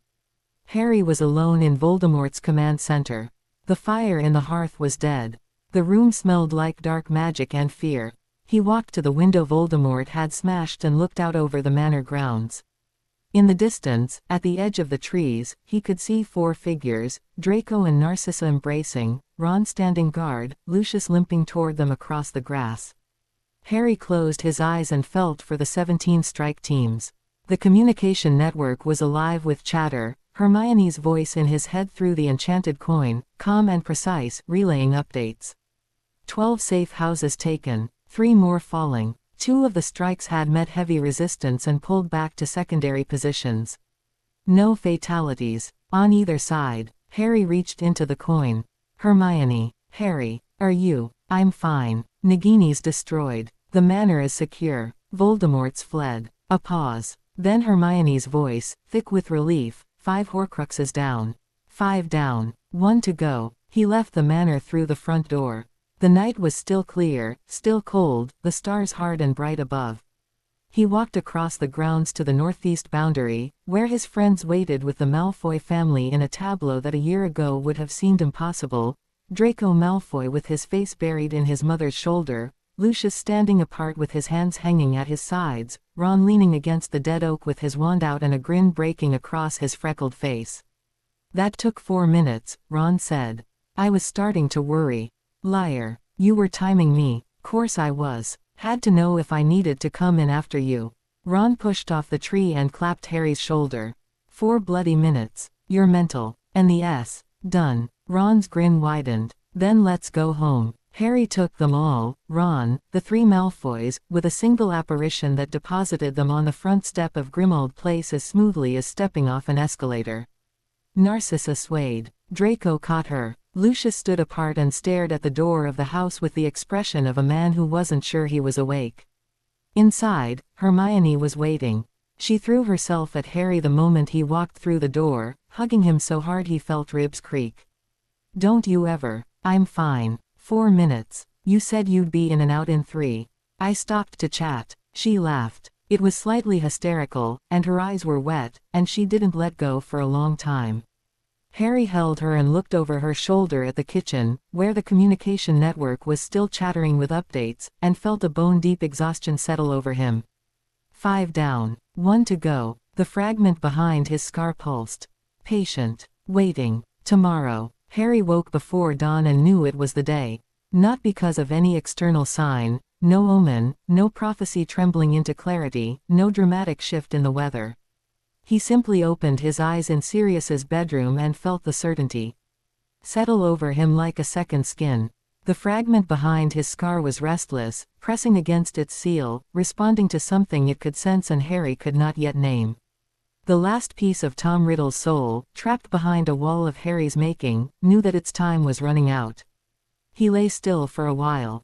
The ceiling of Sirius's room was painted with a mural of the night sky, not enchanted like the Great Hall, just ordinary paint, applied by an ordinary brush, the stars slightly uneven and the constellations not quite right. Sirius had painted it himself as a teenager, according to Creature.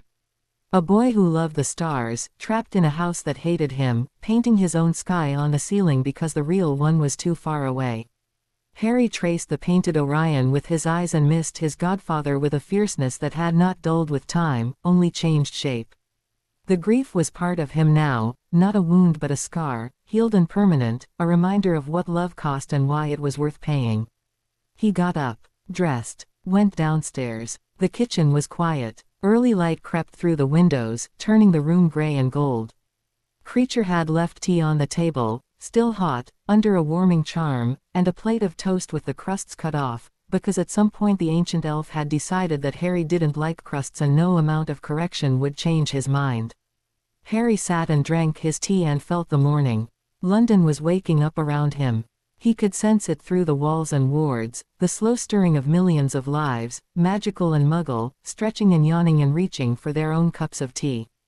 The ley lines beneath the city hummed with the gentle increase in ambient magic that came with consciousness, the whole vast network brightening like a circuit board warming up. And beyond London, far to the north, he felt Voldemort. The Dark Lord was at Hogwarts. Harry set down his tea, closed his eyes, extended his awareness along the ley lines, following the cold signature he knew better than any other magical presence in the world, and yes, Voldemort was at Hogwarts. Not inside the castle, outside it, at the edge of the Forbidden Forest, his magic a dark stain on the ancient landscape. He wasn't alone. Harry felt Death Eaters gathering, those who'd escaped the simultaneous strikes, those who'd been elsewhere when the net fell, the remnants of an army that had been shattered in a single night but not yet destroyed. 30, maybe 40, clustering around their master like moths around a dying flame. Giants among them, 2 or 3. Dementors, circling in the pre-dawn sky. And Voldemort himself, burning at the center of it all with a fury that Harry could feel across 300 miles. He was making his stand. Harry understood immediately. The manor was lost. The safe houses were lost. The Horcruxes were gone. Voldemort had nothing left except his power, his followers, and his reputation, and all three were in freefall. He needed a victory, a massive, symbolic, undeniable victory, to hold together what remained of his movement. And there was only one target that mattered enough. Hogwarts. The school. The heart of magical Britain. The place where Voldemort had spent the only happy years of his life. The place where Harry Potter had grown from a bewildered orphan into the force that was destroying everything Tom Riddle had built. Voldemort was going to attack Hogwarts, and he was going to make sure the entire wizarding world watched. Harry opened his eyes. The kitchen looked different now, smaller, sharper, the colors more vivid. The way the world looked when you knew the final act was beginning. He reached for the enchanted coin in his pocket. Hermione. 3 seconds of silence. Then, her voice, muzzy with sleep, Harry. It's 5 in the morning. Voldemort's at Hogwarts. He's brought everyone he has left. He's going to attack the school. The sleep vanished from her voice instantly. How many? 30 to 40 Death Eaters. Giants. Dementors. And him. When? I don't know. Soon. The sun's not up yet and he's gathering, so, dawn, maybe.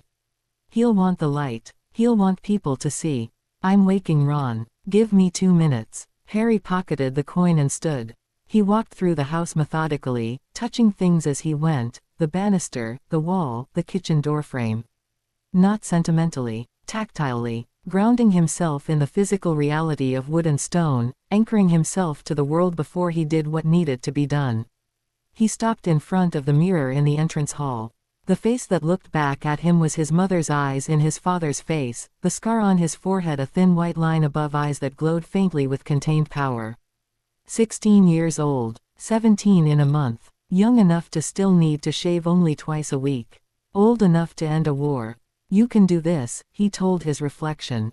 Not with bravado, with calm assessment, the way you'd check a tool before using it. His magic was vast, steady, ready. His mind was clear. The fragment behind his scar was contained and mapped and understood. He could do this. Ron and Hermione came down the stairs together, dressed and armed, their faces set in the particular expression of people who'd been woken with catastrophic news and processed it in record time. Ron had his wand in hand and his shoes on the wrong feet. Hermione had her enchanted coin in one hand and her wand in the other, and her hair was a war zone that she clearly hadn't bothered to address. I've contacted Kingsley, Hermione said, all business. He's mobilizing every available Auror. McGonagall is being alerted through the Hogwarts communication network. The teachers will start defensive preparations immediately. The DA? Harry asked. Neville's coin just activated. He's waking the older students. No one under 17 fights, Harry said. Everyone else gets evacuated. Agreed. There's a passage from the Room of Requirement to the Hog's Head. Neville found it last year. We can use it to move the younger students out while the defenders set up. Good. Harry looked at Ron. Your family. Mum and Dad will come. So will the twins. Bill, Charlie if he can get here in time. Ron's voice was steady, but Harry could see the fear in his eyes, not for himself, but for the people he loved. Percy's at the ministry. Ginny's at school. Ginny fights. Ron opened his mouth, closed it, nodded. Yeah, I know. Try telling her otherwise. I wouldn't dream of it. The fireplace roared green. Lupin stepped through, followed immediately by Tonks, whose hair was bright red, her stress color. Moody came next, his wooden leg clunking on the flagstones, his magical eye already spinning. Heard the call, Moody growled. How many? 40, give or take. Plus creatures. We had more at the safe house strikes. And we won those. Voldemort wasn't at the safe house strikes. Moody's scarred face split in a grim smile. No, he wasn't. But he'll wish he'd stayed home. More arrivals. Kingsley through the flow, already in his Auror battle robes. Arthur and Molly Weasley, Arthur looking grim, Molly looking like she'd kill Voldemort herself with a frying pan if given the opportunity. Fred and George, wearing matching dragonskin jackets and carrying bags that clinked with what Harry strongly suspected were prototype weapons from their joke shop, repurposed for considerably less funny applications. The kitchen filled. The communication network hummed. And Harry stood at the center of it all and felt the pieces moving into place, the defenders gathering, the evacuation beginning, the final confrontation of a war that had started before he was born now hurtling toward its conclusion. Listen, Harry said, and the room went quiet. Voldemort chose Hogwarts because he wants a spectacle. He wants to destroy the school, kill me in front of witnesses, and reassert his dominance. He's desperate. That makes him dangerous, but it also makes him predictable. He laid out the plan in broad strokes. The Order and Aurors would form the primary defensive line, holding the castle's perimeter. The teachers, McGonagall, Flitwick, Sprout, would activate Hogwarts's ancient defenses, the suits of armor and the guardian statues and the wards that had been built into the castle's foundations by the founders themselves. The DA would handle evacuation and internal security. And Harry would deal with Voldemort. The fragment in my scar, he said, and the room went very still. It's the last Horcrux. After Nagini, it's the only thing keeping him anchored. I'm going to destroy it before I face him. How? Lupin asked. By cutting it out. I've been preparing for this, mapping the fragment, understanding how it's embedded. I can remove it without dying. He paused. It's going to take everything I have. I'll need time and space, and I'll need you to keep the battle away from me while I do it. How long? Moody asked. Minutes. Maybe less. I won't know until I start. Moody looked at Lupin. Lupin looked at Kingsley. Kingsley looked at Harry. We'll hold, Kingsley said. However long you need. Harry nodded. Looked around the room one more time, at the faces of the people who'd chosen to stand beside him, not because he was powerful but because they believed in what he was fighting for. Imperfect people, scared people, brave people. People who deserved a world without Voldemort. Let's go, Harry said. They went. Hogwarts was on a war footing. Harry apparated them directly onto the castle grounds, 30 people, a single step, deposited on the lawn in front of the main entrance as smoothly as walking through a door. The dawn was breaking, pink and gold along the eastern horizon, and the castle stood against it like a fortress, its windows blazing with light, its defenses activating in real time. McGonagall met them at the doors. She was in full battle dress, her tartan robes replaced by something darker and more practical, her hair pulled back tight, her wand in her hand and her face carved from granite. The younger students are evacuating through the room of requirement, she said without preamble. Longbottom is managing it. The passage holds 20 at a time, we'll have them clear within the hour. The defenses. Phileas is activating the castle's ward stones now. Pomona has secured the greenhouses and deployed the more aggressive plants along the southern approach. Horace, she hesitated, Slughorn has volunteered to defend the dungeons. And the suits of armor. McGonagall allowed herself one brief, fierce smile. I've been wanting to do this for 30 years. She raised her wand and spoke a single word, not Latin, not English, something older, the original language of the founders, enchantments, and the castle responded. The sound was extraordinary. 1,000 suits of armor, every one of them, from every corridor and alcove and forgotten niche in the building, stepped off their plinths and drew their swords simultaneously. The collective crash of metal on stone was like a thunderclap, rolling through the castle from the dungeons to the highest tower. They formed ranks. They marched. They flowed out through the main doors in a river of enchanted steel, arraying themselves across the grounds in defensive formations that no living person had seen in centuries. Merlin's beard, Ron breathed. The stone gargoyles came next, leaping from their perches on the parapets, landing on the lawn with enough force to crater the earth, taking up positions at the choke points. The castle statues, the winged boars at the gate, the stone eagles above the entrance, dozens more, tore themselves free from their pedestals and joined the formation. Hogwarts itself was going to war. Harry stood on the front steps and watched the defenses assemble and felt a surge of love for this place, this ancient, magnificent, impossible school that had been his home and his refuge and his education, now rising to defend itself and the children within its walls with every weapon at its disposal. He could feel Voldemort approaching. The dark force at the edge of the forest was moving, drawing closer, the Death Eaters spreading into an attack formation. The giants were at the flanks. Harry could feel their massive, crude magical signatures, their footsteps shaking the ground. The Dementors circled overhead in a slow, cold vortex. Defensive positions, Harry said, and his voice carried across the grounds without effort, amplified by his magic, reaching every ear. Order members and Aurors on the perimeter. Teachers at the castle entrances. DA on the walls. People moved. The organized chaos of a military deployment, everyone flowing to their positions with the discipline born of training and terror and trust. Harry watched them go and felt the weight of their lives on his shoulders, not crushing, not paralyzing, but present. Real. The most real thing he'd ever felt. Hermione stopped beside him, Ron on his other side. You two should be with the defenders, Harry said. We will be, Hermione said. After what? After you tell us you're going to be okay. Harry looked at his two best friends. Hermione, with her wild hair and her fierce eyes and her brain that had saved his life more times than any spell. Ron, with his freckles and his wrong-footed shoes and his loyalty that had never, not once, wavered when it truly mattered. 5 years of friendship forged in fire and stupidity and love, standing on the steps of the castle where it had all begun. "I'm going to be okay," Harry said. "Liar," Ron said. "Maybe. But I'm going to try very hard." Ron grabbed him and pulled him into a hug, fierce, brief, with enough force to crack ribs. Hermione wrapped her arms around both of them from the side, and for 3 seconds Harry let himself be held by the two people who knew him best in the world, and he drew strength from them the way he drew strength from the ley lines, through contact and connection and love. Then they let go. Hermione's eyes were wet. Ron's jaw was set. "Give him hell, Harry," Ron said. "Go," Harry said. "Hold the line." They went. Harry watched them run toward the perimeter, Ron's long stride eating up the ground, Hermione's shorter legs working twice as hard, and then he turned his attention inward.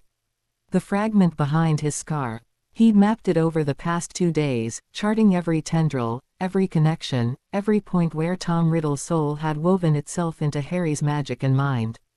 It was intricate work. The fragment had been embedded for 16 years, growing into him the way a vine grows into a wall, its roots so intertwined with his own neural pathways that separating them required the magical equivalent of microsurgery. But he'd found the way. Not through destruction, you couldn't destroy part of yourself without destroying all of yourself. Through extraction, isolating the foreign material, severing its connections one by one, and then pulling it free like removing a splinter from deep tissue. It would hurt enormously, and for the minutes it took, he would be vulnerable, his magic turned entirely inward, his awareness contracted to the space behind his own eyes, blind and deaf to the world outside. He needed somewhere safe, somewhere shielded, somewhere the battle couldn't reach him. The room of requirement. Harry re-entered the castle and climbed to the 7th floor. The corridors were emptying, the last of the evacuating students hurrying toward the room, shepherded by DA members with their wands out and their faces pale but determined. Neville was at the door, managing the flow with a calm authority that would have stunned anyone who'd known him in first year. He saw Harry and straightened. "Last group's going through now," Neville said. 30 seconds. "I need the room after they're clear. Different configuration. Somewhere secure. The most protected space the castle can provide." Neville nodded. He didn't ask why. Didn't ask what Harry was about to do. Just accepted it with the particular trust of someone who'd fought beside you and decided you'd earned the benefit of every doubt. The last students filed through the passage, first years, tiny and terrified, clutching each other's hands. Harry watched them go and felt the fragment pulse behind his scar, and his resolve hardened to diamond. The room reconfigured. The door shimmered and changed, and when Harry opened it, he found a small, circular chamber, stone walls, stone floor, no windows, no furniture. Just an empty room, perfectly round, perfectly silent, thrumming with the castle's deepest protective magic. The room had understood what he needed, not comfort but containment.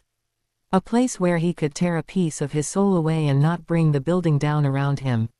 "Neville. Yeah, guard this door. Don't let anyone in. Not Dumbledore, not the minister, not Voldemort himself.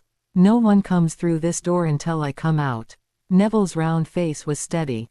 "How long? I don't know. Minutes, I hope. And if you don't come out." Harry met his eyes. "I'll come out, Harry. I'll come out, Neville." Neville held his gaze for a long moment. Then he stepped to the side of the door, planted his feet, and raised his wand. "No one gets through," Neville said. "On my life." Harry walked into the room and closed the door behind him. Silence. Absolute, perfect silence, as deep as a grave and as complete as the space between stars. The room's magic wrapped around him, shielding him from the outside world, the battle beginning to rage outside, the shouts and explosions and the clash of spell against stone, reducing it to a distant murmur, then to nothing. Harry sat in the center of the floor. Crossed his legs, placed his hands on his knees, closed his eyes. The interior landscape of his magic opened before him. He'd explored this space before, during his preparations, during the meditations of the past 2 days, but it was different now, under the pressure of necessity. The architecture of his power was vast and luminous, a cathedral of golden light with structures that dwarfed anything he'd seen in the physical world. And there, at the center of it all, sealed behind the wall he'd built on that first night at Privet Drive, the fragment. Tom Riddle's soul. He approached it carefully. The wall was holding, his magic kept it in place effortlessly now, but behind it, the fragment was agitated. It could feel its master nearby, could feel the battle beginning, could feel the destruction of its siblings reverberating through the connection that linked all pieces of Voldemort's soul. It was afraid. It was furious. It was the last child of a dying man, and it knew that its death was next. Harry studied the wall, studied the fragment behind it. Felt, one more time, the web of tendrils that connected it to his mind. 16 years of parasitic growth, each thread a memory, an emotion, a neural pathway that had been co-opted and colonized by a foreign soul. He began. The first tendril was the oldest, rooted in his earliest memories, wound through the part of his brain that held the flash of green light and the sound of his mother screaming. Harry wrapped his magic around it and pulled, gently, firmly, and the tendril resisted, clung to the memory, tried to dig deeper, and Harry pulled harder, and it came free with a sensation like tearing adhesive from skin. Pain. Sharp, immediate, localized. Harry breathed through it. The second tendril was anchored in his anger. The hot, reactive fury that had defined so much of his 5th year, the rage that had made him want to hurt Dumbledore and punish the world for taking Sirius. Harry could see now that it hadn't all been his, the fragment had been amplifying it, feeding on his grief and reflecting it back tenfold, keeping him off balance, keeping him vulnerable. He pulled it free and the anger dissipated like smoke. The third tendril was in his nightmares. The fourth in his Parseltongue ability. The fifth, sixth, seventh, buried in his fear of closed spaces, the cupboard under the stairs, amplified by a soul fragment that had lived in a dark scar for a decade, his reflexive distrust of authority, his occasional capacity for cruelty. Not all of it was Voldemort's influence, some of it was simply Harry, shaped by a difficult life, but the fragment had woven itself into every dark corner and every vulnerable edge, making itself inseparable from its host. Harry separated it anyway. Tendril by tendril, connection by connection, with the patience and precision of a surgeon and the raw power of something far beyond surgery. Each extraction hurt, a unique pain, personal and specific, as though each tendril was a nerve being plucked from living tissue. His body shook, sweat poured down his face. His magic blazed so bright in the internal landscape that the room of requirement's physical walls began to glow, the stone radiating golden light like heated metal. The fragment fought him. As its connections were severed, it grew more desperate, thrashing against its seal, throwing psychic attacks at Harry's consciousness, deploying every weapon in its meager arsenal.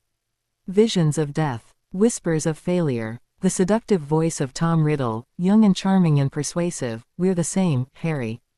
We've always been the same. You can't remove me without removing yourself. I am you. You or me. We're." "No," Harry said, inside his own mind, in the golden cathedral of his power. "We're not." He pulled the last tendril free. The fragment came loose. It was small, impossibly small, for something that had shaped so much of his life. A dark, writhing knot of corrupted soul, no bigger than a marble, hovering in the golden space of Harry's inner world. It looked fragile, pitiful, even. This was what remained of Tom Riddle's claim on Harry Potter. This tiny, shriveled, desperate thing, stripped of its connections, cut off from its host, alone. Harry held it in his cupped hands, not physical hands, but the hands of his consciousness, the mental construct he used to interact with his inner landscape. The fragment pulsed weakly. Its darkness was a candle flame against the sun of Harry's power. He could destroy it. One thought, one pulse of magic, and it would be unmade, the same way he'd unmade its siblings. Quick. Clean, final. But he paused. Because this fragment, this piece of Tom Riddle, had lived in his head for 16 years. It had seen everything he'd seen, felt. Everything he'd felt. It had been present for every moment of his life, from the cupboard under the stairs to the first sight of Hogwarts to Sirius falling through the veil. It was not Tom Riddle. It was a piece of Tom Riddle, broken off and abandoned, left to grow in a child's brain like a seed in unfamiliar soil. And in 16 years of growing inside Harry Potter, it had changed. Harry could feel it. The fragment was still dark, still corrupted, still fundamentally wrong, but it was different from the fragments he'd destroyed in the locket and the diadem and the cup. Those had been pure Voldemort, untouched by human connection, steeped in darkness and nothing else. This one had spent 16 years marinating in Harry's love and grief and joy and rage, and the exposure had left marks. The fragment was confused, lost. It had been part of something warm for so long that the cold of its own nature felt foreign. It didn't matter. It had to die. Harry knew that with absolute certainty. This fragment was an anchor, a tether, the last thread holding Voldemort to immortality. As long as it existed, Voldemort could not truly be killed. Sentiment had no place in the calculus. But he could do it gently. Harry wrapped the fragment in his magic, not the crushing, consuming force he'd used on the others, but something warmer. Something that felt like sunlight through a window, like his mother's arms, like the Hogwarts Express on September 1st. He held the fragment in warmth and light and let it feel, in its final moments, what Tom Riddle had never allowed himself to feel. The fragment trembled. The darkness flickered. And for one instant, one impossible, fleeting instant, Harry felt something from it that might have been gratitude. Then it dissolved. Quietly, gently, like snow melting in a warm hand. The dark energy dissipated, converted to nothing, returned to the void from which it had been torn. The last Horcrux of Lord Voldemort ceased to exist. Harry opened his eyes. The room of requirement was filled with golden light, not from any source, but from Harry himself, his magic radiating outward in visible waves, the stone walls glowing with absorbed energy. He was drenched in sweat, his hands shaking, his scar. His scar was gone. Harry reached up and touched his forehead. Smooth skin. No ridge, no raised tissue, no lightning bolt. The scar that had defined him since infancy, that had been his identity and his burden and his constant companion, was gone. The flesh where it had been was unmarked, as though it had never existed. He sat with that for a moment. Just sat, in the golden room, with his hand on his unblemished forehead, and felt the extraordinary lightness of a mind that was entirely, completely, purely his own for the first time since he was 15 months old. Then he stood up and opened the door. Neville was still there. He turned at the sound, wand raised, and his eyes went wide. "Harry, your scar. It's done. The last Horcrux is destroyed." Harry stepped into the corridor. The sounds of battle hit him like a wave, distant explosions, the clash of metal, the crack of spellfire, coming from outside the castle. How long was I in there? 12 minutes. 12 minutes. It had felt like hours. What's happening out there? They breached the eastern perimeter about 5 minutes ago. The suits of armor are holding the courtyard, but the giants got through the wall near the greenhouses. Sprout's fighting them with, I think it's a venomous tentacula the size of a building. Voldemort, at the forest edge, hasn't moved. He's sending his people in first. Because he's afraid to face me. Harry started walking, not running, walking, with the measured pace of someone who knew exactly where they were going and what they were going to do when they got there. Neville, get to the courtyard. Help with the defense. Tell everyone to give me a clear path to the forest. Harry, he's mortal now, Neville. Every piece of his soul is gone. He's just a man. Neville straightened. Something settled in his round, earnest face, the same thing that had settled in Harry's face weeks ago at Privet Drive. Purpose. Certainty. The knowledge that the moment you'd been preparing for had arrived, and you were ready. Give him hell, Neville said, and ran for the stairs. Harry descended through the castle.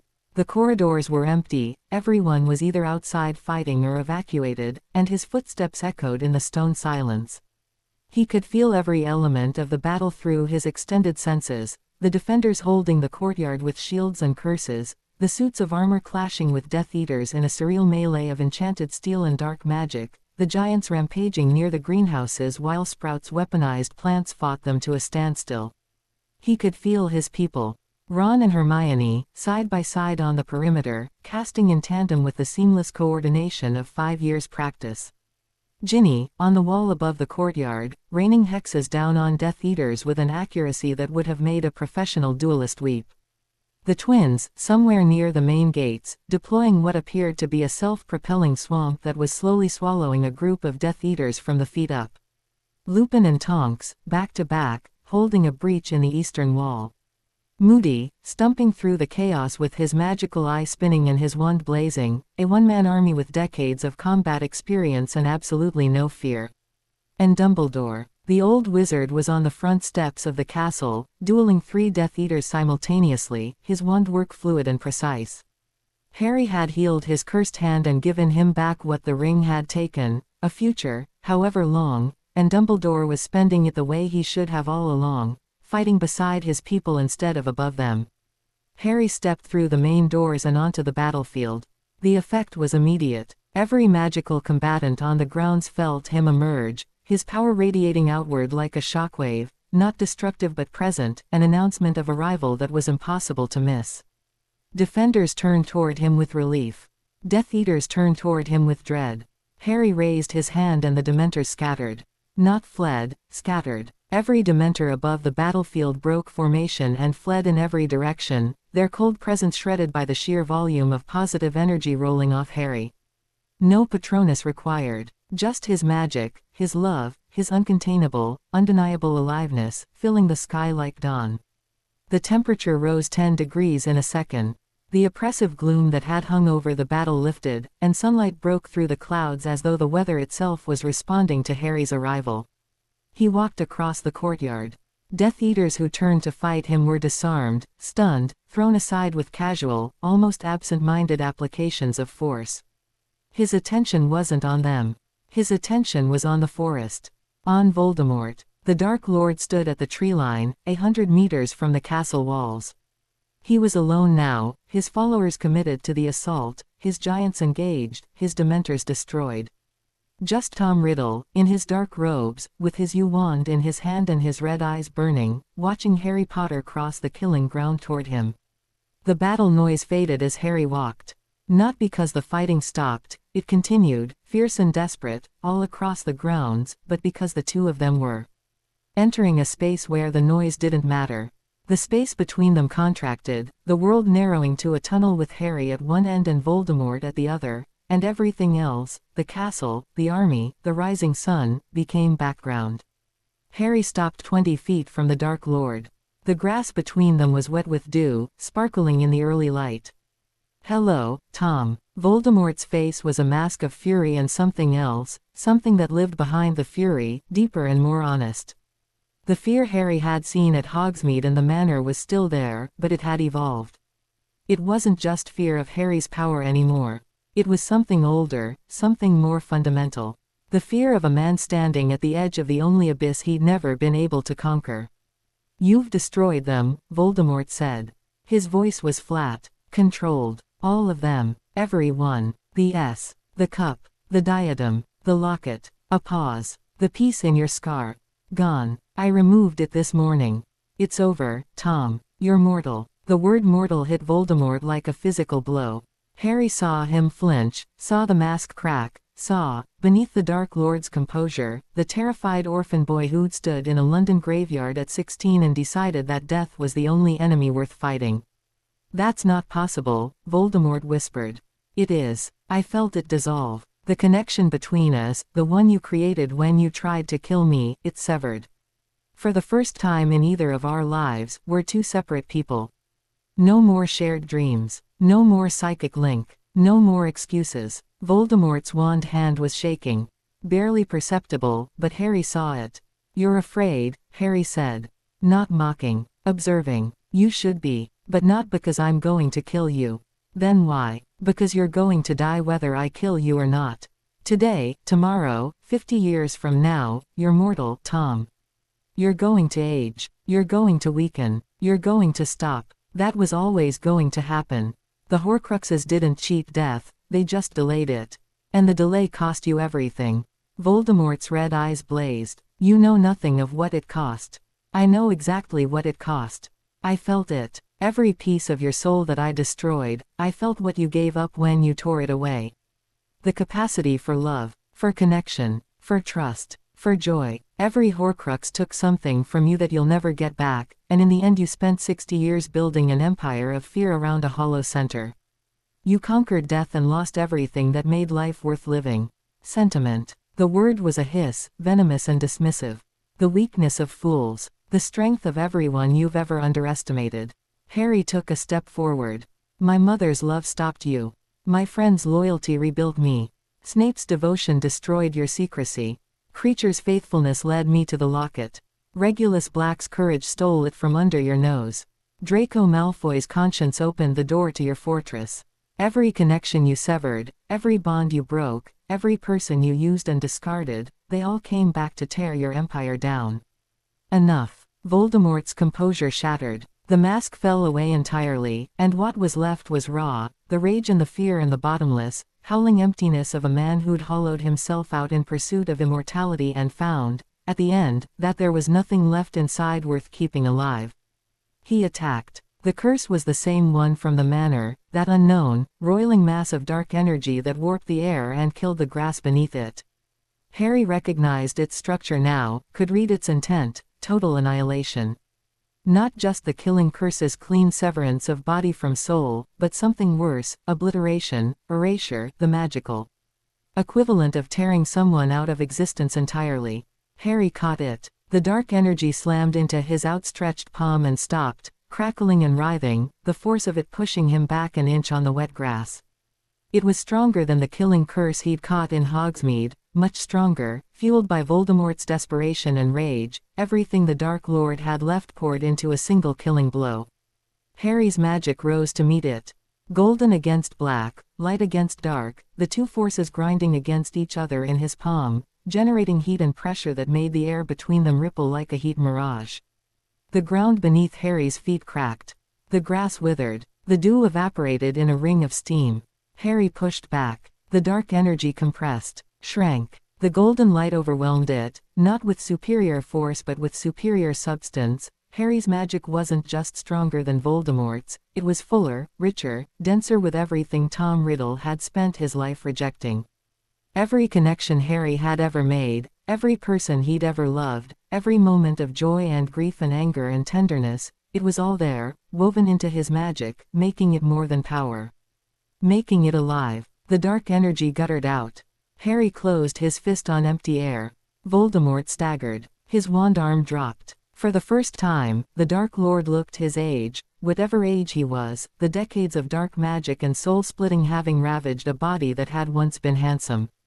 He looked old, tired, diminished. It doesn't have to end with your death, Harry said.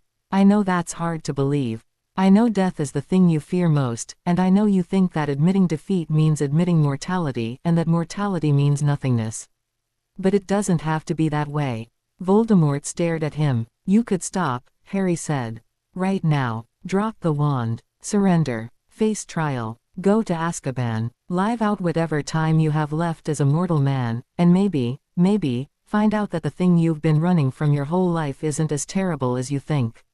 The battlefield had gone quiet. Harry realized, distantly, that the fighting had stopped. Every combatant on the grounds, defender and attacker alike, had paused to watch the confrontation at the forest's edge. Hundreds of eyes, hundreds of held breaths, the entire war balanced on a knife's edge of one man's choice. Voldemort looked at Harry. His red eyes were bright, and behind them, for one flickering instant, Harry saw something that might have been the ghost of Tom Riddle, the clever, lonely boy from the orphanage, the boy who'd been afraid and turned that fear into a weapon, the boy who'd been offered a chance at belonging and chosen power instead. I am Lord Voldemort, Tom Riddle said. He raised his wand. The killing curse left his wand at the same instant Harry's magic left his hand. Green and gold, crossing the 20 feet between them simultaneously, two forces on a collision course, death against life, fear against love, the last gasp of a dying ideology against the full, burning fury of a boy who'd chosen to live. They met in the middle. The collision was silent. That was the strangest thing: no explosion, no thunderclap, no dramatic detonation. The green light and the golden light met and merged and cancelled each other out, and for one heartbeat the space between Harry and Voldemort was a void, a gap in reality where two incompatible magics had annihilated each other. And then Harry's magic, more than Voldemort's, immensely more, the overflow that the collision couldn't consume, punched through the void and hit the Dark Lord squarely in the chest. Voldemort's wand shattered. The yew-wood splintered in his hand, and the phoenix feather, at its core, brother to the feather in Harry's own wand, ignited and burned to ash in the space between heartbeats. Voldemort was lifted off his feet, not thrown, lifted, rising into the air as Harry's magic stripped away the dark enchantments that held his damaged body together, layer by layer, the accumulated decades of self-modification and dark ritual dissolving like fog in sunlight. What hit the ground was not the terrifying figure of Lord Voldemort. It was a man. Just a man, thin and old and broken, his robes hanging on a skeletal frame, his S-like features softened by the removal of the dark magic that had sustained them. His red eyes faded to dark brown, Tom Riddle's original color, and his lipless mouth opened, and the sound that came out was small and human and lost. He lay on the wet grass and breathed, and each breath was shallower than the last. Harry knelt beside him. The defenders were watching. The Death Eaters were watching. Dumbledore had descended the castle steps and was standing at the edge of the courtyard, his blue eyes bright, his face unreadable. The whole world was watching, or would be soon enough, and Harry didn't care. He looked at the dying man on the grass. At the boy from the orphanage who'd been brilliant and terrified and alone, who'd made choices that had destroyed thousands of lives including his own, who'd spent 60 years building a monument to his own fear and was now lying in the ruins of it with the morning sun on his face. "You could have been extraordinary," Harry said. "Not with anger. With sadness. You were the most talented wizard of your generation. You could have done anything, been anything. And you chose this." Tom Riddle's brown eyes focused on Harry's face. His mouth moved. Harry leaned closer. Was there, a whisper, barely audible. Was there ever, another way? Harry looked at him. At the dying man who'd killed his parents, who'd tried to kill him, who'd terrorized the world, who'd torn his own soul to pieces in a desperate bid to escape the one thing no one could escape. "Yes," Harry said. "There was always another way." Tom Riddle closed his eyes. His breathing slowed, stopped. Harry stayed kneeling for a long moment. Then he stood, and the morning sun was warm on his face, and the scar was gone, and the war was over. The silence held for 3 seconds, 4, 5, and then it broke, and the world came flooding back. Sound hit him like a wave, cheering, crying, the clatter of dropped weapons, the thunderous roar of hundreds of people releasing a tension that had been building for years, for decades, for a generation.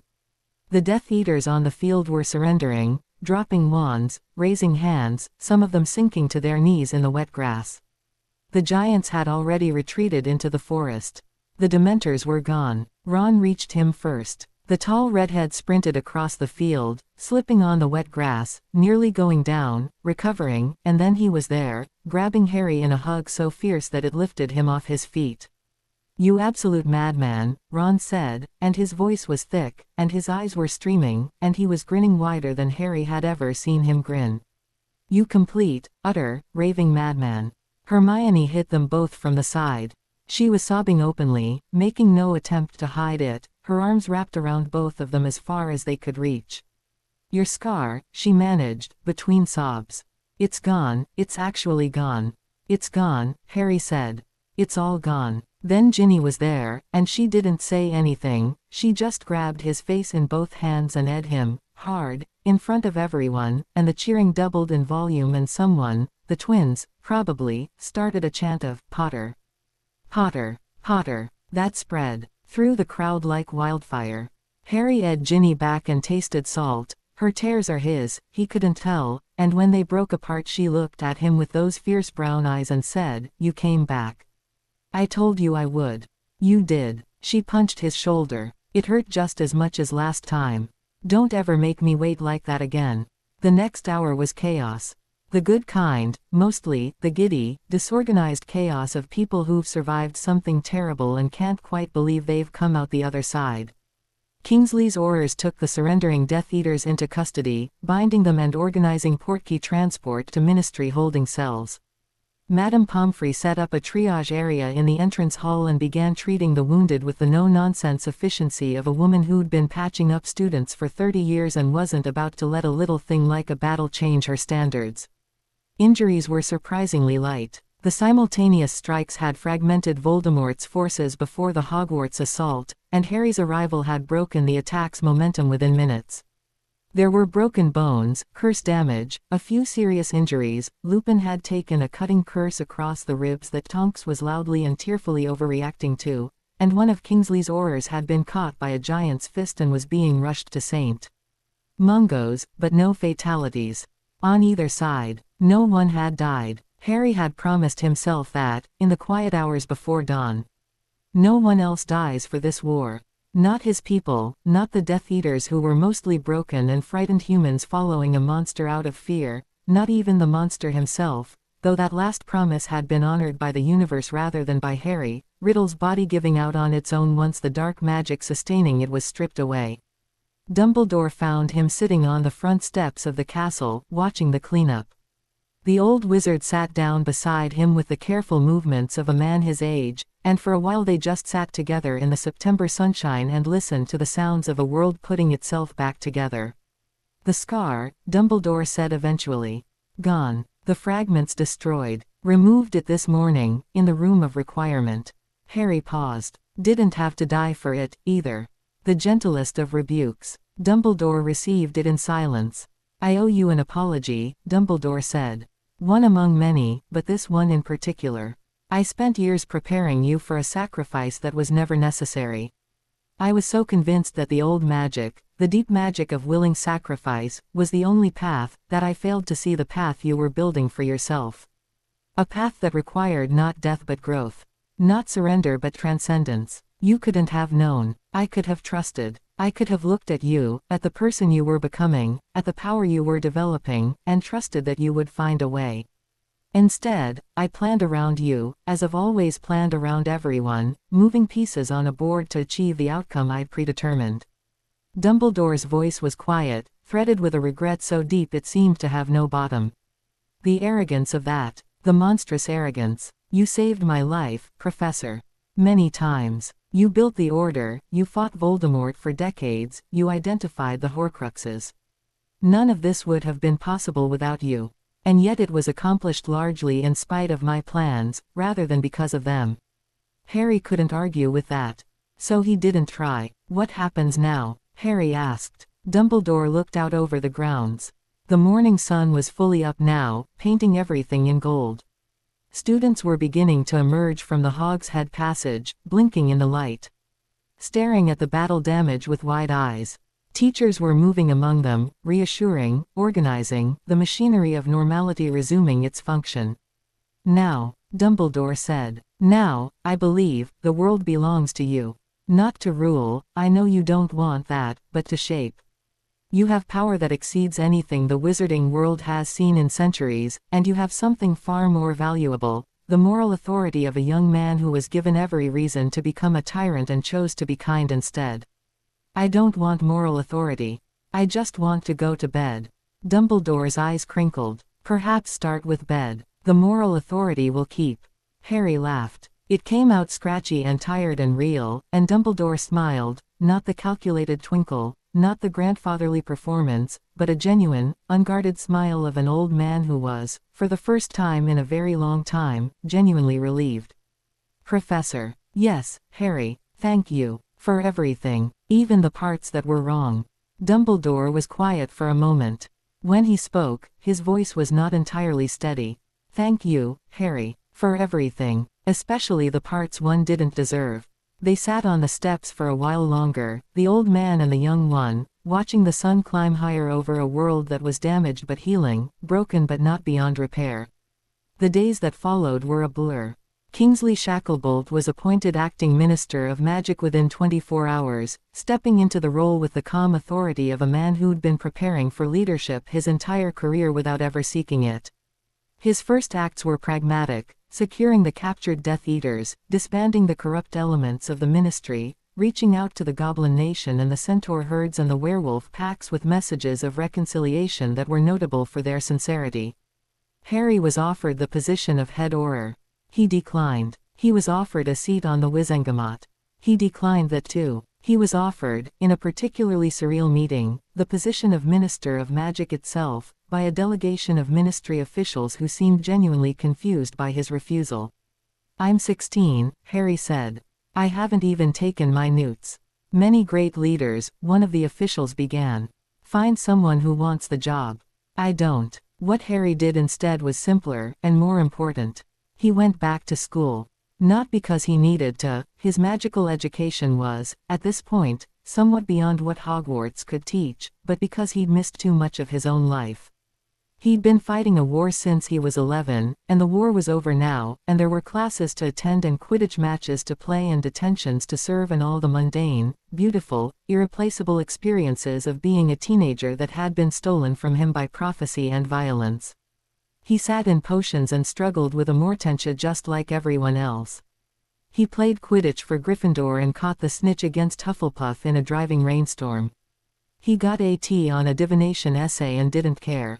He ate breakfast in the Great Hall with Ron and Hermione and argued about homework and traded chocolate frog cards and laughed at the twins' latest products and existed, simply existed, in the space that Voldemort's absence had created.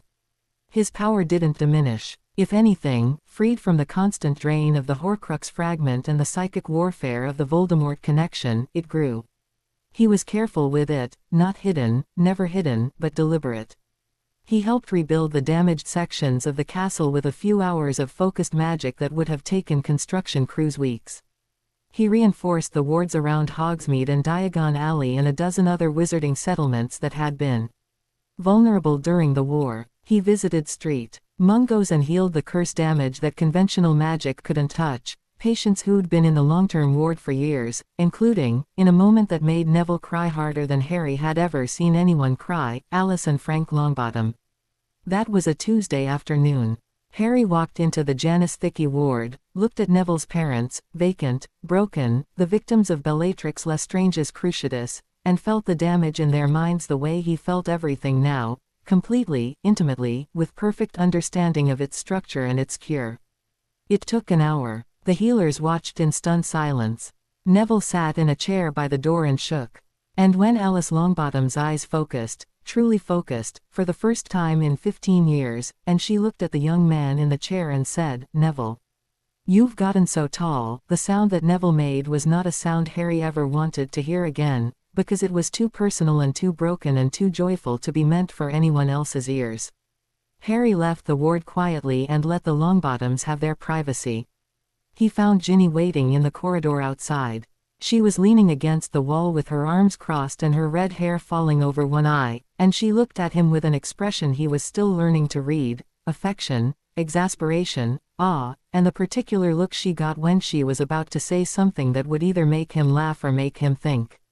"You just performed a miracle," she said. "You literally just healed 2 people who've been incurable for 15 years. And you're going to walk out of here and go to Charms class like nothing happened, aren't you?" Double charms. Flitwick's doing nonverbal summoning today.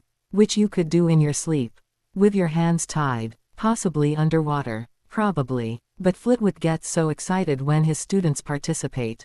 Ginny shook her head. Then she took his hand and they walked out of St.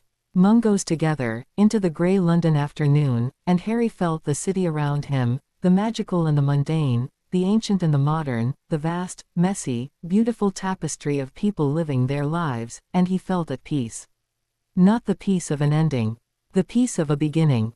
The peace of a young man with unimaginable power and no interest in using it for anything except making things better, one quiet miracle at a time. Months passed. The world healed, slowly and imperfectly, the way worlds do.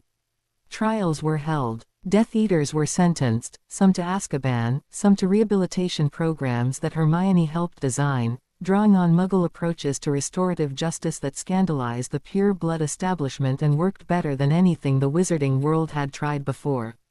The Dementors were removed from Azkaban permanently, replaced by human guards, on Harry's personal insistence and Kingsley's pragmatic agreement. Snape was exonerated. The full story of his decades as a double agent was made public, and the wizarding world's reaction was complicated and heated and ultimately, after much debate, respectful. Snape himself seemed profoundly uncomfortable with the attention. He returned to Hogwarts, resumed his position as potions master, and continued to be precisely as unpleasant as he'd always been, which Harry found oddly reassuring. Draco Malfoy returned to school. It was awkward, spectacularly, painfully awkward, but he came back, and he sat in classes, and he kept his head down, and he navigated the particular purgatory of being a former enemy in a community that was trying to forgive. Harry didn't make it easy for him. Didn't make it hard, either. Just treated him like another student, which was, in its own way, the kindest thing anyone could have done. Creature thrived. The old elf, liberated from his decades of grief, threw himself into the maintenance of Grimmauld Place with an energy that bordered on frightening. The house was transformed, clean, bright, warm, the dark artifacts cleared out, the curtains opened, Mrs. Black's portrait removed through a complicated negotiation that involved Harry, Creature, and a significant amount of elf-made wine.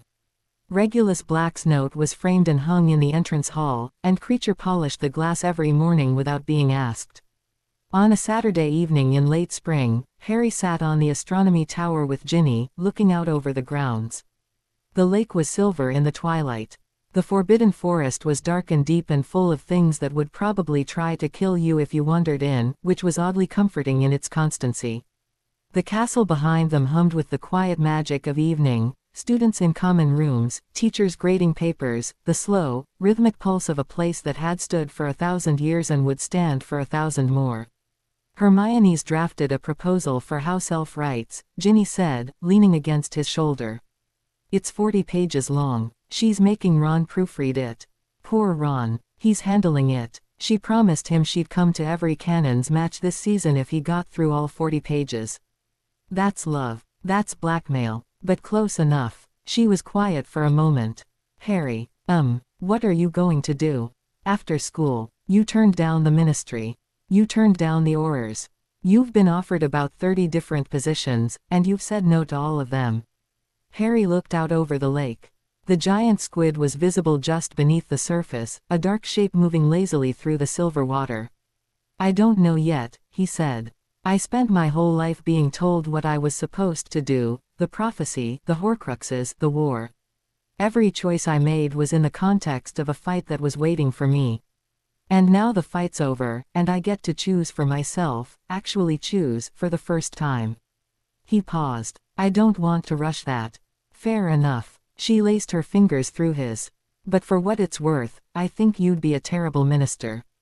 Thanks. And a worse Auror. Appreciate the support. You're welcome. She grinned. You'd be a decent Quidditch player, though. Just decent. You've got raw talent, but your feinting needs work. My feinting is flawless. Your feinting is predictable. You always go left. Harry opened his mouth to argue, realized she was right, and closed it again. Ginny laughed, that full, bright, uncomplicated sound that he loved more than almost anything in the world, and the evening settled around them like a blanket. Below the tower, the castle lived. Students laughed. Ghosts drifted. The suits of armor stood at their posts, polished and still, their brief taste of battle over, returned to their eternal vigil. In the kitchens, house elves prepared dinner. In the greenhouses, sprouts plants rustled and grew. In the dungeons, Snape marked essays with an expression of sustained suffering. In the headmaster's office, Dumbledore sat with Fawkes on his shoulder and a drop in his mouth and looked out his window at the sunset, and felt, for the first time in decades, something that wasn't worry. And on the astronomy tower, Harry Potter sat with the girl he loved and watched the stars come out, one by one, in a sky that belonged to no one and everyone and was full, at last, of nothing but light. To be continue. I hope you enjoyed this story. Also remember to subscribe and like this video. See you in the next video.